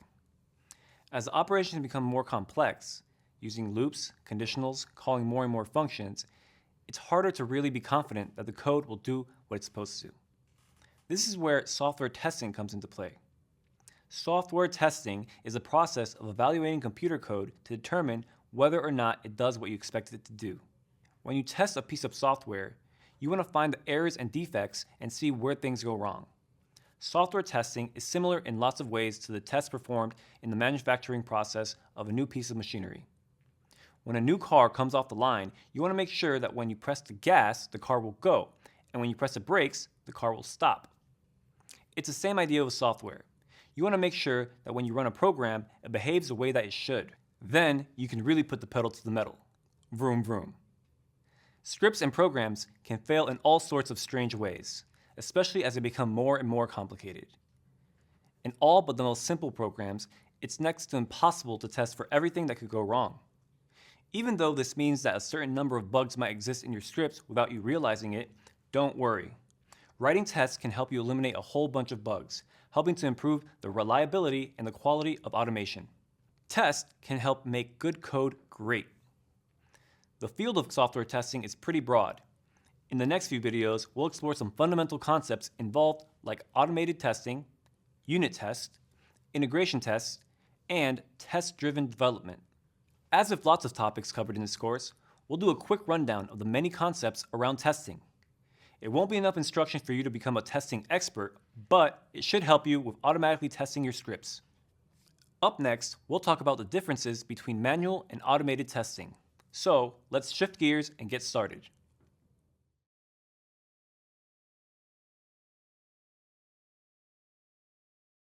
One of the tasks that programmers have to do when writing code is test it to make sure that it behaves the way that they expect it to. Having good tests for our software can help us catch mistakes, errors, and bugs before we deploy our scripts to perform real-world automation tasks. The most basic way of testing a script is to run it with different parameters and see if it returns the expected values. We've done this kind of manual testing for some of the code that we've written in this course already. Executing a script with different command line arguments to see how its behavior changed is an example of manual testing. Using the interpreter to try our code before putting it in a script is another form of manual testing. Formal software testing takes this process a step further, codifying tests into its own software and code that can be run to verify that our programs do what we expect them to do. This is called automatic testing. The goal of automatic testing is to automate the process of checking if the returned value matches the expectations. Instead of us humans running a function over and over with different parameters and checking that the results are what we expected them to be, we let the computer do this for us. Automatic testing means we'll write code to do the test. Why would you write more code to test the code you have? Because when you're testing your code, you want to check if it does what it's supposed to do for a lot of different values. You want to verify that it behaves the way you expect it to with as many possible values, known as test cases. Say you're writing a script that updates a list of email addresses to use a new domain, similar to the one we wrote a while back. You'll want to test what happens when your list of emails has 1 element, 2 elements, or 10 elements. You want to test what happens if the new domain is 1 character long or 20 characters long, or even an empty string. You'll also want to test what happens if the list contains only emails that need to be updated, only emails that don't need to be updated, or a mix of them. As you can see, the list of things that you want to test for can get very long, very fast. The more test cases that you include in your test, the better tested your code is, and the more you can guarantee that your code does what you expect it to do. If we're testing this manually, it's unlikely that we'll go through all the cases whenever we change our code. We'll test just a few, possibly letting a bug slip through. Not ideal. This is why we don't want to perform these tests manually, and instead, we want to make our computer do it for us. Just like with any example of automation, the advantage of automatic tests is that we can run them as many times as necessary and will always get the same results. The computer will do the same checks over and over and will always make sure that the return value matches our expectation. When, for some reason, the results don't match the expectations, the code will raise an error so that we can check the code and find out what's going on. There's a bunch of different types of tests that we can write to perform automatic testing. The one that we're going to concentrate on in the next few videos is called unit testing. Once we've covered unit testing, we'll talk about other kinds of testing and when to use each. But before that, let's check that we're on track. Doesn't all this talk about testing make you want to take a quick quiz?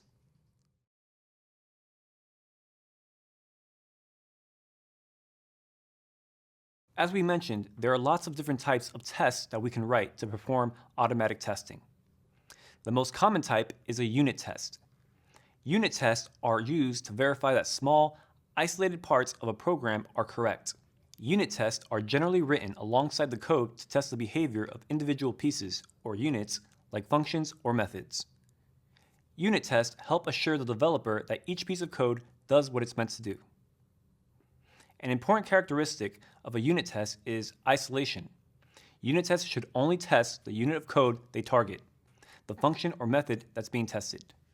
This ensures that any success or failure of the test is caused by the behavior of the unit in question and doesn't result from some external factor, like the network being down or a database server being unresponsive.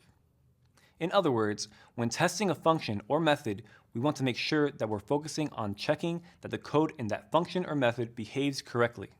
We don't want our test to fail for external reasons. On a related note, our test should never modify the production environment. This is a live environment that runs the software that users interact with. When developing tests, if for any reason we do need to interact with some other software, we'll normally do that in a test environment, where we'll have control over how it behaves. It's our house, our rules. So, the goal of the unit test is to verify that small, isolated parts of a program are correct. How do we do that? It generally boils down to a simple pattern. Given a known input, does the output of our code match our expectations? Let's take a piece of code similar to what we wrote a while back to rearrange a name in the format last name, comma, first name. And think about how we test it.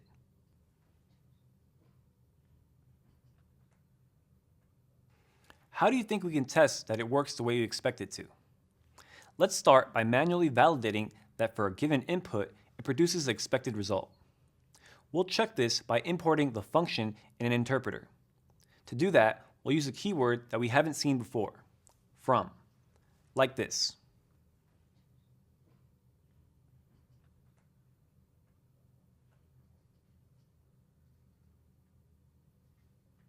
In this case, rearrange is the name of the module that contains the rearrange name function. By importing it in this way, we can call the function without having to write the module name each time we want to call it, like this.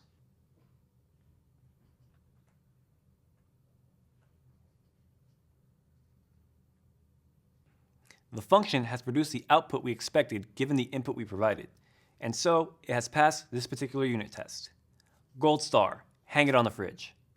The test focused on a small, isolated piece of the code and validated our assumption about how it worked. Because the scope of the test is restricted to a small, specific unit, these types of tests usually run pretty quickly, and debugging them is simple, since there are a limited number of reasons for them to fail. Creating unit tests for our code will mean writing a bunch of test cases that verify that when we input some parameters, we get the output that we want. Of course, the whole point is to run these tests automatically, so that we don't have to manually do this ourselves each time. Up next, we'll talk about how we can actually write automatic tests in Python. Exciting, right?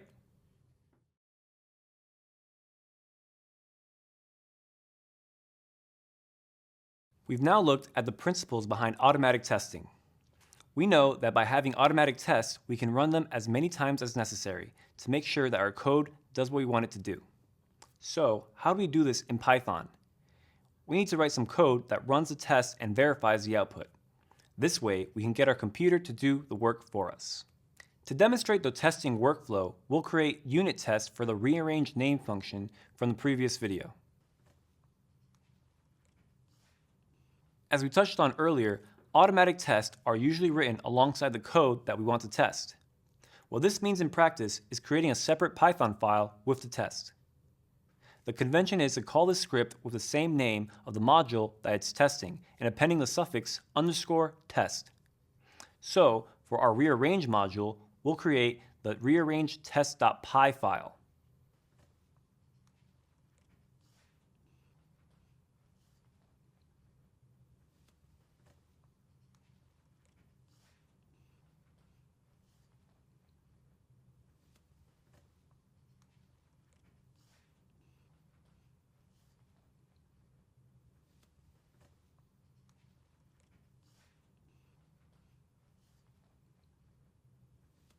We'll test the rearrange name function of the rearrange module. So let's import that function the way we did before in the interpreter.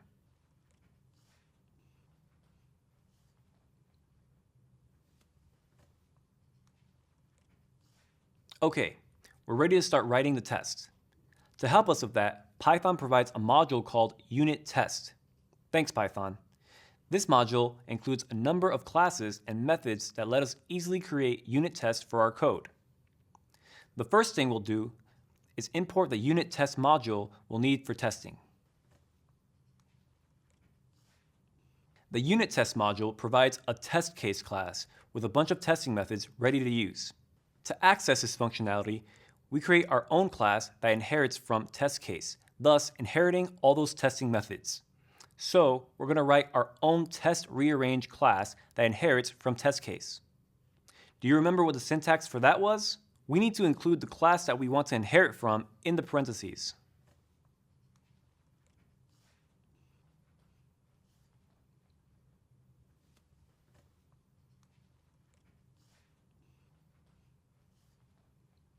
We've called our test class test rearrange and indicated that it should inherit functionality from the test case class located in the unit test module.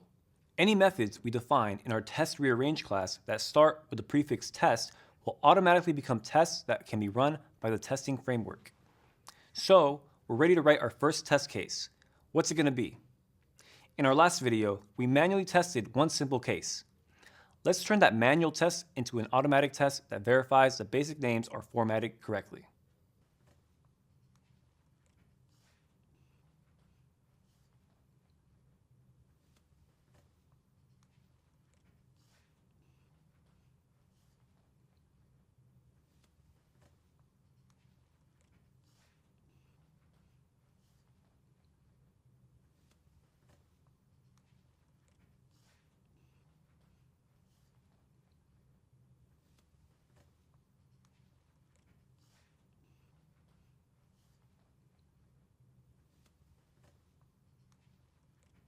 With this method, which we've called test basic, we kick off by setting up our expected inputs and outputs.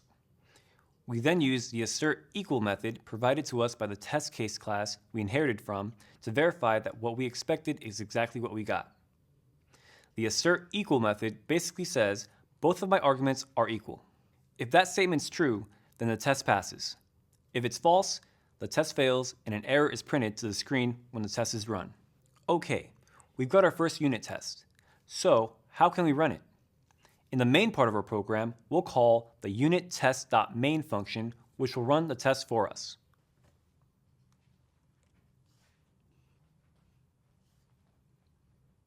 All right, we're ready to run the test. We'll do that by executing the file that we just created. Let's make our script executable and then run it.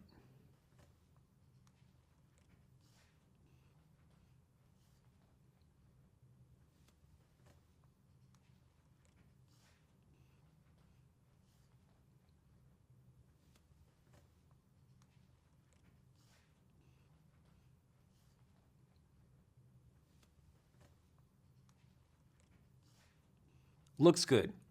The output is pretty descriptive, printing out some information about how long our group of tests, or test suite, took to run, as well as the number of tests and whether or not they passed. Just like that, we've tested our first function. It's pretty cool, right? I know there was a lot going on here. If the code is confusing, complex, or didn't really sink in yet, that's okay. Take the time to practice on your own and review the content until it feels natural. Coming up, we'll test even more cases.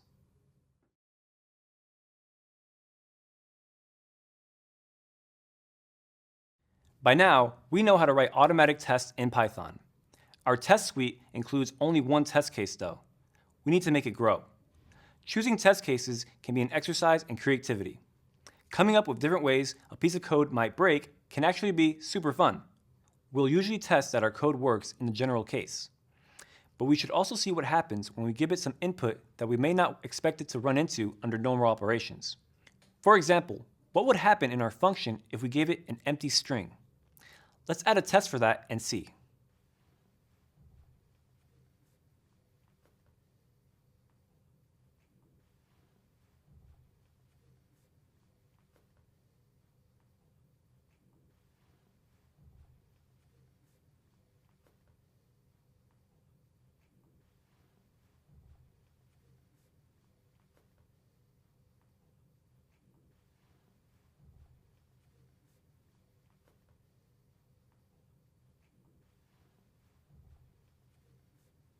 In this case, we're testing for an empty input string. We're saying that we expect our function to return an empty string when it receives an empty string.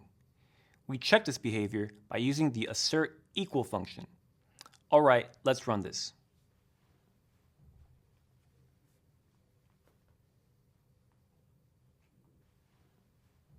Oh look, our test failed. We caught a problem with our code. Let's take a closer look at the information that the failure gives us. After all, that's what errors are for, right? This error tells us that the test called testEmpty failed, and we see that it failed with a type error, saying that none is not subscriptable. Interesting, we've just discovered an edge case. Edge cases are inputs to our code that produce unexpected results, and are found at the extreme ends of the ranges of input we imagine our programs will typically work with. Edge cases usually need special handling in scripts in order for the code to continue to behave correctly. In our rearranging example, we can handle this edge case by performing a simple check of the result variable before operating with it.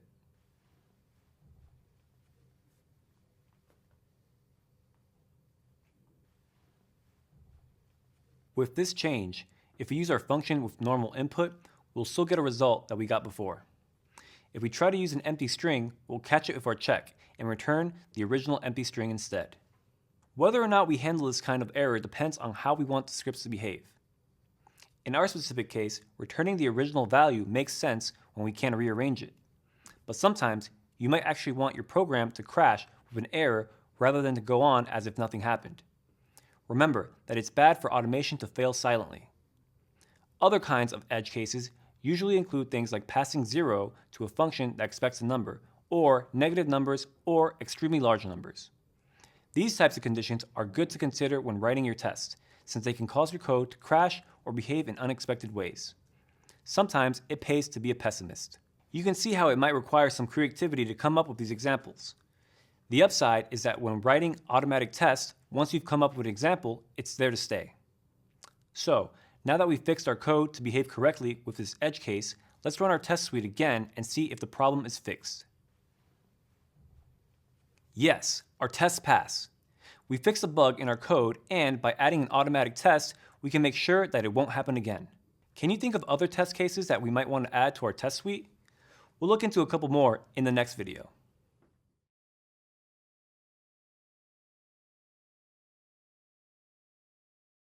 Up to now, we've added a basic case and an edge case to our test suite. When we added the edge case, it caused our function to generate an error because we didn't handle this correctly. And so we fixed it by changing our function. Can you think of some more examples that will make our function misbehave? Remember, when we first wrote the function, we came across names with spaces or dots that will make our regular expression not match. We fixed that already, but it's still a good idea to add a test case to make sure that our code still works how we expect it to.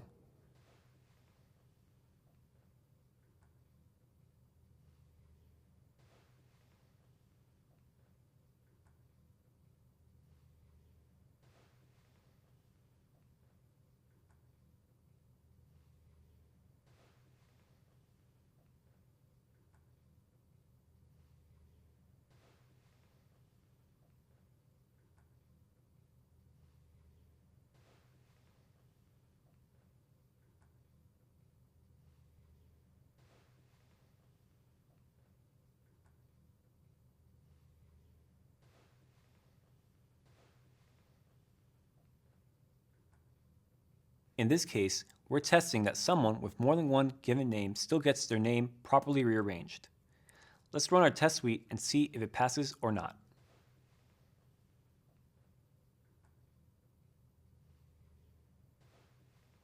Alright, we now have 3 tests and all of them pass. To find more bugs, we need to exercise our creative muscles and think of other examples that might cause our code to fail. How about someone who has only one name?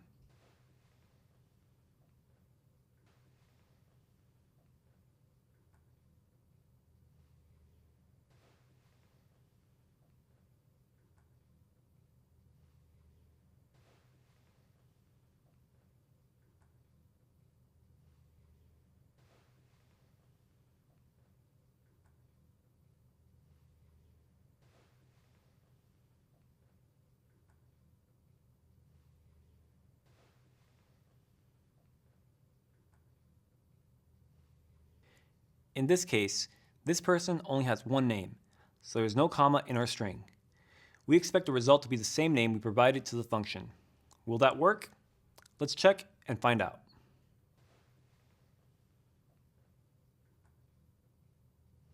Whoops, this one failed. Bad news for Voltaire. The test output in this case looks slightly different than before. It shows the name of the test that failed, which is test1 name. But now, instead of giving us a type error, we see an assertion error, which means the original and expected values don't match. It looks like our function returned an empty string instead of the original name. That's because there's a bug in our code. And what do we do when we have a bug in our code? We squash it. When we checked if the result was none, we returned an empty string, which made our previous test pass. What's happening now is that we're passing a name that doesn't include a comma, which makes our result variable none, and so the function is returning an empty string. The fix for this is pretty simple. Instead of returning an empty string when the result is none, we'll return the original name variable. So that should be enough, right? Let's save our changes and run the test suite again.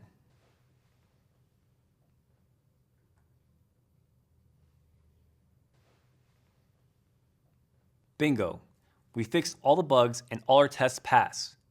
One of the great things about running tests in a suite like this is that we now know that all the test cases we wrote were handled correctly.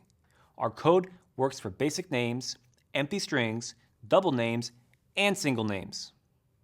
If we found another case that made our test break, we could add it to the suite, fix the bug, and then run the whole suite again, being assured that all the other cases are still working. You should take a moment and reflect on what you've already learned in this module. It's super impressive, and it's going to fit nicely into your IT toolkit. Coming up, a cheat sheet includes all the syntax we've been seeing about writing unit tests, plus pointers for more information that you might find useful. After that, you'll have a chance to write some interesting tests yourself.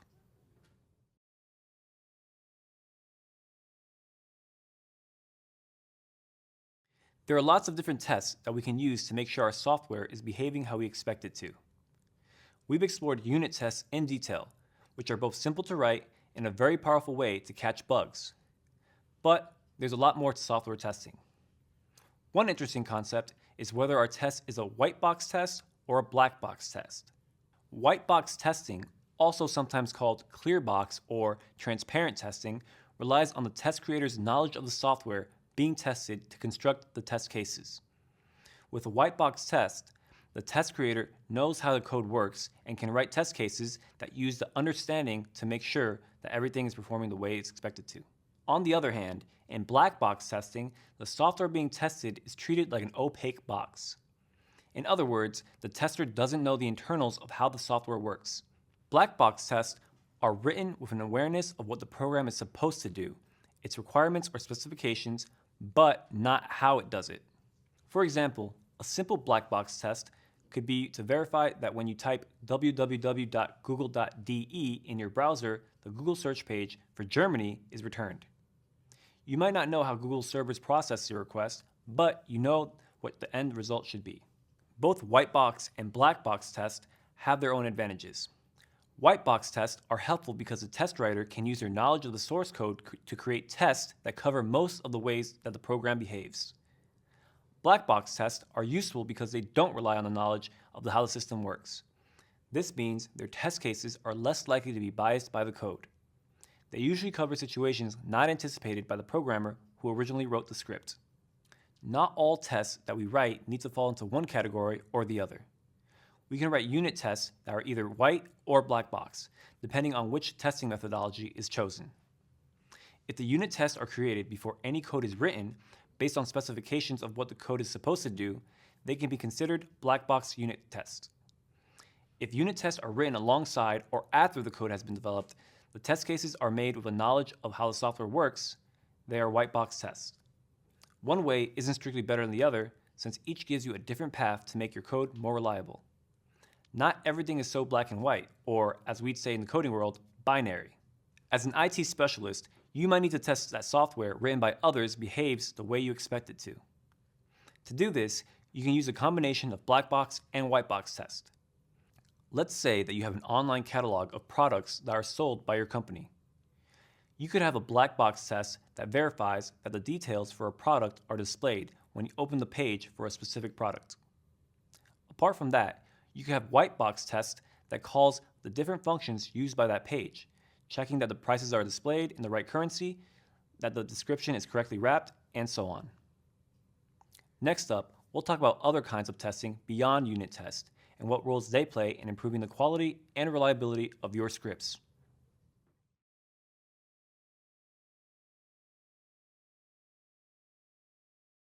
When we looked at unit tests, we called out that they should focus on one specific unit, a function or method that's being tested.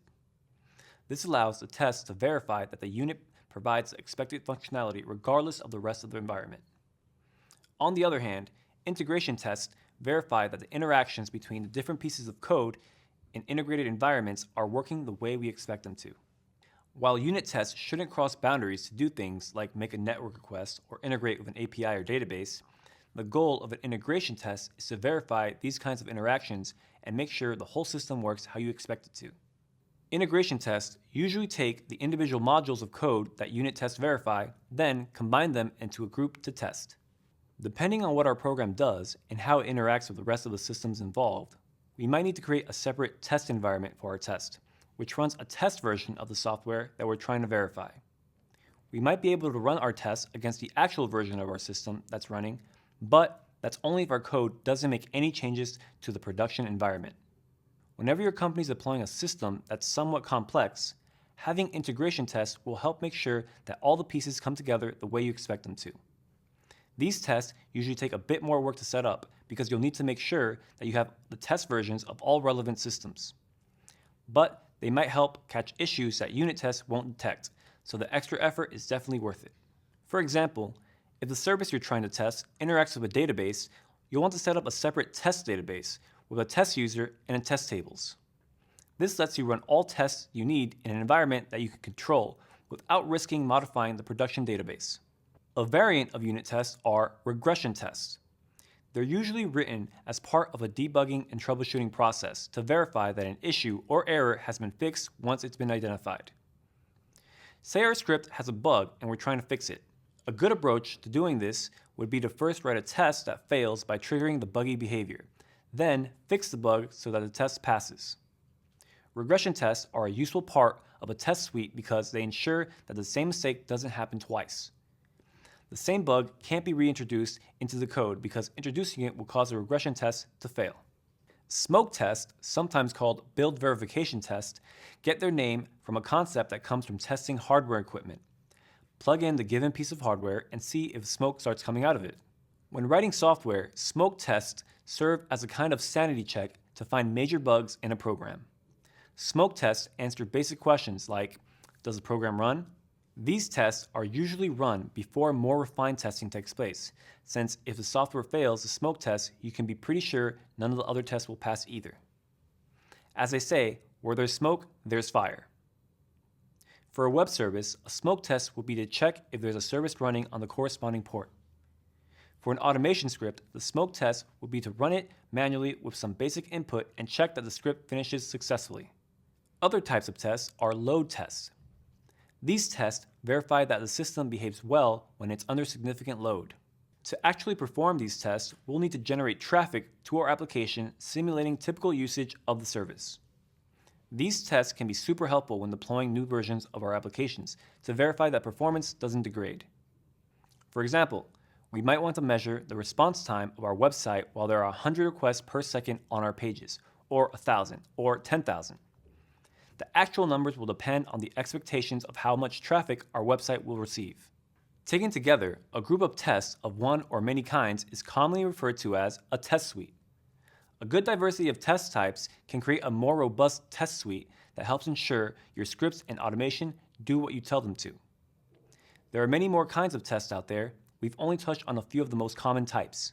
If you're interested in learning more about the ways software can break and how to test for that, all kinds of books and articles have been written on the subject. Speaking of tests, we have a huge and difficult test coming up. Just kidding. Up next, we'll learn about a technique called test-driven development.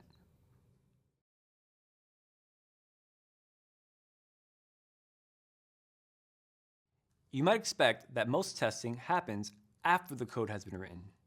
This seems like a natural progression. First, you write your script, then you write tests that verify that the script does what you want it to do. But this isn't always the best approach. A process called test-driven development, or TDD, calls for creating the test before writing the code.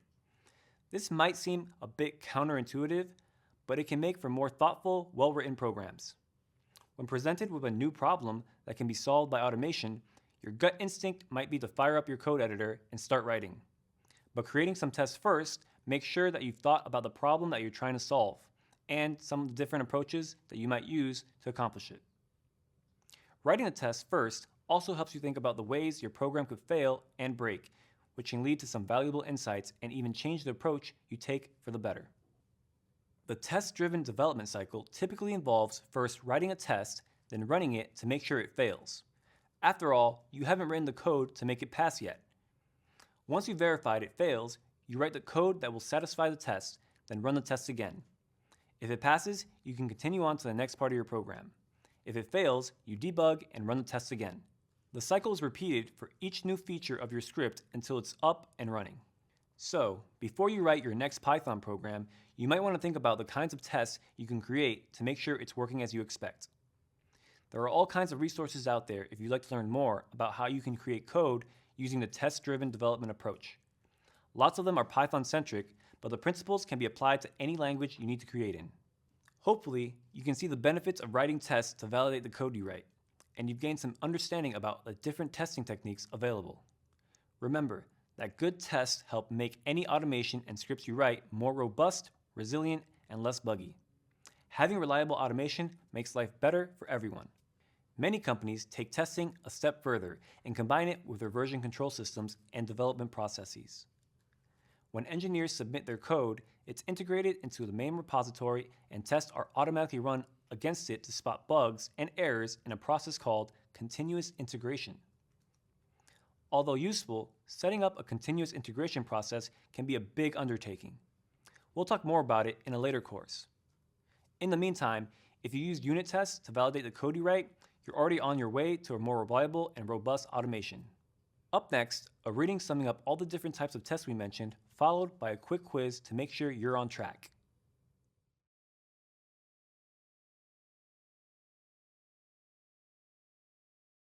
Along our journey learning Python, we've encountered errors generated by the interpreter a bunch of times. We've seen examples of type error, index error, value error, and others. Up to now, whenever the interpreter threw one of these at us, we changed our code to avoid the error. That's a common approach, since whenever the interpreter raises one of these errors, the program stops. And we don't want our scripts to come to an end before they're done doing their work.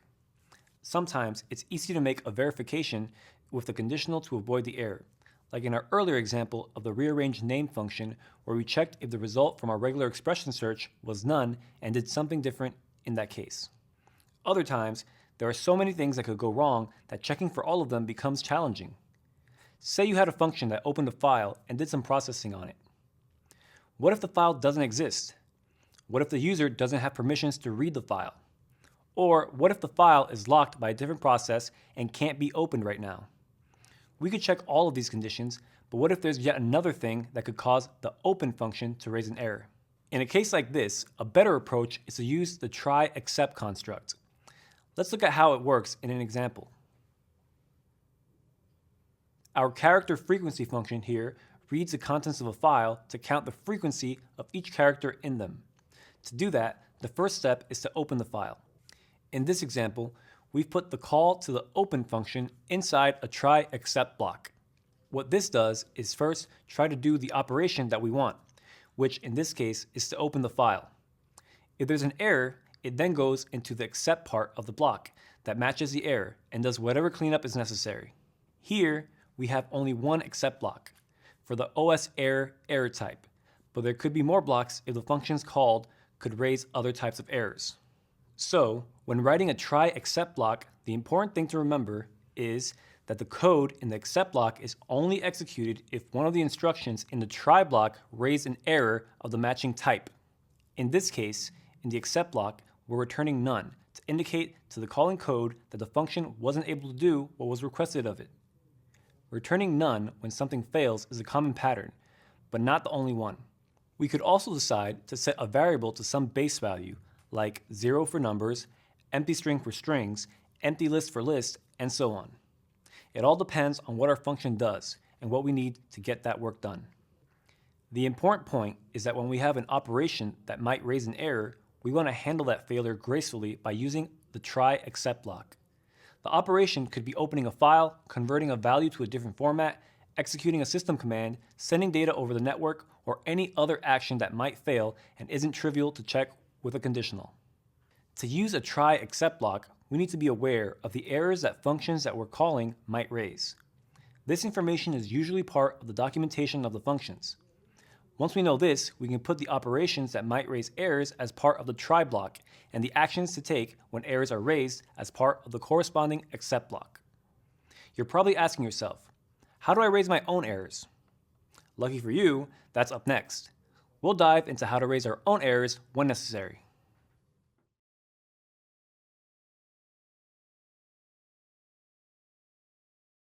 In the last video, we looked into how to handle errors when they're raised by the functions that we call. In some cases, we might want to raise an error ourselves. This usually happens when some of the conditions necessary for our function to do its job properly aren't met, and returning none, or some other base value isn't good enough. Let's look at this through an example. Say we had a function that verifies whether a chosen username is valid. One of the checks this function does is verify that the provided name is at least a certain amount of characters, with the minimum value received by a parameter. Something like this. In this function, we're first checking that the username variable has at least min-length characters. After checking that, we verify if there are any non-alphanumeric characters in the string, which is another criteria for validating a username. If all the checks pass, we return true to indicate that the username chosen is valid. This code works as long as the provided values are sensible. What would happen if the min-length variable is 0 or a negative number? Our function will allow an empty username as valid, which doesn't make much sense. To prevent this from happening, we can add an extra check to our function, which will verify the received parameters are sane. In this case, returning false would be misleading, because it's not necessarily that the username is invalid, but the provided min-length value doesn't make sense. So, let's add a check to verify that min-length is at least 1, and raise an error if that's not the case.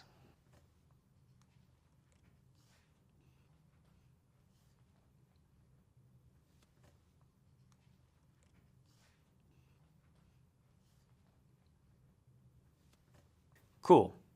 As you can see, the keyword to generate an error in Python is raise. We can raise a bunch of different errors that come already pre-built with Python, or we can create our own if the standard ones aren't good enough. In this case, we're raising a value error, a type of error that we've come across before to indicate that there was a problem with one of the values of the parameters. Let's save our code and then try it out in the interpreter.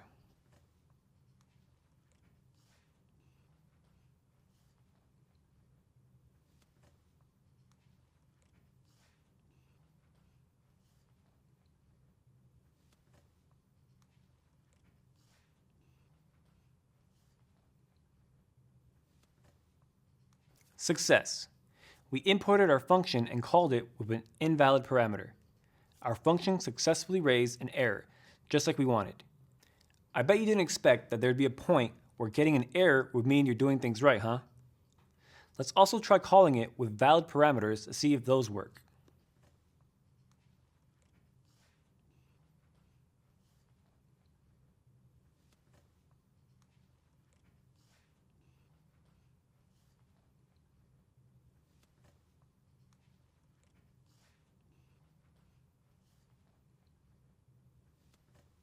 Okay, that seems to work. What if instead of passing a string, we pass something different as a username to validate? Let's try a few examples. First, let's try a number.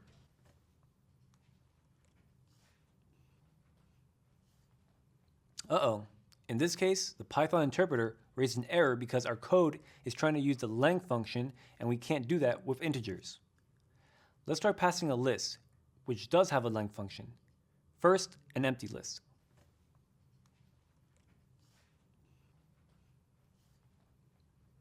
Because this list is shorter than the minimum length, our code returned false. Now, let's try it with a list of one element.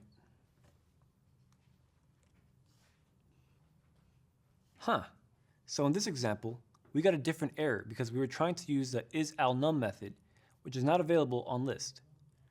We managed to get 3 different possible results when passing a value that wasn't a string. Depending on how our function is going to be used, this could be okay. It's usually the responsibility of whoever's calling a function to call it with the right parameters. But in some cases, we might want to do this explicitly by checking that we're receiving a value that makes sense to that function.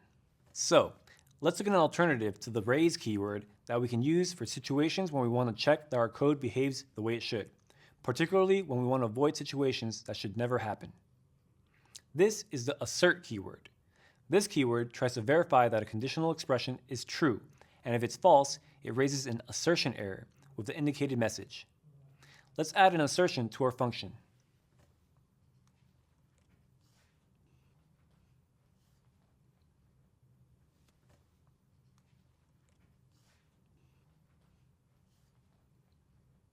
We've added an assertion that verifies that the type of the username variable is str, which we know is a name that the interpreter uses for strings. If the function is called with a username parameter that's not a string, an error will be raised with the message we provided. Let's try this out. First, we'll need to close our interpreter and restart it to import the modified module.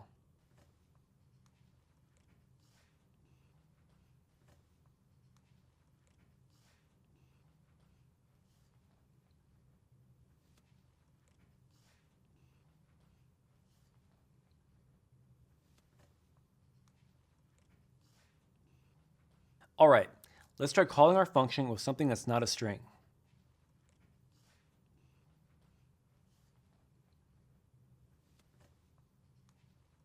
Aha!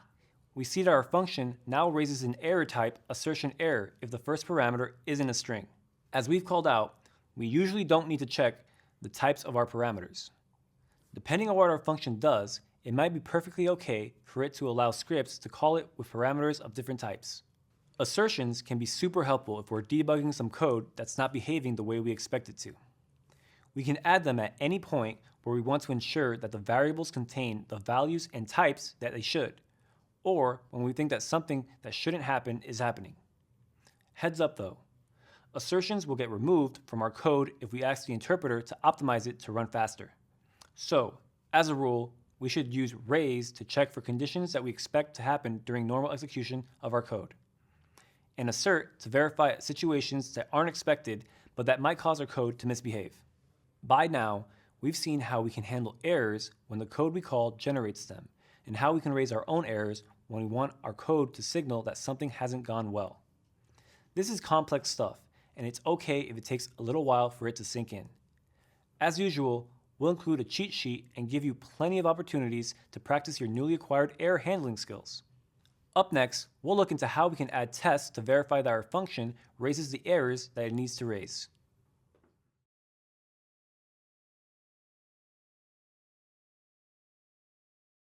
In earlier videos, we looked into how we can create unit tests for our functions, for both the basic cases and the edge cases. We called out that we should try to cover lots of different possible cases to make sure that our function behaves correctly in all of them. With some edge cases, like the negative value of minlen in our earlier example, the expectation is that the function will raise an error and we want to be able to test that too. So, how do we do that? Well, we use the assert raises method provided by the unit test module. Let's check this out by adding a couple of test cases to the test suite for our validate user function. This is the existing test suite. As you can see, we've got a few test cases checking that the function is working correctly when it receives sane parameters. We now want to add some other cases for when it receives parameters that don't make sense, like a negative value for minlen or a username that's a list instead of a string. Let's do that now.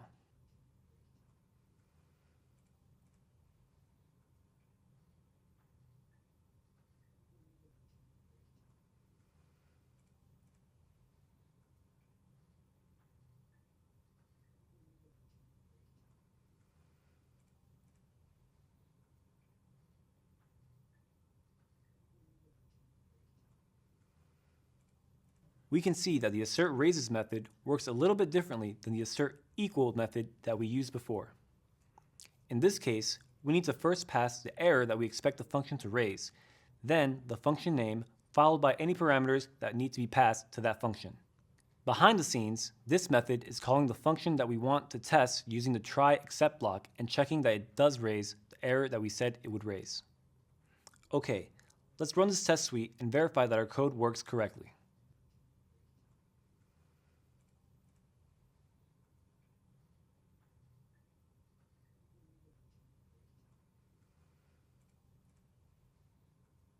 All clear. With that, you now know how to test your code to verify that it does what it should, and how to test that it raises the right error when that's what you expect.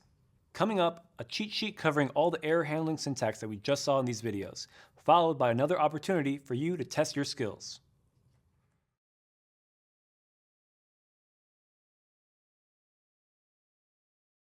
Congrats on making it through this module. Take a moment to reflect on how much you've learned and accomplished throughout this course. It's no small feat. You set up Python on your local environment and learned how to manage files, process text, start system processes, use regular expressions, and process log files. Over the past several videos, we did a rundown of the different approaches to testing and error handling that we can use in Python. We learned about the different types of tests and how to write our own unit tests in Python.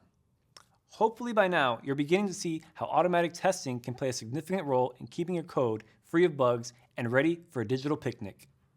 In the graded assessment for this module, you'll have the opportunity again to practice your skills through a real-world scenario where you'll need to solve a problem with some buggy code. But don't worry, you've got this. And if for any reason you get stuck, feel free to go back and rewatch the videos. And of course, practice, practice, and practice. I'll see you on the other side.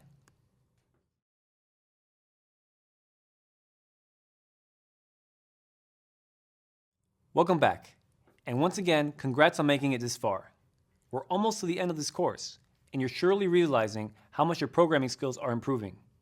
Can you see how these concepts are going to benefit you as you tackle tasks in your IT job? In this module, we'll broaden our exposure to what the Linux operating system has to offer. We'll do a rundown of the most common Linux commands, and we'll see how we can connect the input and output streams to files or even to other programs. We'll also dip our toes into scripting in a different programming language called Bash. You might be wondering, why are we learning a new programming language when I'm just getting comfortable with Python? Well, don't bash your head against the wall just yet. Being able to script in Bash can be a really useful complement to our Python scripts. Don't worry, it's going to be a bash. Okay, I'll stop with the bash puns for now. Anyway, imagine that you wanted to convert all image files in one directory from PNG to JPEG format. There's a command called convert that you can use to do this. You could definitely do this in Python by going through all the files in the directory using os listdir and calling convert using subprocess run. But it would end up being a really complex script for something that's actually super simple. You'll soon see how you can do this in Bash with just 3 lines of code, making it more readable and a lot easier to maintain. For my job, I have to write scripts in Bash all the time. I generally opt for Bash when I need to automate just a few lines of code, and using Python wouldn't add any additional value. For example, I had to write a short bash script recently that mounted several disks one by one and compressed and archived the data on them. Over the next several videos, we'll look at the syntax needed to do some basic operations in bash, like conditionals or loops. You'll see how it's comparable to Python's syntax, but not exactly the same. Still, it's similar enough that it will be much easier to understand now that you already know how to program in Python. By the end of this module, you should feel much more comfortable interacting with many system commands available on Linux and creating your own scripts in bash and knowing when to choose Python or bash for your scripts. Remember, if your palms are sweating and you're feeling nervous about the upcoming topics, we're here with you every step of the way. Whenever you get stuck, just go back and rewatch the videos, practice on your own, and engage with your fellow learners. The best way to learn is to stick with it.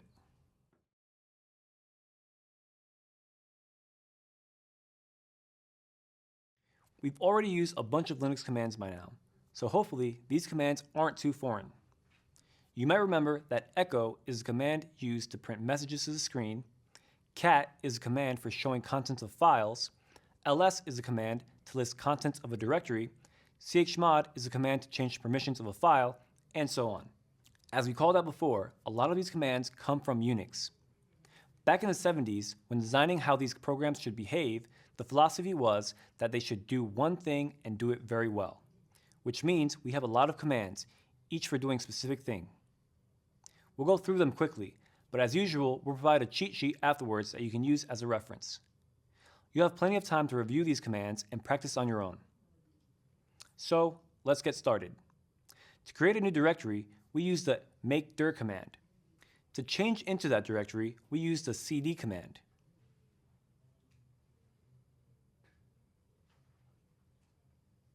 As you might notice, these commands don't print anything to the screen. This is normal and to be expected. A lot of the commands that we use don't print anything when they succeed. They only print something if they fail. To check that the cd command succeeded, we can use a command like pwd to print the current working directory. Okay, we have a directory, which is empty. We can copy files using the cp command. For example, we can copy the spider.txt file that we have in the parent directory.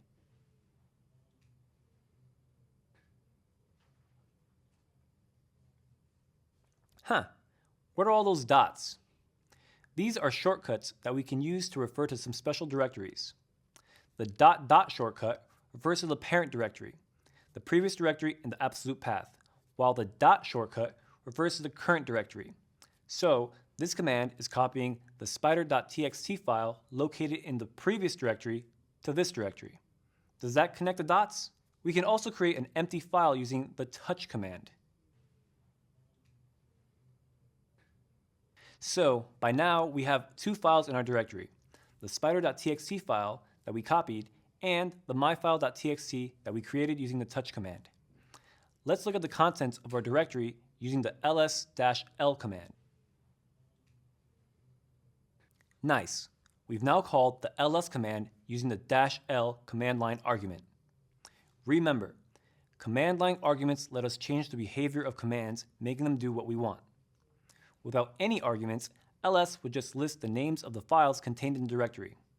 By passing the -l, we get a lot of extra information distributed in a bunch of columns. Pop quiz time. What are these columns? The first column indicates the permissions of the file. The second column is the number of inodes that point to the file. The third and fourth columns indicate the owner and the group to which the file belongs. Then comes the size of the file, the date of last modification, and finally, the name. In our case, we have the file that we copied, which has 192 bytes, and another file that we created using the touch command, which has 0 bytes. Let's check out another ls command line argument by calling ls-la.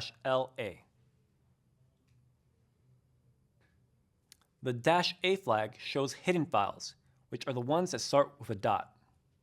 In this case, the only ones are the shortcuts that we called out earlier, the dot shortcut for the current directory and the ..dot shortcut for the parent directory. The sizes of these directories are related to the amount of files in them. To rename or move a file, we use the mv command. To copy a file, we use the cp command, like we mentioned earlier.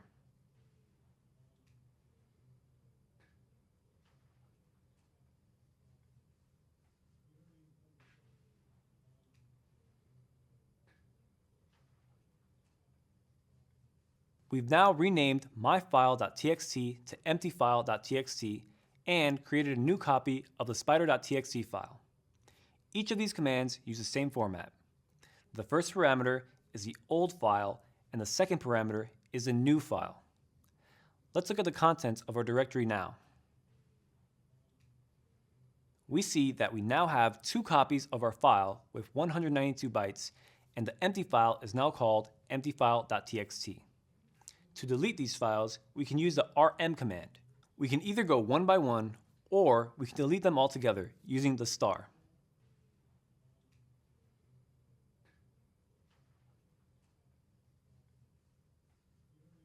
The star is a placeholder that gets swapped out by the names of all the files in our directory. So, our directory is once again empty. Now let's get rid of it. First, we need to change to the previous directory. We do that using cd ...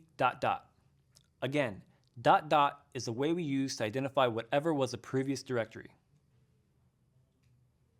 Alright, now we can delete the directory using rmdir. This command only works on empty directories, so it wouldn't work if we had left any files in it.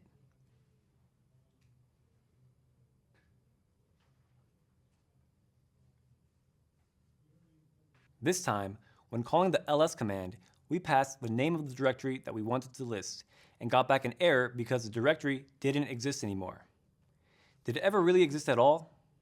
It really makes you think. Anyway, that was a quick overview of some of the commands we have in Linux to operate with files and directories. There are tons of other commands to talk about, but not enough time to talk about them all. We'll mention some of them in the next few videos, and put more info about them in the cheat sheet. Make sure to investigate and practice using them all on your own. Remember that reading the documentation for any given system command can help you learn more about what it does. On Unix-based systems, this documentation can usually be found in manual or man pages using the man command. Let's keep moving. Up next, we'll talk about a different aspect of the command line interaction: how to redirect I/O streams. See you there.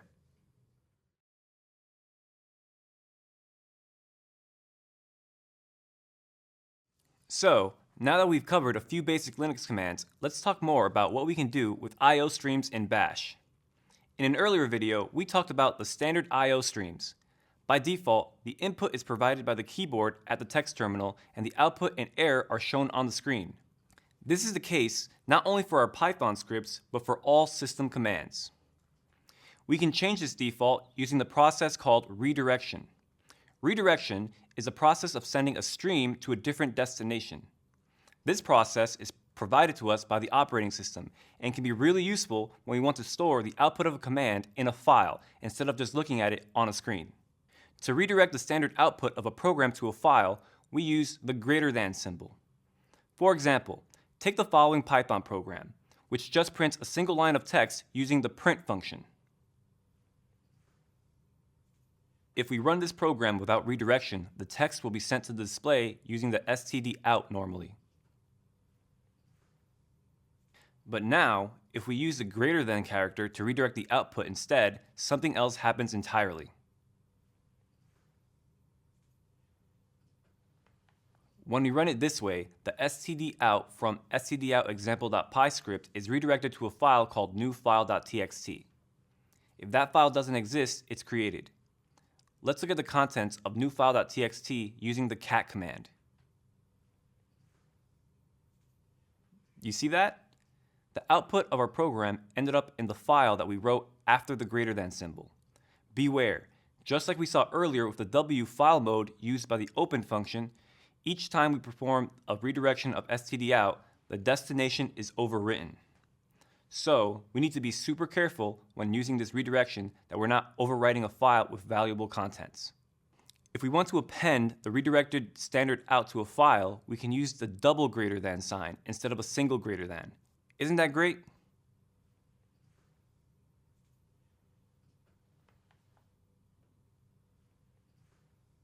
In a similar way, we can also redirect the standard input.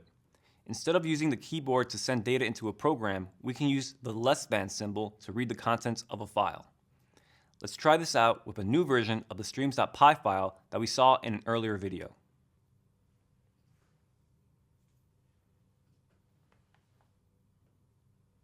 Okay, now let's redirect the contents of our new file to this script.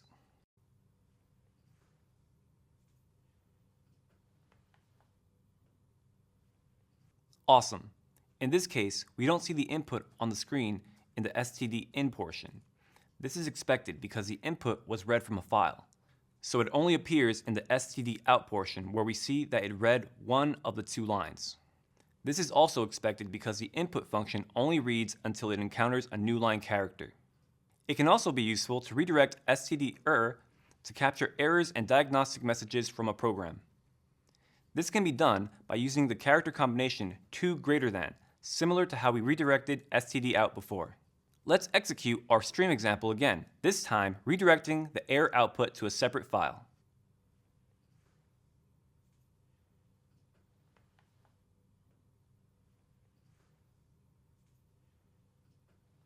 So this time, we don't see the error message on the screen. That's because we redirected it to the error file. Let's see if we can find any goodies in the contents of that file. Aha! There's our error.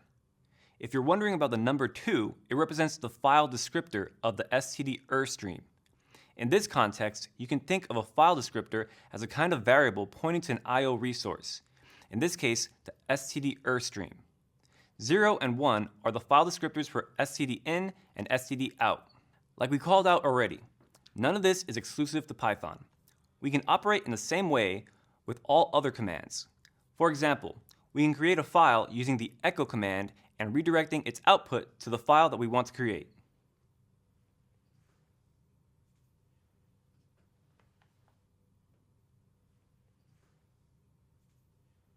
Boom. And as usual, we can see the contents of our new file using our friend cat. Alright, so now we've seen how we can redirect input and output to files. How about redirecting between programs? That's coming up next in our next video.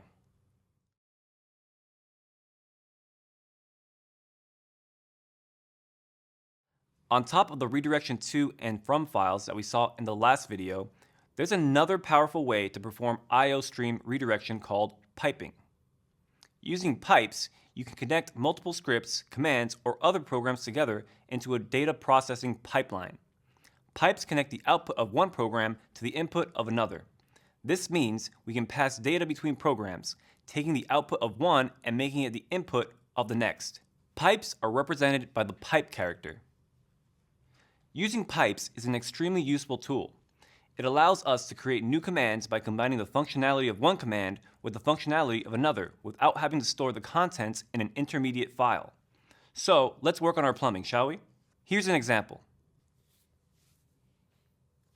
Here, the output of the ls-l command is connected to the input of the less command, which is a terminal paging program. This example can be pretty useful when you want to look at the contents of a directory containing lots of files. The list of files generated by ls is piped to less, which displays them one page at a time. We can scroll up or down using the page up, page down, or arrow keys. And once we're done looking at the files, we can quit with Q. But it doesn't have to stop there. It's possible to connect a lot more than just two programs using pipes. We'll check this out using a more elaborate example.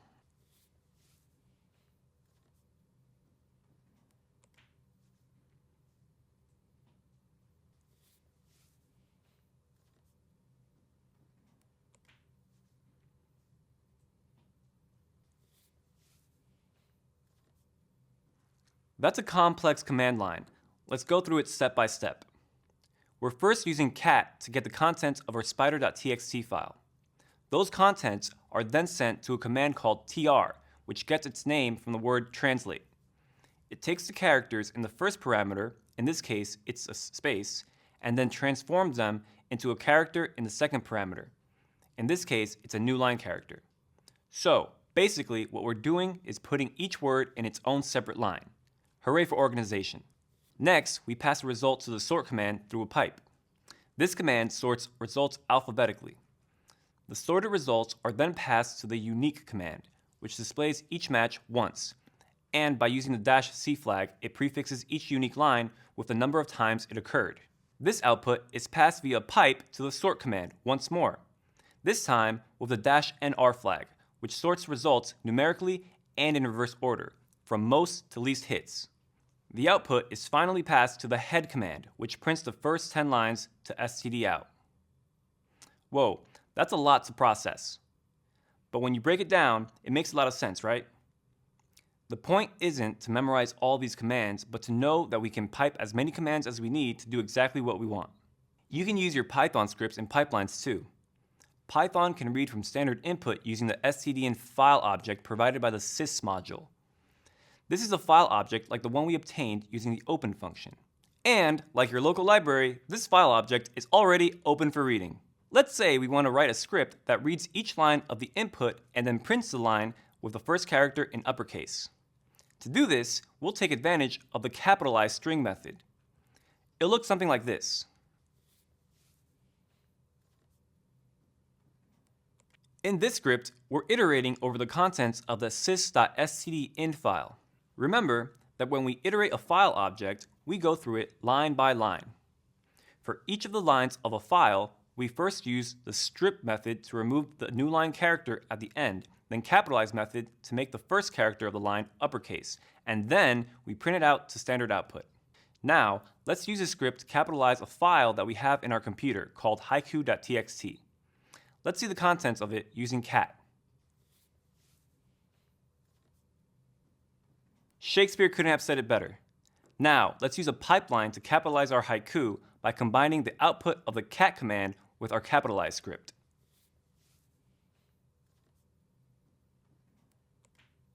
The cat command sends the contents of the haiku.txt file to standard output, which we redirect to our script using a pipe.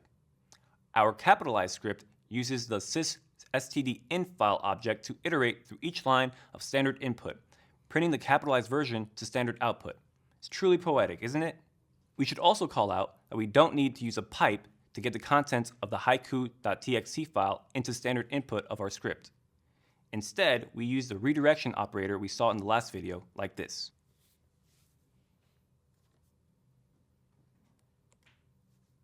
As a rule, if you just need to get something from standard input into your script, using a redirection is enough. But if you want this to be part of a bigger pipeline of commands, you'll need to combine them with pipes. For example, if we only want to capitalize the lines that match a certain pattern, we could first call grep and then connect it with the pipe to our script. With a little practice, creating pipelines is a fast and powerful way to perform lots of system administration tasks. When a system command doesn't exist with the functionality that you need, you can write a Python script to fill in the gap and include it in your pipeline. Understanding how to redirect I/O streams can come in handy in many situations and when writing code too. We'll see plenty of more examples of this down the pipe. Get it? Pipe? Okay, sorry. Up next, we'll dive into the different ways we can send signals to the running processes on our computer.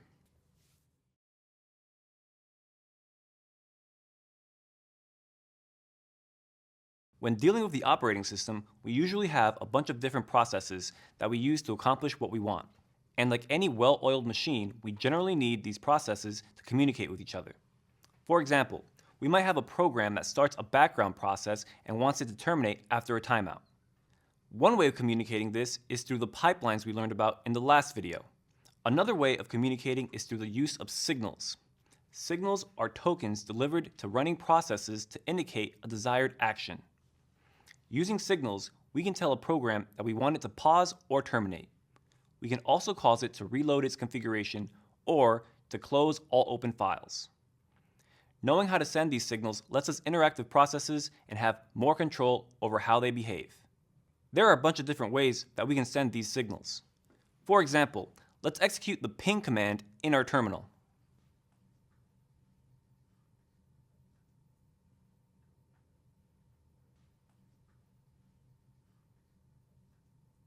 The ping command is now running, sending ICMP packets to a machine over the network once per second. And it will keep running forever unless we interrupt it. To do that, we can use the Control-C combination. See how when we interrupt it, the program doesn't just end abruptly. First, it prints a summary of what it did and what the results were. It's very polite under these circumstances. What's happening behind the scenes is the process received a signal indicating that we wanted it to stop. When that signal is received, the process does whatever it needs to finish cleanly. The signal that Control-C sends is called SIGINT. It's just one of many signals that we can send. Another keyboard combination that we can use to send a signal is Control-Z. Let's try this one out.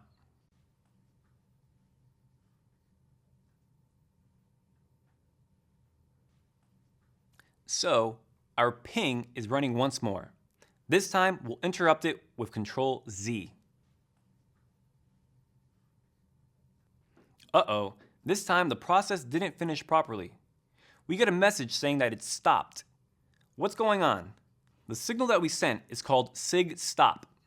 This signal causes the program to stop running without actually terminating. But don't worry, we can make it run again by executing FG.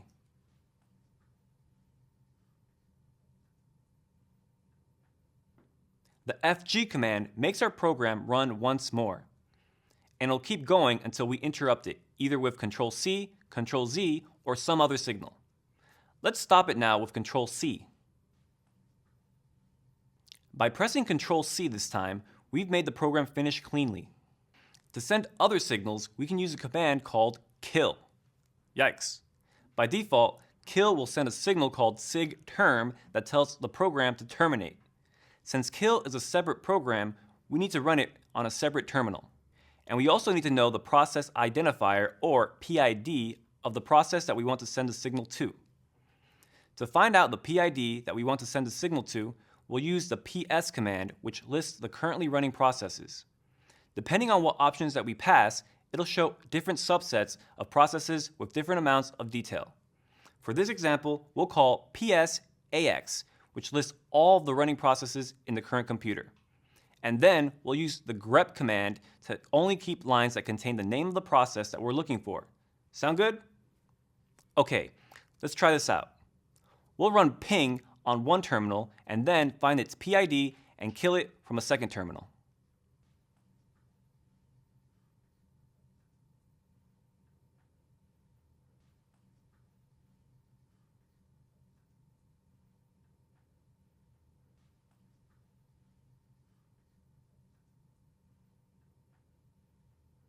Cool. So our PS and grep commands found that the PID for the running ping command is 4619.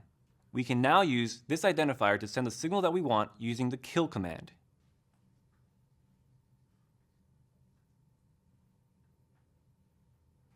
We've now sent the SIGTERM signal and the process was terminated. Hasta la vista, process. Notice how in this case, we didn't get the nice summary at the end. The program just finished. As you might expect, there is more signals that we can send, and they might cause programs to react differently. Many long-running programs, for example, will reload their configuration from disk if we send them a signal.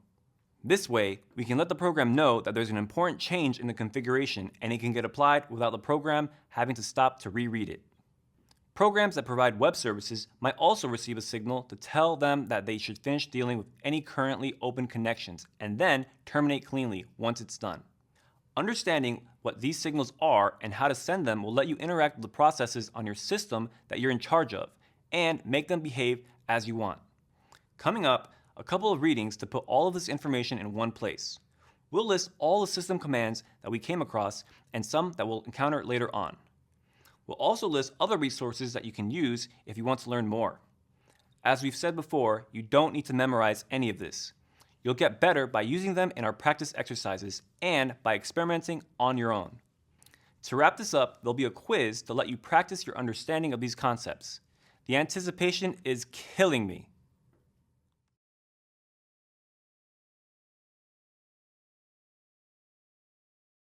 We mentioned in earlier videos that Bash is the most commonly used shell on Linux.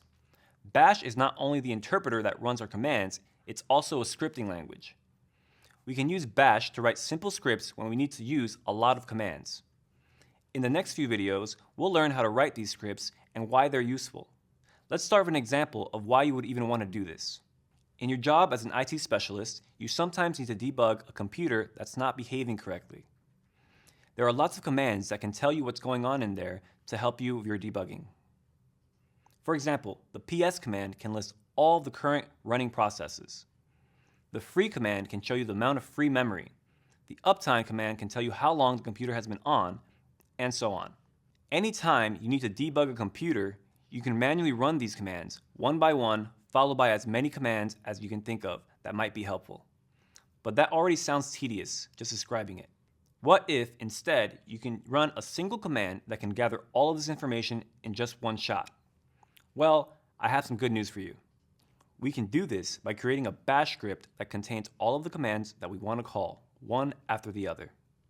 Let's start with a simple version of a script like that. The script we're seeing here is calling three main commands: uptime, free, and who, which lists the users currently logged into the computer. It uses the echo command to print some other information and to make the output a bit more readable by leaving empty lines between the commands. We're also calling the date command to print the current date. To call this command, we're using a special notation by putting the command inside $ parentheses. This indicates that the output of the command should be passed to the echo command and be printed to the screen. Now, let's execute our bash script and see what happens. Yay! Our script is working as expected. The starting and finishing times are the same because there are so few operations we're doing that it takes the computer less than a second to complete them. Not too shabby. Once we add more operations to gather other information, it might take a bit longer. So that's a simple script. We can keep adding more and more commands to it to make our information gathering command get everything that's relevant for debugging. Now see that as the script is written right now, there's one command per line. That's a common practice, but it's not the only way. We could also write the commands on the same line using semicolons to separate them. Let's see what that looks like.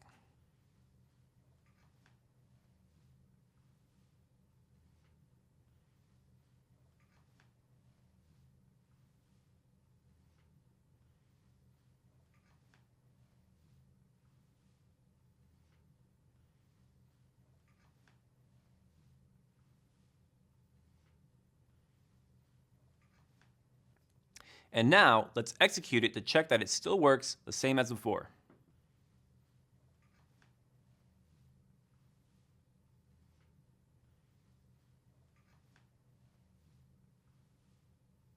Yep, still working as expected. Alright, that was our first bash script. That wasn't too bad, was it? Believe it or not, you've now learned how to write scripts in two different programming languages, Python and Bash. Pretty cool, huh? We're just getting started. There's a lot more coming up in the next few videos.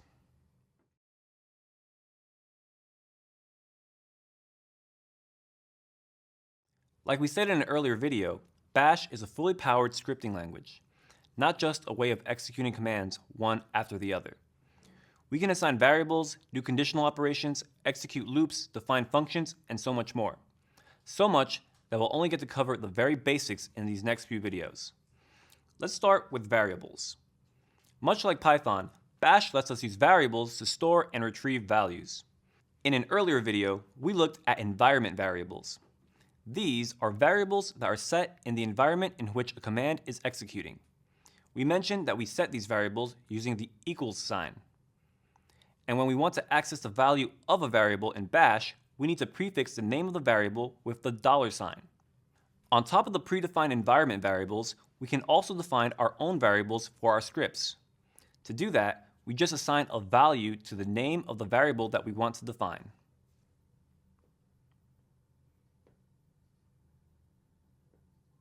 Nice. But heads up, there can be no spaces between the name of the variable and the equal sign, or between the equal sign and the value. If we try to define a variable and leave a space at one side or the other, the shell will complain that it can't find the command with the name that we're assigning. My bad. Also, remember that any variable that you define in your script or in the command line is local to the environment where you define it.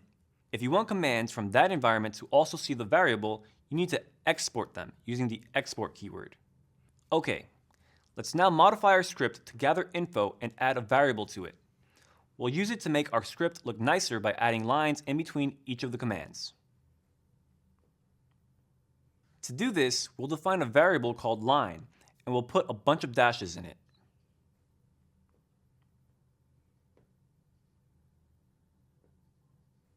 And now, instead of leaving empty lines, we'll print this variable to separate our commands.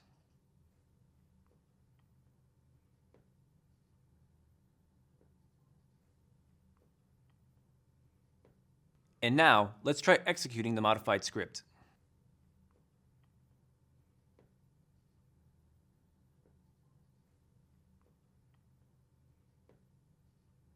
Perfect. There you have it. We've set and used a variable in our bash script. Let's move on to another interesting feature available in bash called globs. Globs are characters that allow us to create lists of files. The star and question mark are the most common globs. Besides being extremely fun to say, globs, using these globs lets us create sequences of file names that we can use as parameters to the commands we call in our scripts. You've probably come across them before, but let's do a quick recap of how we can use them. In bash, using a star in the command line will match all file names that follow the format that we specify. Let's check out a few examples. We can see that when we write star.py, the shell turns it into a list containing all the file names that end with py in the current directory. We can also put the star at the end of an expression to get the list of all files that start with a certain prefix. In this case, we get all the files in the current directory that start with the letter C.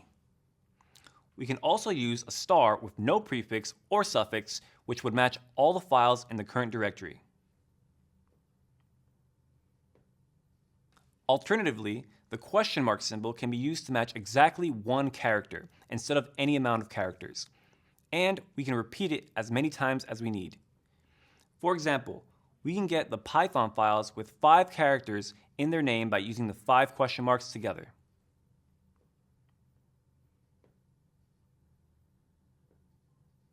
Using globs like this lets us create lists of files that we might operate on, like calling other commands and passing this list. If you want to use this functionality in Python, it's available through the glob module. That might sound like something an alien might say, but it's actually pretty powerful. And of course, there's a lot more we can do with bash scripting. Coming up in the next video, we'll talk about conditional execution.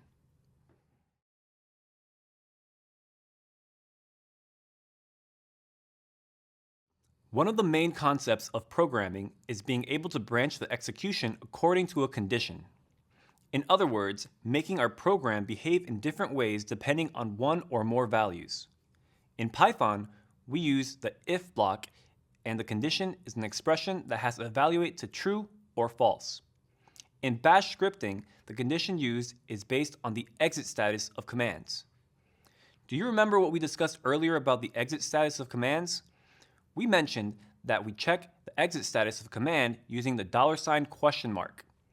And we called out that in bash scripting, an exit value of 0 means success. This logic is used by the if operator in bash. To create a conditional expression, we're going to call a command, and if the exit status of that command is 0, then the condition will be considered true. Say we wanted to verify that the /etc/host file contains an entry for 127.0.0.1, which it should. Knowing that grep will return an exit status of 0 when it finds at least one match, and different than 0 if it doesn't find a match, we can use it to do this verification. Check out this script. Let's look at the syntax of the if block. We start with the if keyword followed by the grep command that we'll use to check for success. At the end of the command, we have a semicolon followed by the word then. After that comes the body of the conditional. Make sense? We're using indentation like in Python. This is a good style choice and it makes the code more readable, but it's not mandatory in bash. It's possible to write this in one line, and sometimes we might do that when the amount of code is small enough. In general though, it's nice to have commands in separate lines and use indentation to clearly show the body of the conditional. We also have an else block for when the command doesn't finish successfully. And finally, our conditional block finishes using the fi keyword. You can see how some things are the same as in Python. It uses the if and else keywords. It checks the condition and branches the execution according to the value of the condition. But other things are different. We need to write semicolon then before we can start the body, and we need to end the block with fi. Paying attention to these similarities and differences will make it easier for you to get acquainted with new programming languages. Okay, let's run our script and see what it does. Here we go. The first line in the output is the one generated by our grep command, because by default, grep prints the lines that match the expression that we give it. The second line in the output is the one that was generated by our script. So, in this case, the grep command called by our script found the line in the file and exited with a value of 0. So our script said that everything was okay. If grep hadn't found that line, it would have exited with a value different than 0, and we would have received a different message. There's plenty of other conditions that we might want to check in our scripts.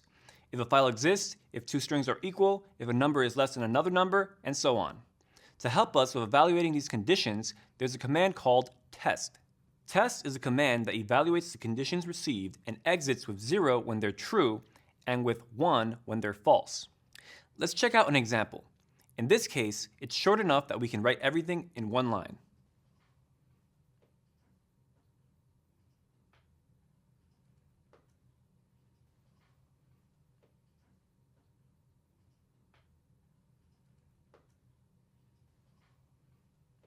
We're using the -n option for the test command, which checks if a string variable is empty or not.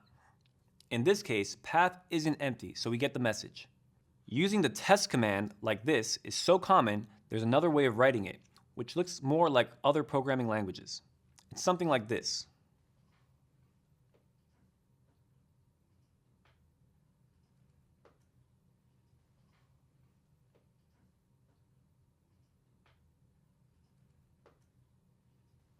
In this case, the command we're calling is the opening square bracket. This is an alias to the test command. But to call it successfully, we also need to include a closing square bracket. When using this syntax, remember that there needs to be a space before the closing bracket. There's plenty of other things that we can check with test, but we won't cover them in these videos. We'll include some of them in the upcoming cheat sheet, and you can also see all of them by looking at the manual page for test. So, by now, you have a rough idea of what a bash script looks like. You're doing really good. And remember, you can always review the contents if something isn't clear. There's a lot of topics that we haven't covered yet, like working with loops or managing command line arguments. But before we jump into that, let's do a quick quiz.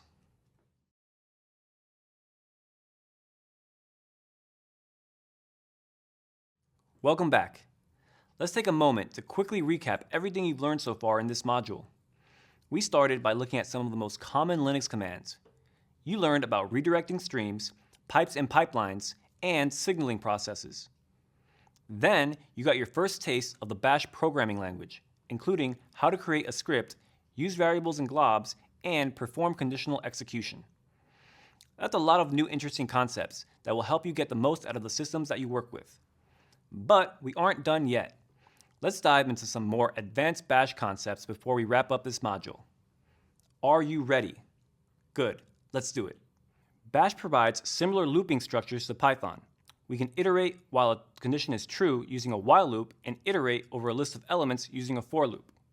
Although, of course, the syntax for these loops is slightly different. As a quick reminder, loops are what makes the computer do repetitive tasks for us. Anything from working with a bunch of numbers to processing the contents of a file line by line. Our computer doesn't care how many times we ask it to do what we want. It'll keep doing them until it's done. No coffee breaks. So sad. Let's check out a simple while loop in bash. In this script, we're using the variable n to print messages, counting from 1 to 5. The condition for the while loop uses the same format as the condition for an if block. In this example, we check if the variable n is less than or equal to 5 using the -le operator. The loop itself starts with the do keyword and finishes with the done keyword. To increment the value of the variable n, we're using a bash construct of double parentheses that lets us do arithmetic operations with our variables. It seems complicated, but when you take a step back, it all comes together. Let's execute this and see what happens.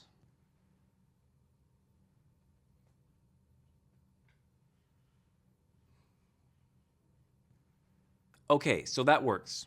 But what about making our loop a bit more interesting? When using while loops in bash scripts, it's common to have a loop that retries a command a number of times until it succeeds. This is really useful with commands that use network connections or that access resources that might be locked. These commands can fail for external reasons, and they are likely to succeed after a retry or two.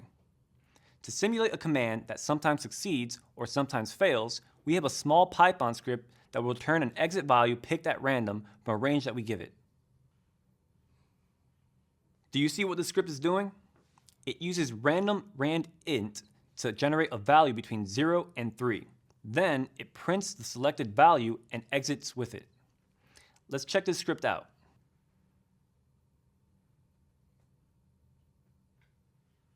Cool, so we see that we get a value in the 0 to 3 range. Which value we get will depend on each call. That's okay. We want to simulate a command that sometimes fails and sometimes succeeds. Now, let's have a look at our bash script that'll retry the command. This script is a bit more complex than the earlier one, but not by much.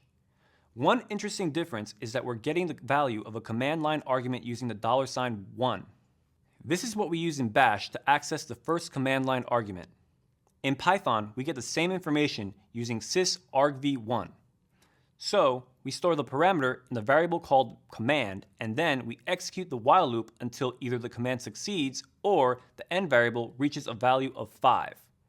In other words, if the received command fails, we'll retry up to 5 times.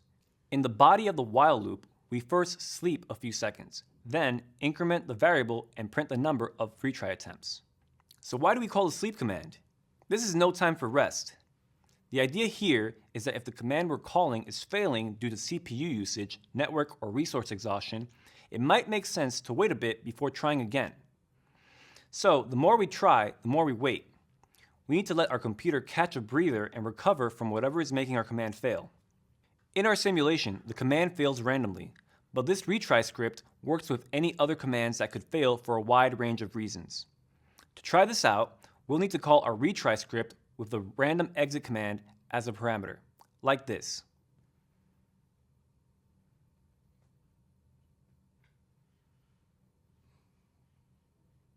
We can see how our script keeps executing until the command that we passed returns 0, which is exactly what we wanted, 0 problems. This last example is a real-world use case for while loops in bash and includes a few more advanced topics. So it can definitely feel complex. But don't let that stop you. Rewatch this video as many times as it takes and practice the scripts that we covered.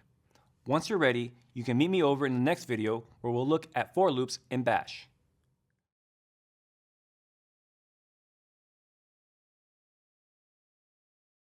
Both in Python and bash, for loops are used to iterate over a sequence of elements. You might remember that the key to for loops is that they let us perform an operation on each of the elements in a sequence. In Python, the sequences are data structures like a list, a tuple, or a string. In bash, we construct these sequences just by listing the elements with spaces in between. Let's check this out using a very simple example. In this case, we're iterating over 3 different elements that have the names of fruits. See how the for loop uses the same do-done structure that the while loop used before? Now, let's execute this script and check that it does what we expect it to do. Alright, that seems simple enough, but it's low-hanging fruit. Tasty for sure, but not that useful. We called out in an earlier video that in bash, we can use globs like star and question mark to create lists of files.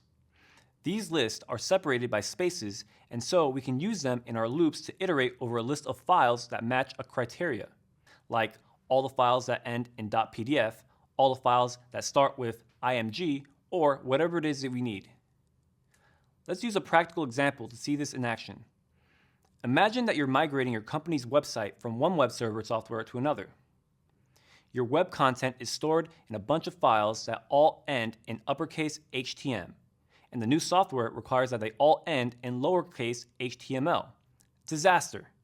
You can manually rename them one by one using the mv command, but that could get really old really fast. You'd likely end up making mistakes after the first few commands. Instead, you could do the same thing with a short bash script. First, let's check out our files. Okay, looks like we have 5 files that we need to rename. So how can we extract the part before the extension? There's a command called basename that can help us with that. This command takes a file name and an extension and then returns the name without the extension. Just like that, we're ready to write our script and rename the files. We'll start, as usual, by including the bash shebang line.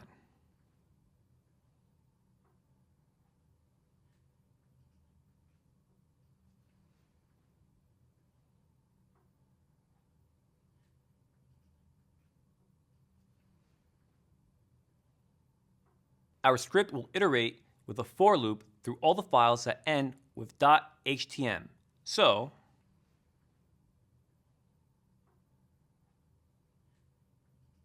now, for each file, we want to call basename to keep the part of the file that we care about. We'll store that in a variable called name. Easy enough. And now, we'll use $parentheses to call the command and keep the output.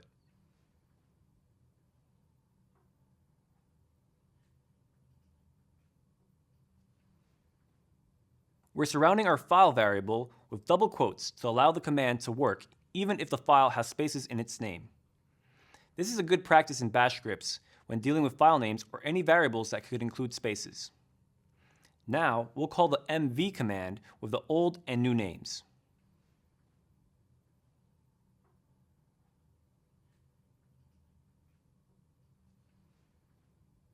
In this case, we use double quotes for both parameters. Again, we want to make sure that it works correctly for file names with spaces. And that's all that our loop needs to do. We'll finish our loop with the done keyword. And we're done. Almost. We still need to run our script to see if it does what it should. Now, let me share a trick with you that might save you a few headaches.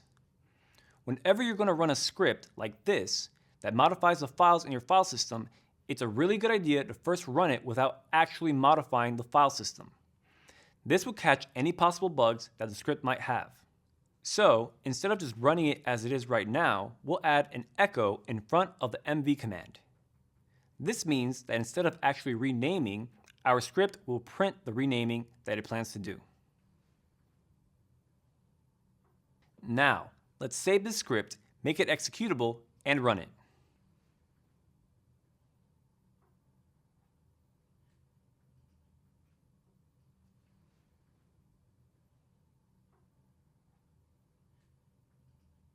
Excellent. Our script printed the actions that it would take, and it looks like it's going to do the right thing. So, let's remove the echo and make it actually rename the files.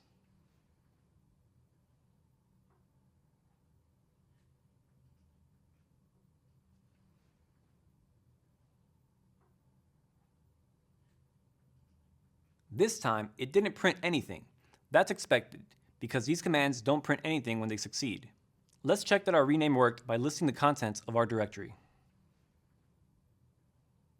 Yes, we managed to rename all of our files successfully, and they all lived happily ever after.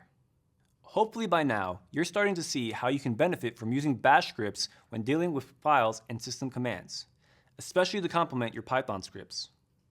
Up next, we'll use all this bash scripting knowledge to solve an interesting system administration challenge. Stay tuned.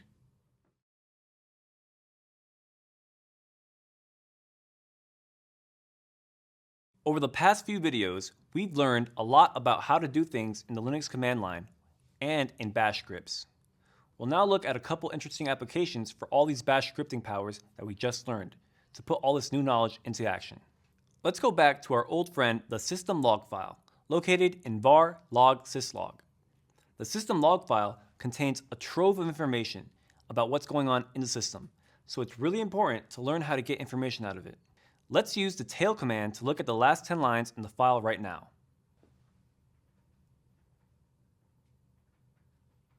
The log lines we see follow a similar pattern. First, they include the date and time of when the entry was added to the file, then the name of the computer, then the name and PID of the process that triggered the event, and finally, the actual event that's being logged. Take a second and look at those lines. Say that we had a computer that was under significant load, but we didn't know why. And to find out, we wanted to check what events are being logged the most to our syslog. To do that, we need to extract the part of the line that has the actual event without the date and time. We could use a command called cut to help us with that. This command lets us take only bits of each line using a field delimiter. In this example, we can split the line using spaces. That would look something like this.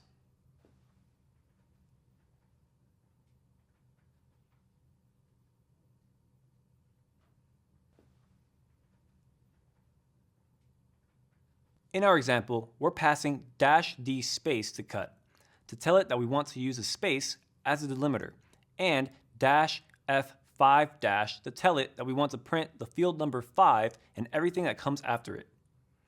With that, we remove the date and the name of the computer, keeping only the process and the event message. Snip, snip.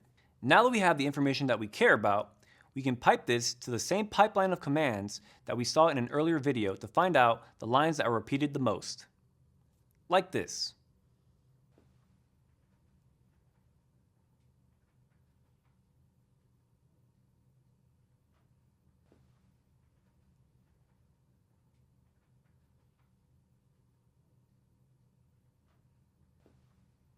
As you can see, we've chained together a bunch of commands so that we get the most repetitive lines in our syslog file. There are more files in var log that we might be interested in.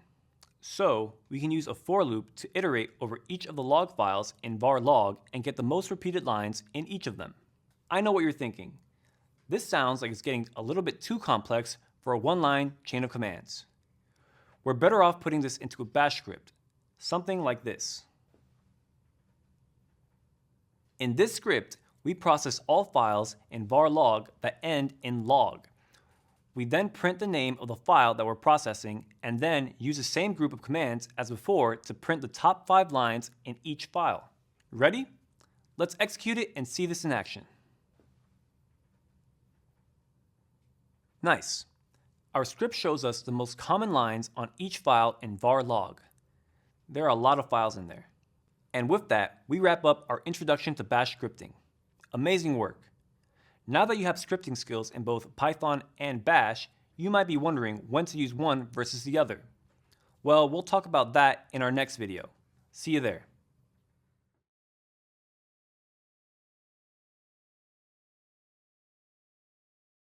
As you can probably tell by now, there's a lot of interesting things that we can do with the system commands.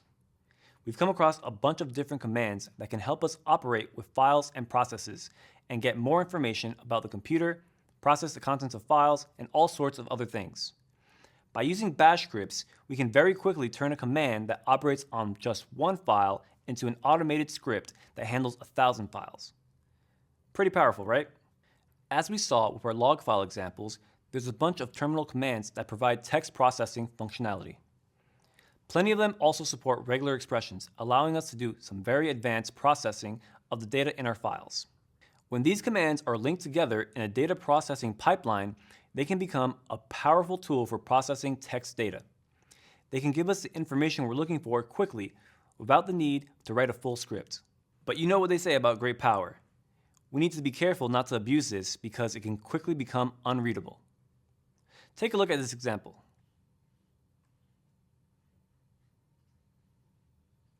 Yuck.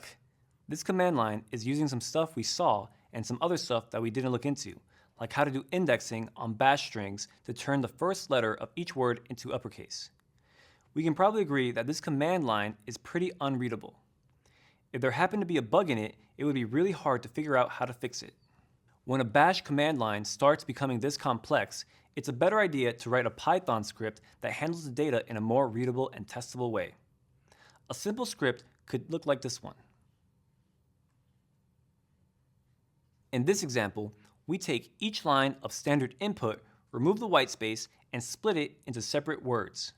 Then, we use a list comprehension to capitalize each of the words and end up joining them back with spaces and printing the output. Once we have the script, we can execute it as part of a pipeline like this.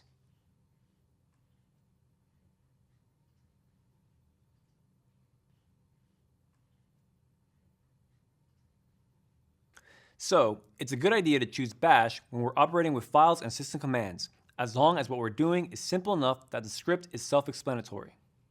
As soon as it becomes hard to understand what the script is doing, it's better to write it in a more general scripting language like Python. Bash scripts aren't as flexible or robust as having an entire Python language available, with its many functions to operate on strings, lists, and dictionaries. There's another gotcha when it comes to bash and Linux commands, and it's something that we've said before. Their availability depends on the platform that we're using. Some commands might not be present on certain operating systems. Writing a bash script can get the job done very quickly on a Linux machine, but it won't work on a Windows machine. There, we'll need to write the same script in PowerShell. So, if the task that you're trying to accomplish is limited to the current server or fleet of servers, all running the same operating system, a simple bash script can get the job done. But if your code is complex, or you need it to work across platforms, you might be better off using the Python standard library, or other external modules that provide the same functionality. Last thing, there are lots of situations where either a bash script or a Python script might solve the problem just fine.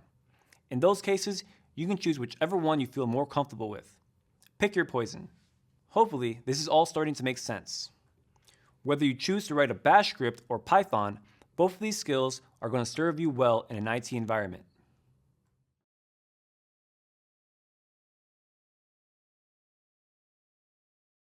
Congrats on making it all the way here. We're almost to the end of the course. Please accept this virtual high five. By now, you're probably seeing why Linux happens to be my favorite OS. As I mentioned way back in the first module, Linux is the primary OS that I use in my day-to-day job as a system administrator. Even though I grew up using Windows computers for personal use, Linux opened up a whole world of customization and configuration that I was missing on Windows. I found the challenge interesting, and I hope you do too. In this module, we deep dived into the many benefits that Linux command line has to offer. We learned about redirecting streams to both files and processes. We learned about sending signals to our processes to stop them or let them continue. We also learned about creating bash scripts, a whole new programming language. We looked into how we can use variables, conditionals, and loops in our bash scripts to combine system commands and make them do what we want. And finally, we looked at when to choose bash or Python for our scripts. Being able to write simple bash scripts allows system administrators to quickly automate manual tasks. Tasks like renaming files, retrying commands, finding information in log files, and so on. Once you're familiar with writing scripts like these, you can get tasks done promptly and then use your time to focus on things that require more of your expertise. I love to be able to get creative and think big in my job, and automation frees me up to do that. There are lots of machines in the lab where I work at Google that require configuration, and it would take forever for me and my team to configure each machine one at a time. By automating some of these tasks, I can get the job done quickly and have time to work on new and more interesting projects. In the graded assessment coming up, you have the opportunity to write both bash and Python scripts to solve a real-world problem. Remember, you can use all the materials that we've covered up until now to help you get this done. Good luck. I know you got this.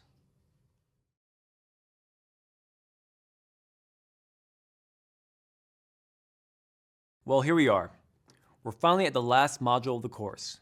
Congratulations on making it all the way here.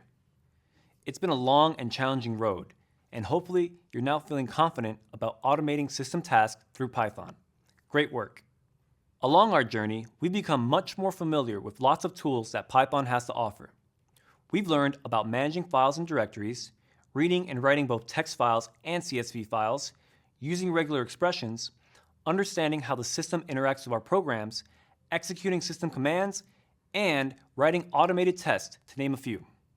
We've even learned a bit about different scripting language called Bash. Wow, that's a healthy course load, and you handled it like a champ. You should definitely feel proud of yourself for making it this far. And now it's time for the crowning jewel of this course.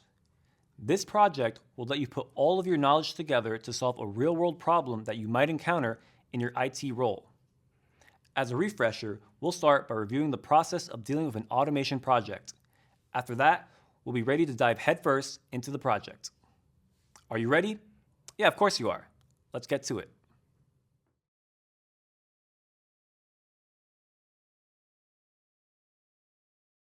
Whenever you're tackling a project that requires coding, like writing a small script to automate a single task, or writing a large programming project that handles a lot of information, there's a process that we recommend that you follow. We looked at this already in the first course of the program, but let's go over it once again to have it fresh in our minds. Things run much smoother when you remember to check all the boxes. The first step to handle any coding project is to fully understand the problem statement. This includes spelling out what needs to be done and identifying what the given inputs and desired outputs are for that program that we need to write. After that, we recommend doing some research. This means figuring out how we can tackle the problem with the tools provided by the Python standard library or by external modules. Remember, we want to avoid reinventing the wheel. No matter how tricky and intricate the challenge appears, chances are that others have solved something similar before. Coding is a bit like Hollywood. There are not that many new ideas, mostly reimaginings. So it's valuable that we spend some time looking into what resources exist to help us solve our problem. This research phase also includes looking at the documentation of the modules, classes, and functions that we'll need to use, and understanding how they should be applied. A lot of the documentation also includes examples, so it's helpful to absorb those and see how they relate to the code that we need to write. Once we know what we need to write, and what tools we can use to make it work, we should do some planning. This means thinking about what data types are useful for our solution, the order of operations that we need to perform, and how all the pieces will come together to form our solution. Synergy. If the problem is complex, it might help to write down the plan for quick reference, either on a piece of paper or in a digital document. Writing down the plan helps us focus on how we're going to do things and identify any problems our plan might have. At many companies, it's a common practice to write a design document at this stage, detailing the problem statement, the tools that will be used to solve it, and the plan of attack towards a solution. And having others comment on your design helps make sure that all the twists have been untangled. Finally, once we have a clear plan, we do the actual writing of the script. This step includes not only writing the code, but also checking that the code does what it's supposed to do. We do that by both manually testing the code and adding some automatic tests. Sometimes it's tempting to just jump right into the coding stage without spending any necessary time to fully understand the problem, research tools, or plan the solution. But our experience shows that spending a while getting familiar with what we're trying to do and what tools we have available to do it can make a big difference, both in how long it takes to do the actual implementation and ultimately how well our solution behaves.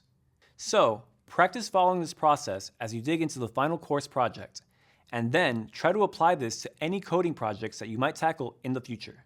Up next, we'll reveal the long-awaited final project. What could it be? We'll keep you in suspense until the next video.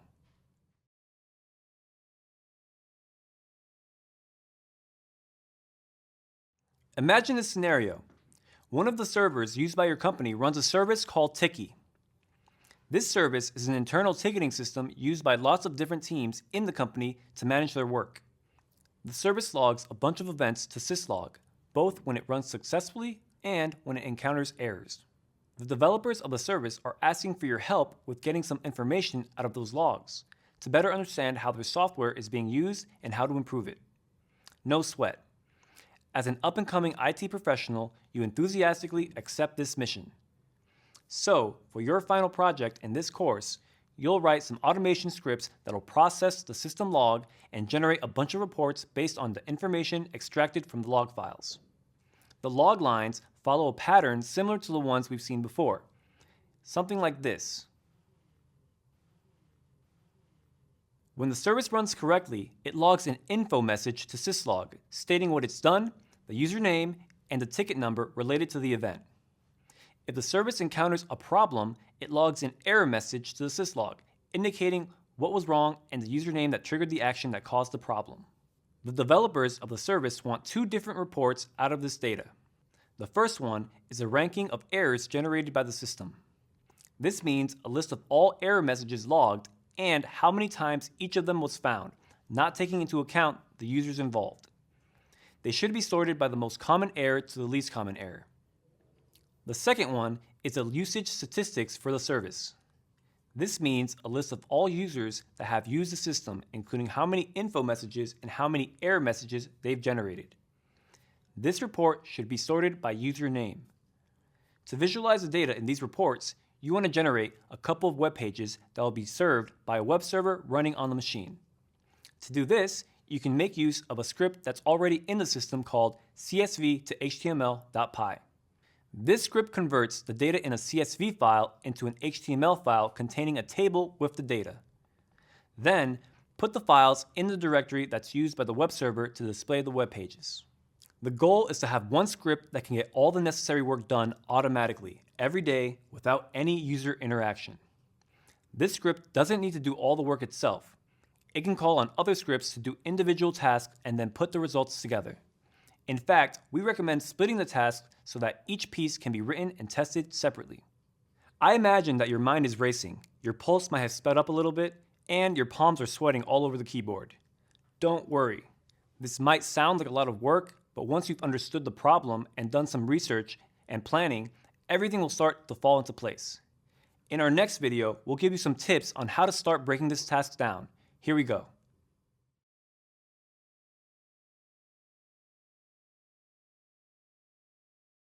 We've now gone over the problem statement of our final project. At first sight, it might sound pretty complex.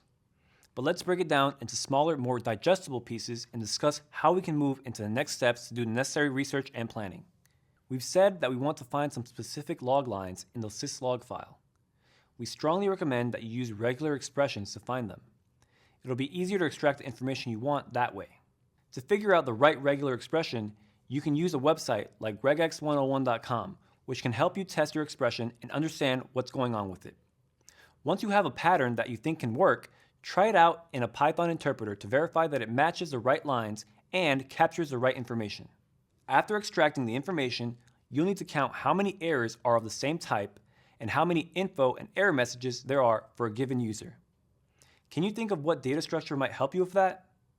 If you're thinking dictionaries, then you're on the right track. You'll want to use a couple different dictionaries, one to count error messages and another to count per user usage. You'll then need to sort the data in the dictionaries by different criteria. We looked at sorting in the Introduction to Python course. Feel free to rewatch that video and reread the Python documentation on sorting. The output of your Python script should be a couple of CSV files, each of them containing the names of the columns and the data in the order that it needs to be presented.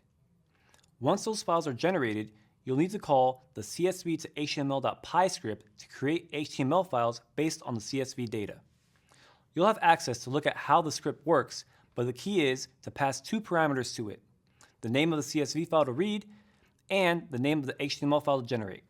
You could do this last step from either a Python script or a Bash script. Since the script will be only calling commands and moving files, we recommend doing it in Bash. Keep it short and sweet. Coming up, we'll include the complete problem statement in a reading, along with our research and planning advice and pointers of places that you can go to get more information. We recommend that you research, plan, and even write the pieces of code all before starting the actual lab. Good luck, you've got it.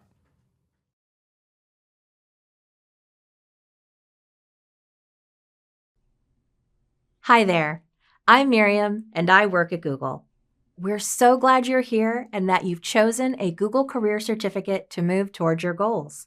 One important step to help you meet those goals is building your career identity. But first, What exactly is career identity?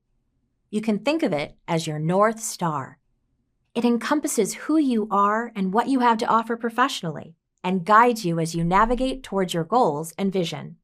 Today, we'll share activities to help you explore your career identity and write your own career identity statement. Let's dive in. Your career identity is the unique value that you bring to the workforce based on who you are and what you have to offer, now and in the future. It's informed by all of your life and work experiences and shaped by your strengths, motivations, and values. It's also something you cultivate based on your direction and goals. And here's why it's important. The more you know about who you are, what makes you thrive, and where you want to go, the better equipped you are to choose a path that aligns with your strengths, values, and goals. Plus, employers and colleagues will have a better understanding of what you have to offer, and it's good for you. Research shows that having a strong career identity leads to positive outcomes such as improved job performance, greater commitment to a meaningful career, and even enhanced well-being and health. Remember, no matter what your life and work experiences are, we all have value to offer. Let me start by sharing a little bit about myself and how I first started to develop my career identity. I've worked at Google for more than 10 years, but I discovered facets of my career identity in my first role here as an email customer support representative, helping business owners solve problems. I quickly realized how much I enjoyed working with sales, engineering, and product management teams to solve those problems. I also discovered that I had a talent for distilling complex ideas into simple written language for the customers I supported. Fast forward to today. I work in digital marketing, and my job still depends on communication and collaboration, skills that bring me joy. Over the years, I've moved from one project to another, changed jobs, and worked for different companies. But these truths about what is core to me and what I value have always remained the same. Make sense? One of the best ways to explore your career identity is to write your own career identity statement. We'll start by breaking it down into 3 key components that will act as the building blocks for creating your own career identity statement: your strengths, your motivations, your values. Let's talk about each of these 3 components in more detail. First up, your strengths. Your strengths are tasks and activities that you do well. They're the skills, knowledge, and talents you've gained throughout your life and work experiences. For example, maybe you're very detail-oriented, or you're great at building relationships. Maybe you're amazing at repairing cars, or maybe you've developed skills like patience, empathy, and problem-solving as a result of caring for a family member. According to Marcus Buckingham, an expert on strengths and leadership at work, a strength is an activity that strengthens you. For something to be a strength, you must be good at it. But it also should make you feel stronger, more capable, and energized. For me, writing has always been a strength. I read Charlotte Bronte's novel Jane Eyre at age 9, and I fell in love with writing. I was like, that girl is me, and I want to write books like this. I then invested a lot of time in developing this skill throughout my life, and it's one that has always energized me, making it a core pillar of my career identity. From strengths, we'll move to the next key component, your motivations. Your motivations stem from your passions and your purpose. Knowing what fuels you is so important because that's what keeps you going. Like I mentioned, I am passionate about storytelling with the English language. I can lose myself for hours in writing, but I don't just enjoy telling stories. I am also motivated to help others to express their own truths through authentic storytelling. It's a defining aspect of who I am, and thus, my career identity. So now we've covered strengths and motivations. Lastly, let's discuss the third key component, your values. Your values reflect what's most important to you. They guide your approach to decision-making, developing relationships, and overcoming challenges.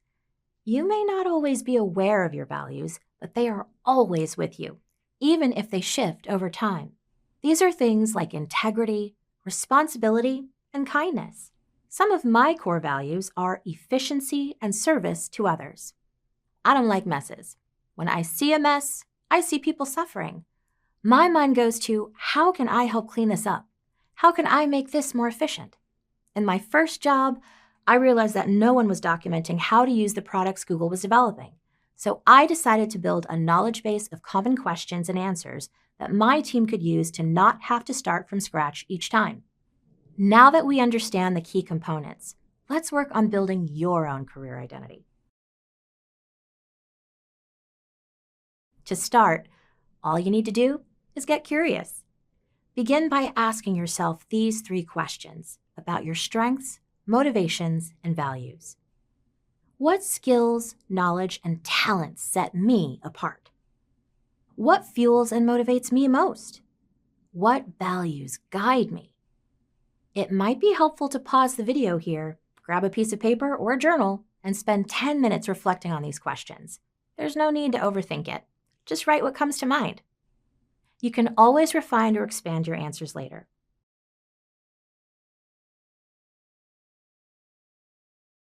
Once you've answered these questions, there's more you can do to dig into your career identity. For example, assessments can help you learn more about your unique skills, strengths, preferences, and values. Many of these assessments are available online and consist of a series of short multiple-choice questions focused on you, and immediately produce your personalized results. If after this you still want to explore more, you can interview a handful of your peers. They could be current or former colleagues, classmates, or even family and friends. Choose people who know you well and who you trust to be honest and thoughtful. Ask them questions such as, how would you describe me to someone else? What stands out about me? How do I inspire you? Remember, there are plenty of other ways to learn about yourself, but once you've reached a point where you're comfortable and confident that you understand your strengths, motivations, and values, you can bring them together in a career identity statement. It should be 3 or 4 sentences that go beyond just listing your qualifications. You want to also reveal your passions and purpose. Here's a basic template to help you get started. I am a roles with number of years, experience, doing, accomplishment. My greatest strength is strength, and I have a talent for strength. I am passionate about motivation, and I value value. Here's mine as an example. I am a content strategist and product marketer with over 10 years of experience helping businesses use new technologies to drive success. My greatest strength is collaborating and driving efficiencies across teams, and I have a talent for crafting stories and creating marketing programs to successfully launch technology products. I am passionate about empowering brands to find and use solutions that work for them and helping builders of new technologies develop even better, more effective products. And most importantly, I value having fun and being collaborative, inclusive, and authentic while I do it. Now's another good time to pause the video and grab that piece of paper or journal to start working on your career identity statement. Remember, your statement is a work in progress. You should revisit and refine it as you gain new experience and insights about yourself, like after you complete a Google Career Certificate, for example. So, now that you've written your career identity statement, what should you do with it? Writing your career identity statement is a powerful way to add clarity and energy to all the other career development tools you carry with you. You can incorporate parts of it into your resume, LinkedIn profile, cover letters, and elevator pitch. This will help you clearly and consistently communicate what's important to you and help you stand out from others in the same field. It can also guide you to be more intentional and purposeful when searching for a job or choosing a career path. Exploring and creating a strong career identity for yourself is a journey that takes time and effort, but trust me, it's worth it. The more you know about yourself and what you want, the better choices you'll make for your career. And as you continue to grow and strengthen your career identity, your North Star will shine even brighter, moving you towards your goals. Here's to the next step in your amazing journey.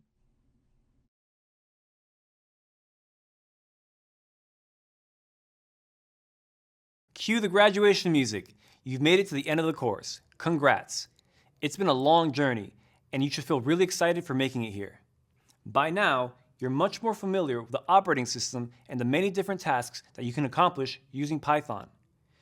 You know how to create, change, and delete files and directories. You know how to process text with regular expressions, both with Python and with system tools. You've learned how to interact with system processes by starting them and sending signals to them. You've got some experience with automatically testing your code to make sure that it does what it should. You've dipped your toes into some bash scripting, and you've topped all of this off by solving a complex real-world problem with the code you wrote. I hope that you had a lot of fun getting here. The most fun and rewarding part of my job as a system administrator is getting the code to work. Sometimes the path to accomplish what you want isn't straightforward, and inevitably, you're going to make some mistakes. But there's nothing like the moment of clarity you get when you spot the change that you need to make so that everything works, like magic. Huge win. The first automation script that I ever wrote was for a previous job I had. We had a handful of servers, and on a monthly basis, we would manually archive some files, check for updates, and install them if there were any. It was a pretty repetitive task, and not the best use of our time. After the second round of going through this process, I wrote a script that automated all these steps in the same order. I also created a log file of what the script was doing. It was so satisfying to execute the code and see it work. I hope you have lots of opportunities to share that same feeling. All right, I had a real blast spending this time with you and sharing a little bit of my story and my passion for IT and system administration. It isn't easy to learn some of these concepts, so thank you for sticking with it.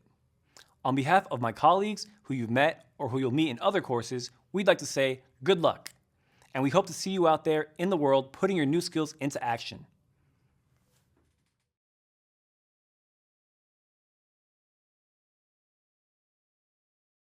During this course, you started writing some serious code.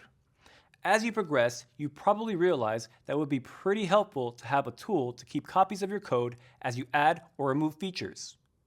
This is exactly what you'll learn in the next course. And to tell you more about that, here's my colleague Kenny, who will be your instructor. Hey Kenny, what can learners expect from the next course? Hey, what's up, Roger? And hello to all the learners out there. I'm super excited about the next course. We're going to learn about version control, which is the process of keeping a history of how your code changes. We'll focus on a tool called Git, which is the most popular version control tool used today. We'll learn how to use it not only for our own projects, but also as a way to collaborate with others through a popular platform called GitHub. I can't wait to get to it. This tool is super useful, and mastering it will make a big difference in your IT career. A great thing about the next course is that we'll learn both how to use it to keep track of your personal code and how to use it to collaborate with others. I'm excited to share this knowledge with you, and I'll see you over there. Cool, thanks Kenny. And thank you, every one of you, for tuning in and hanging out with me in this course. Bye for now.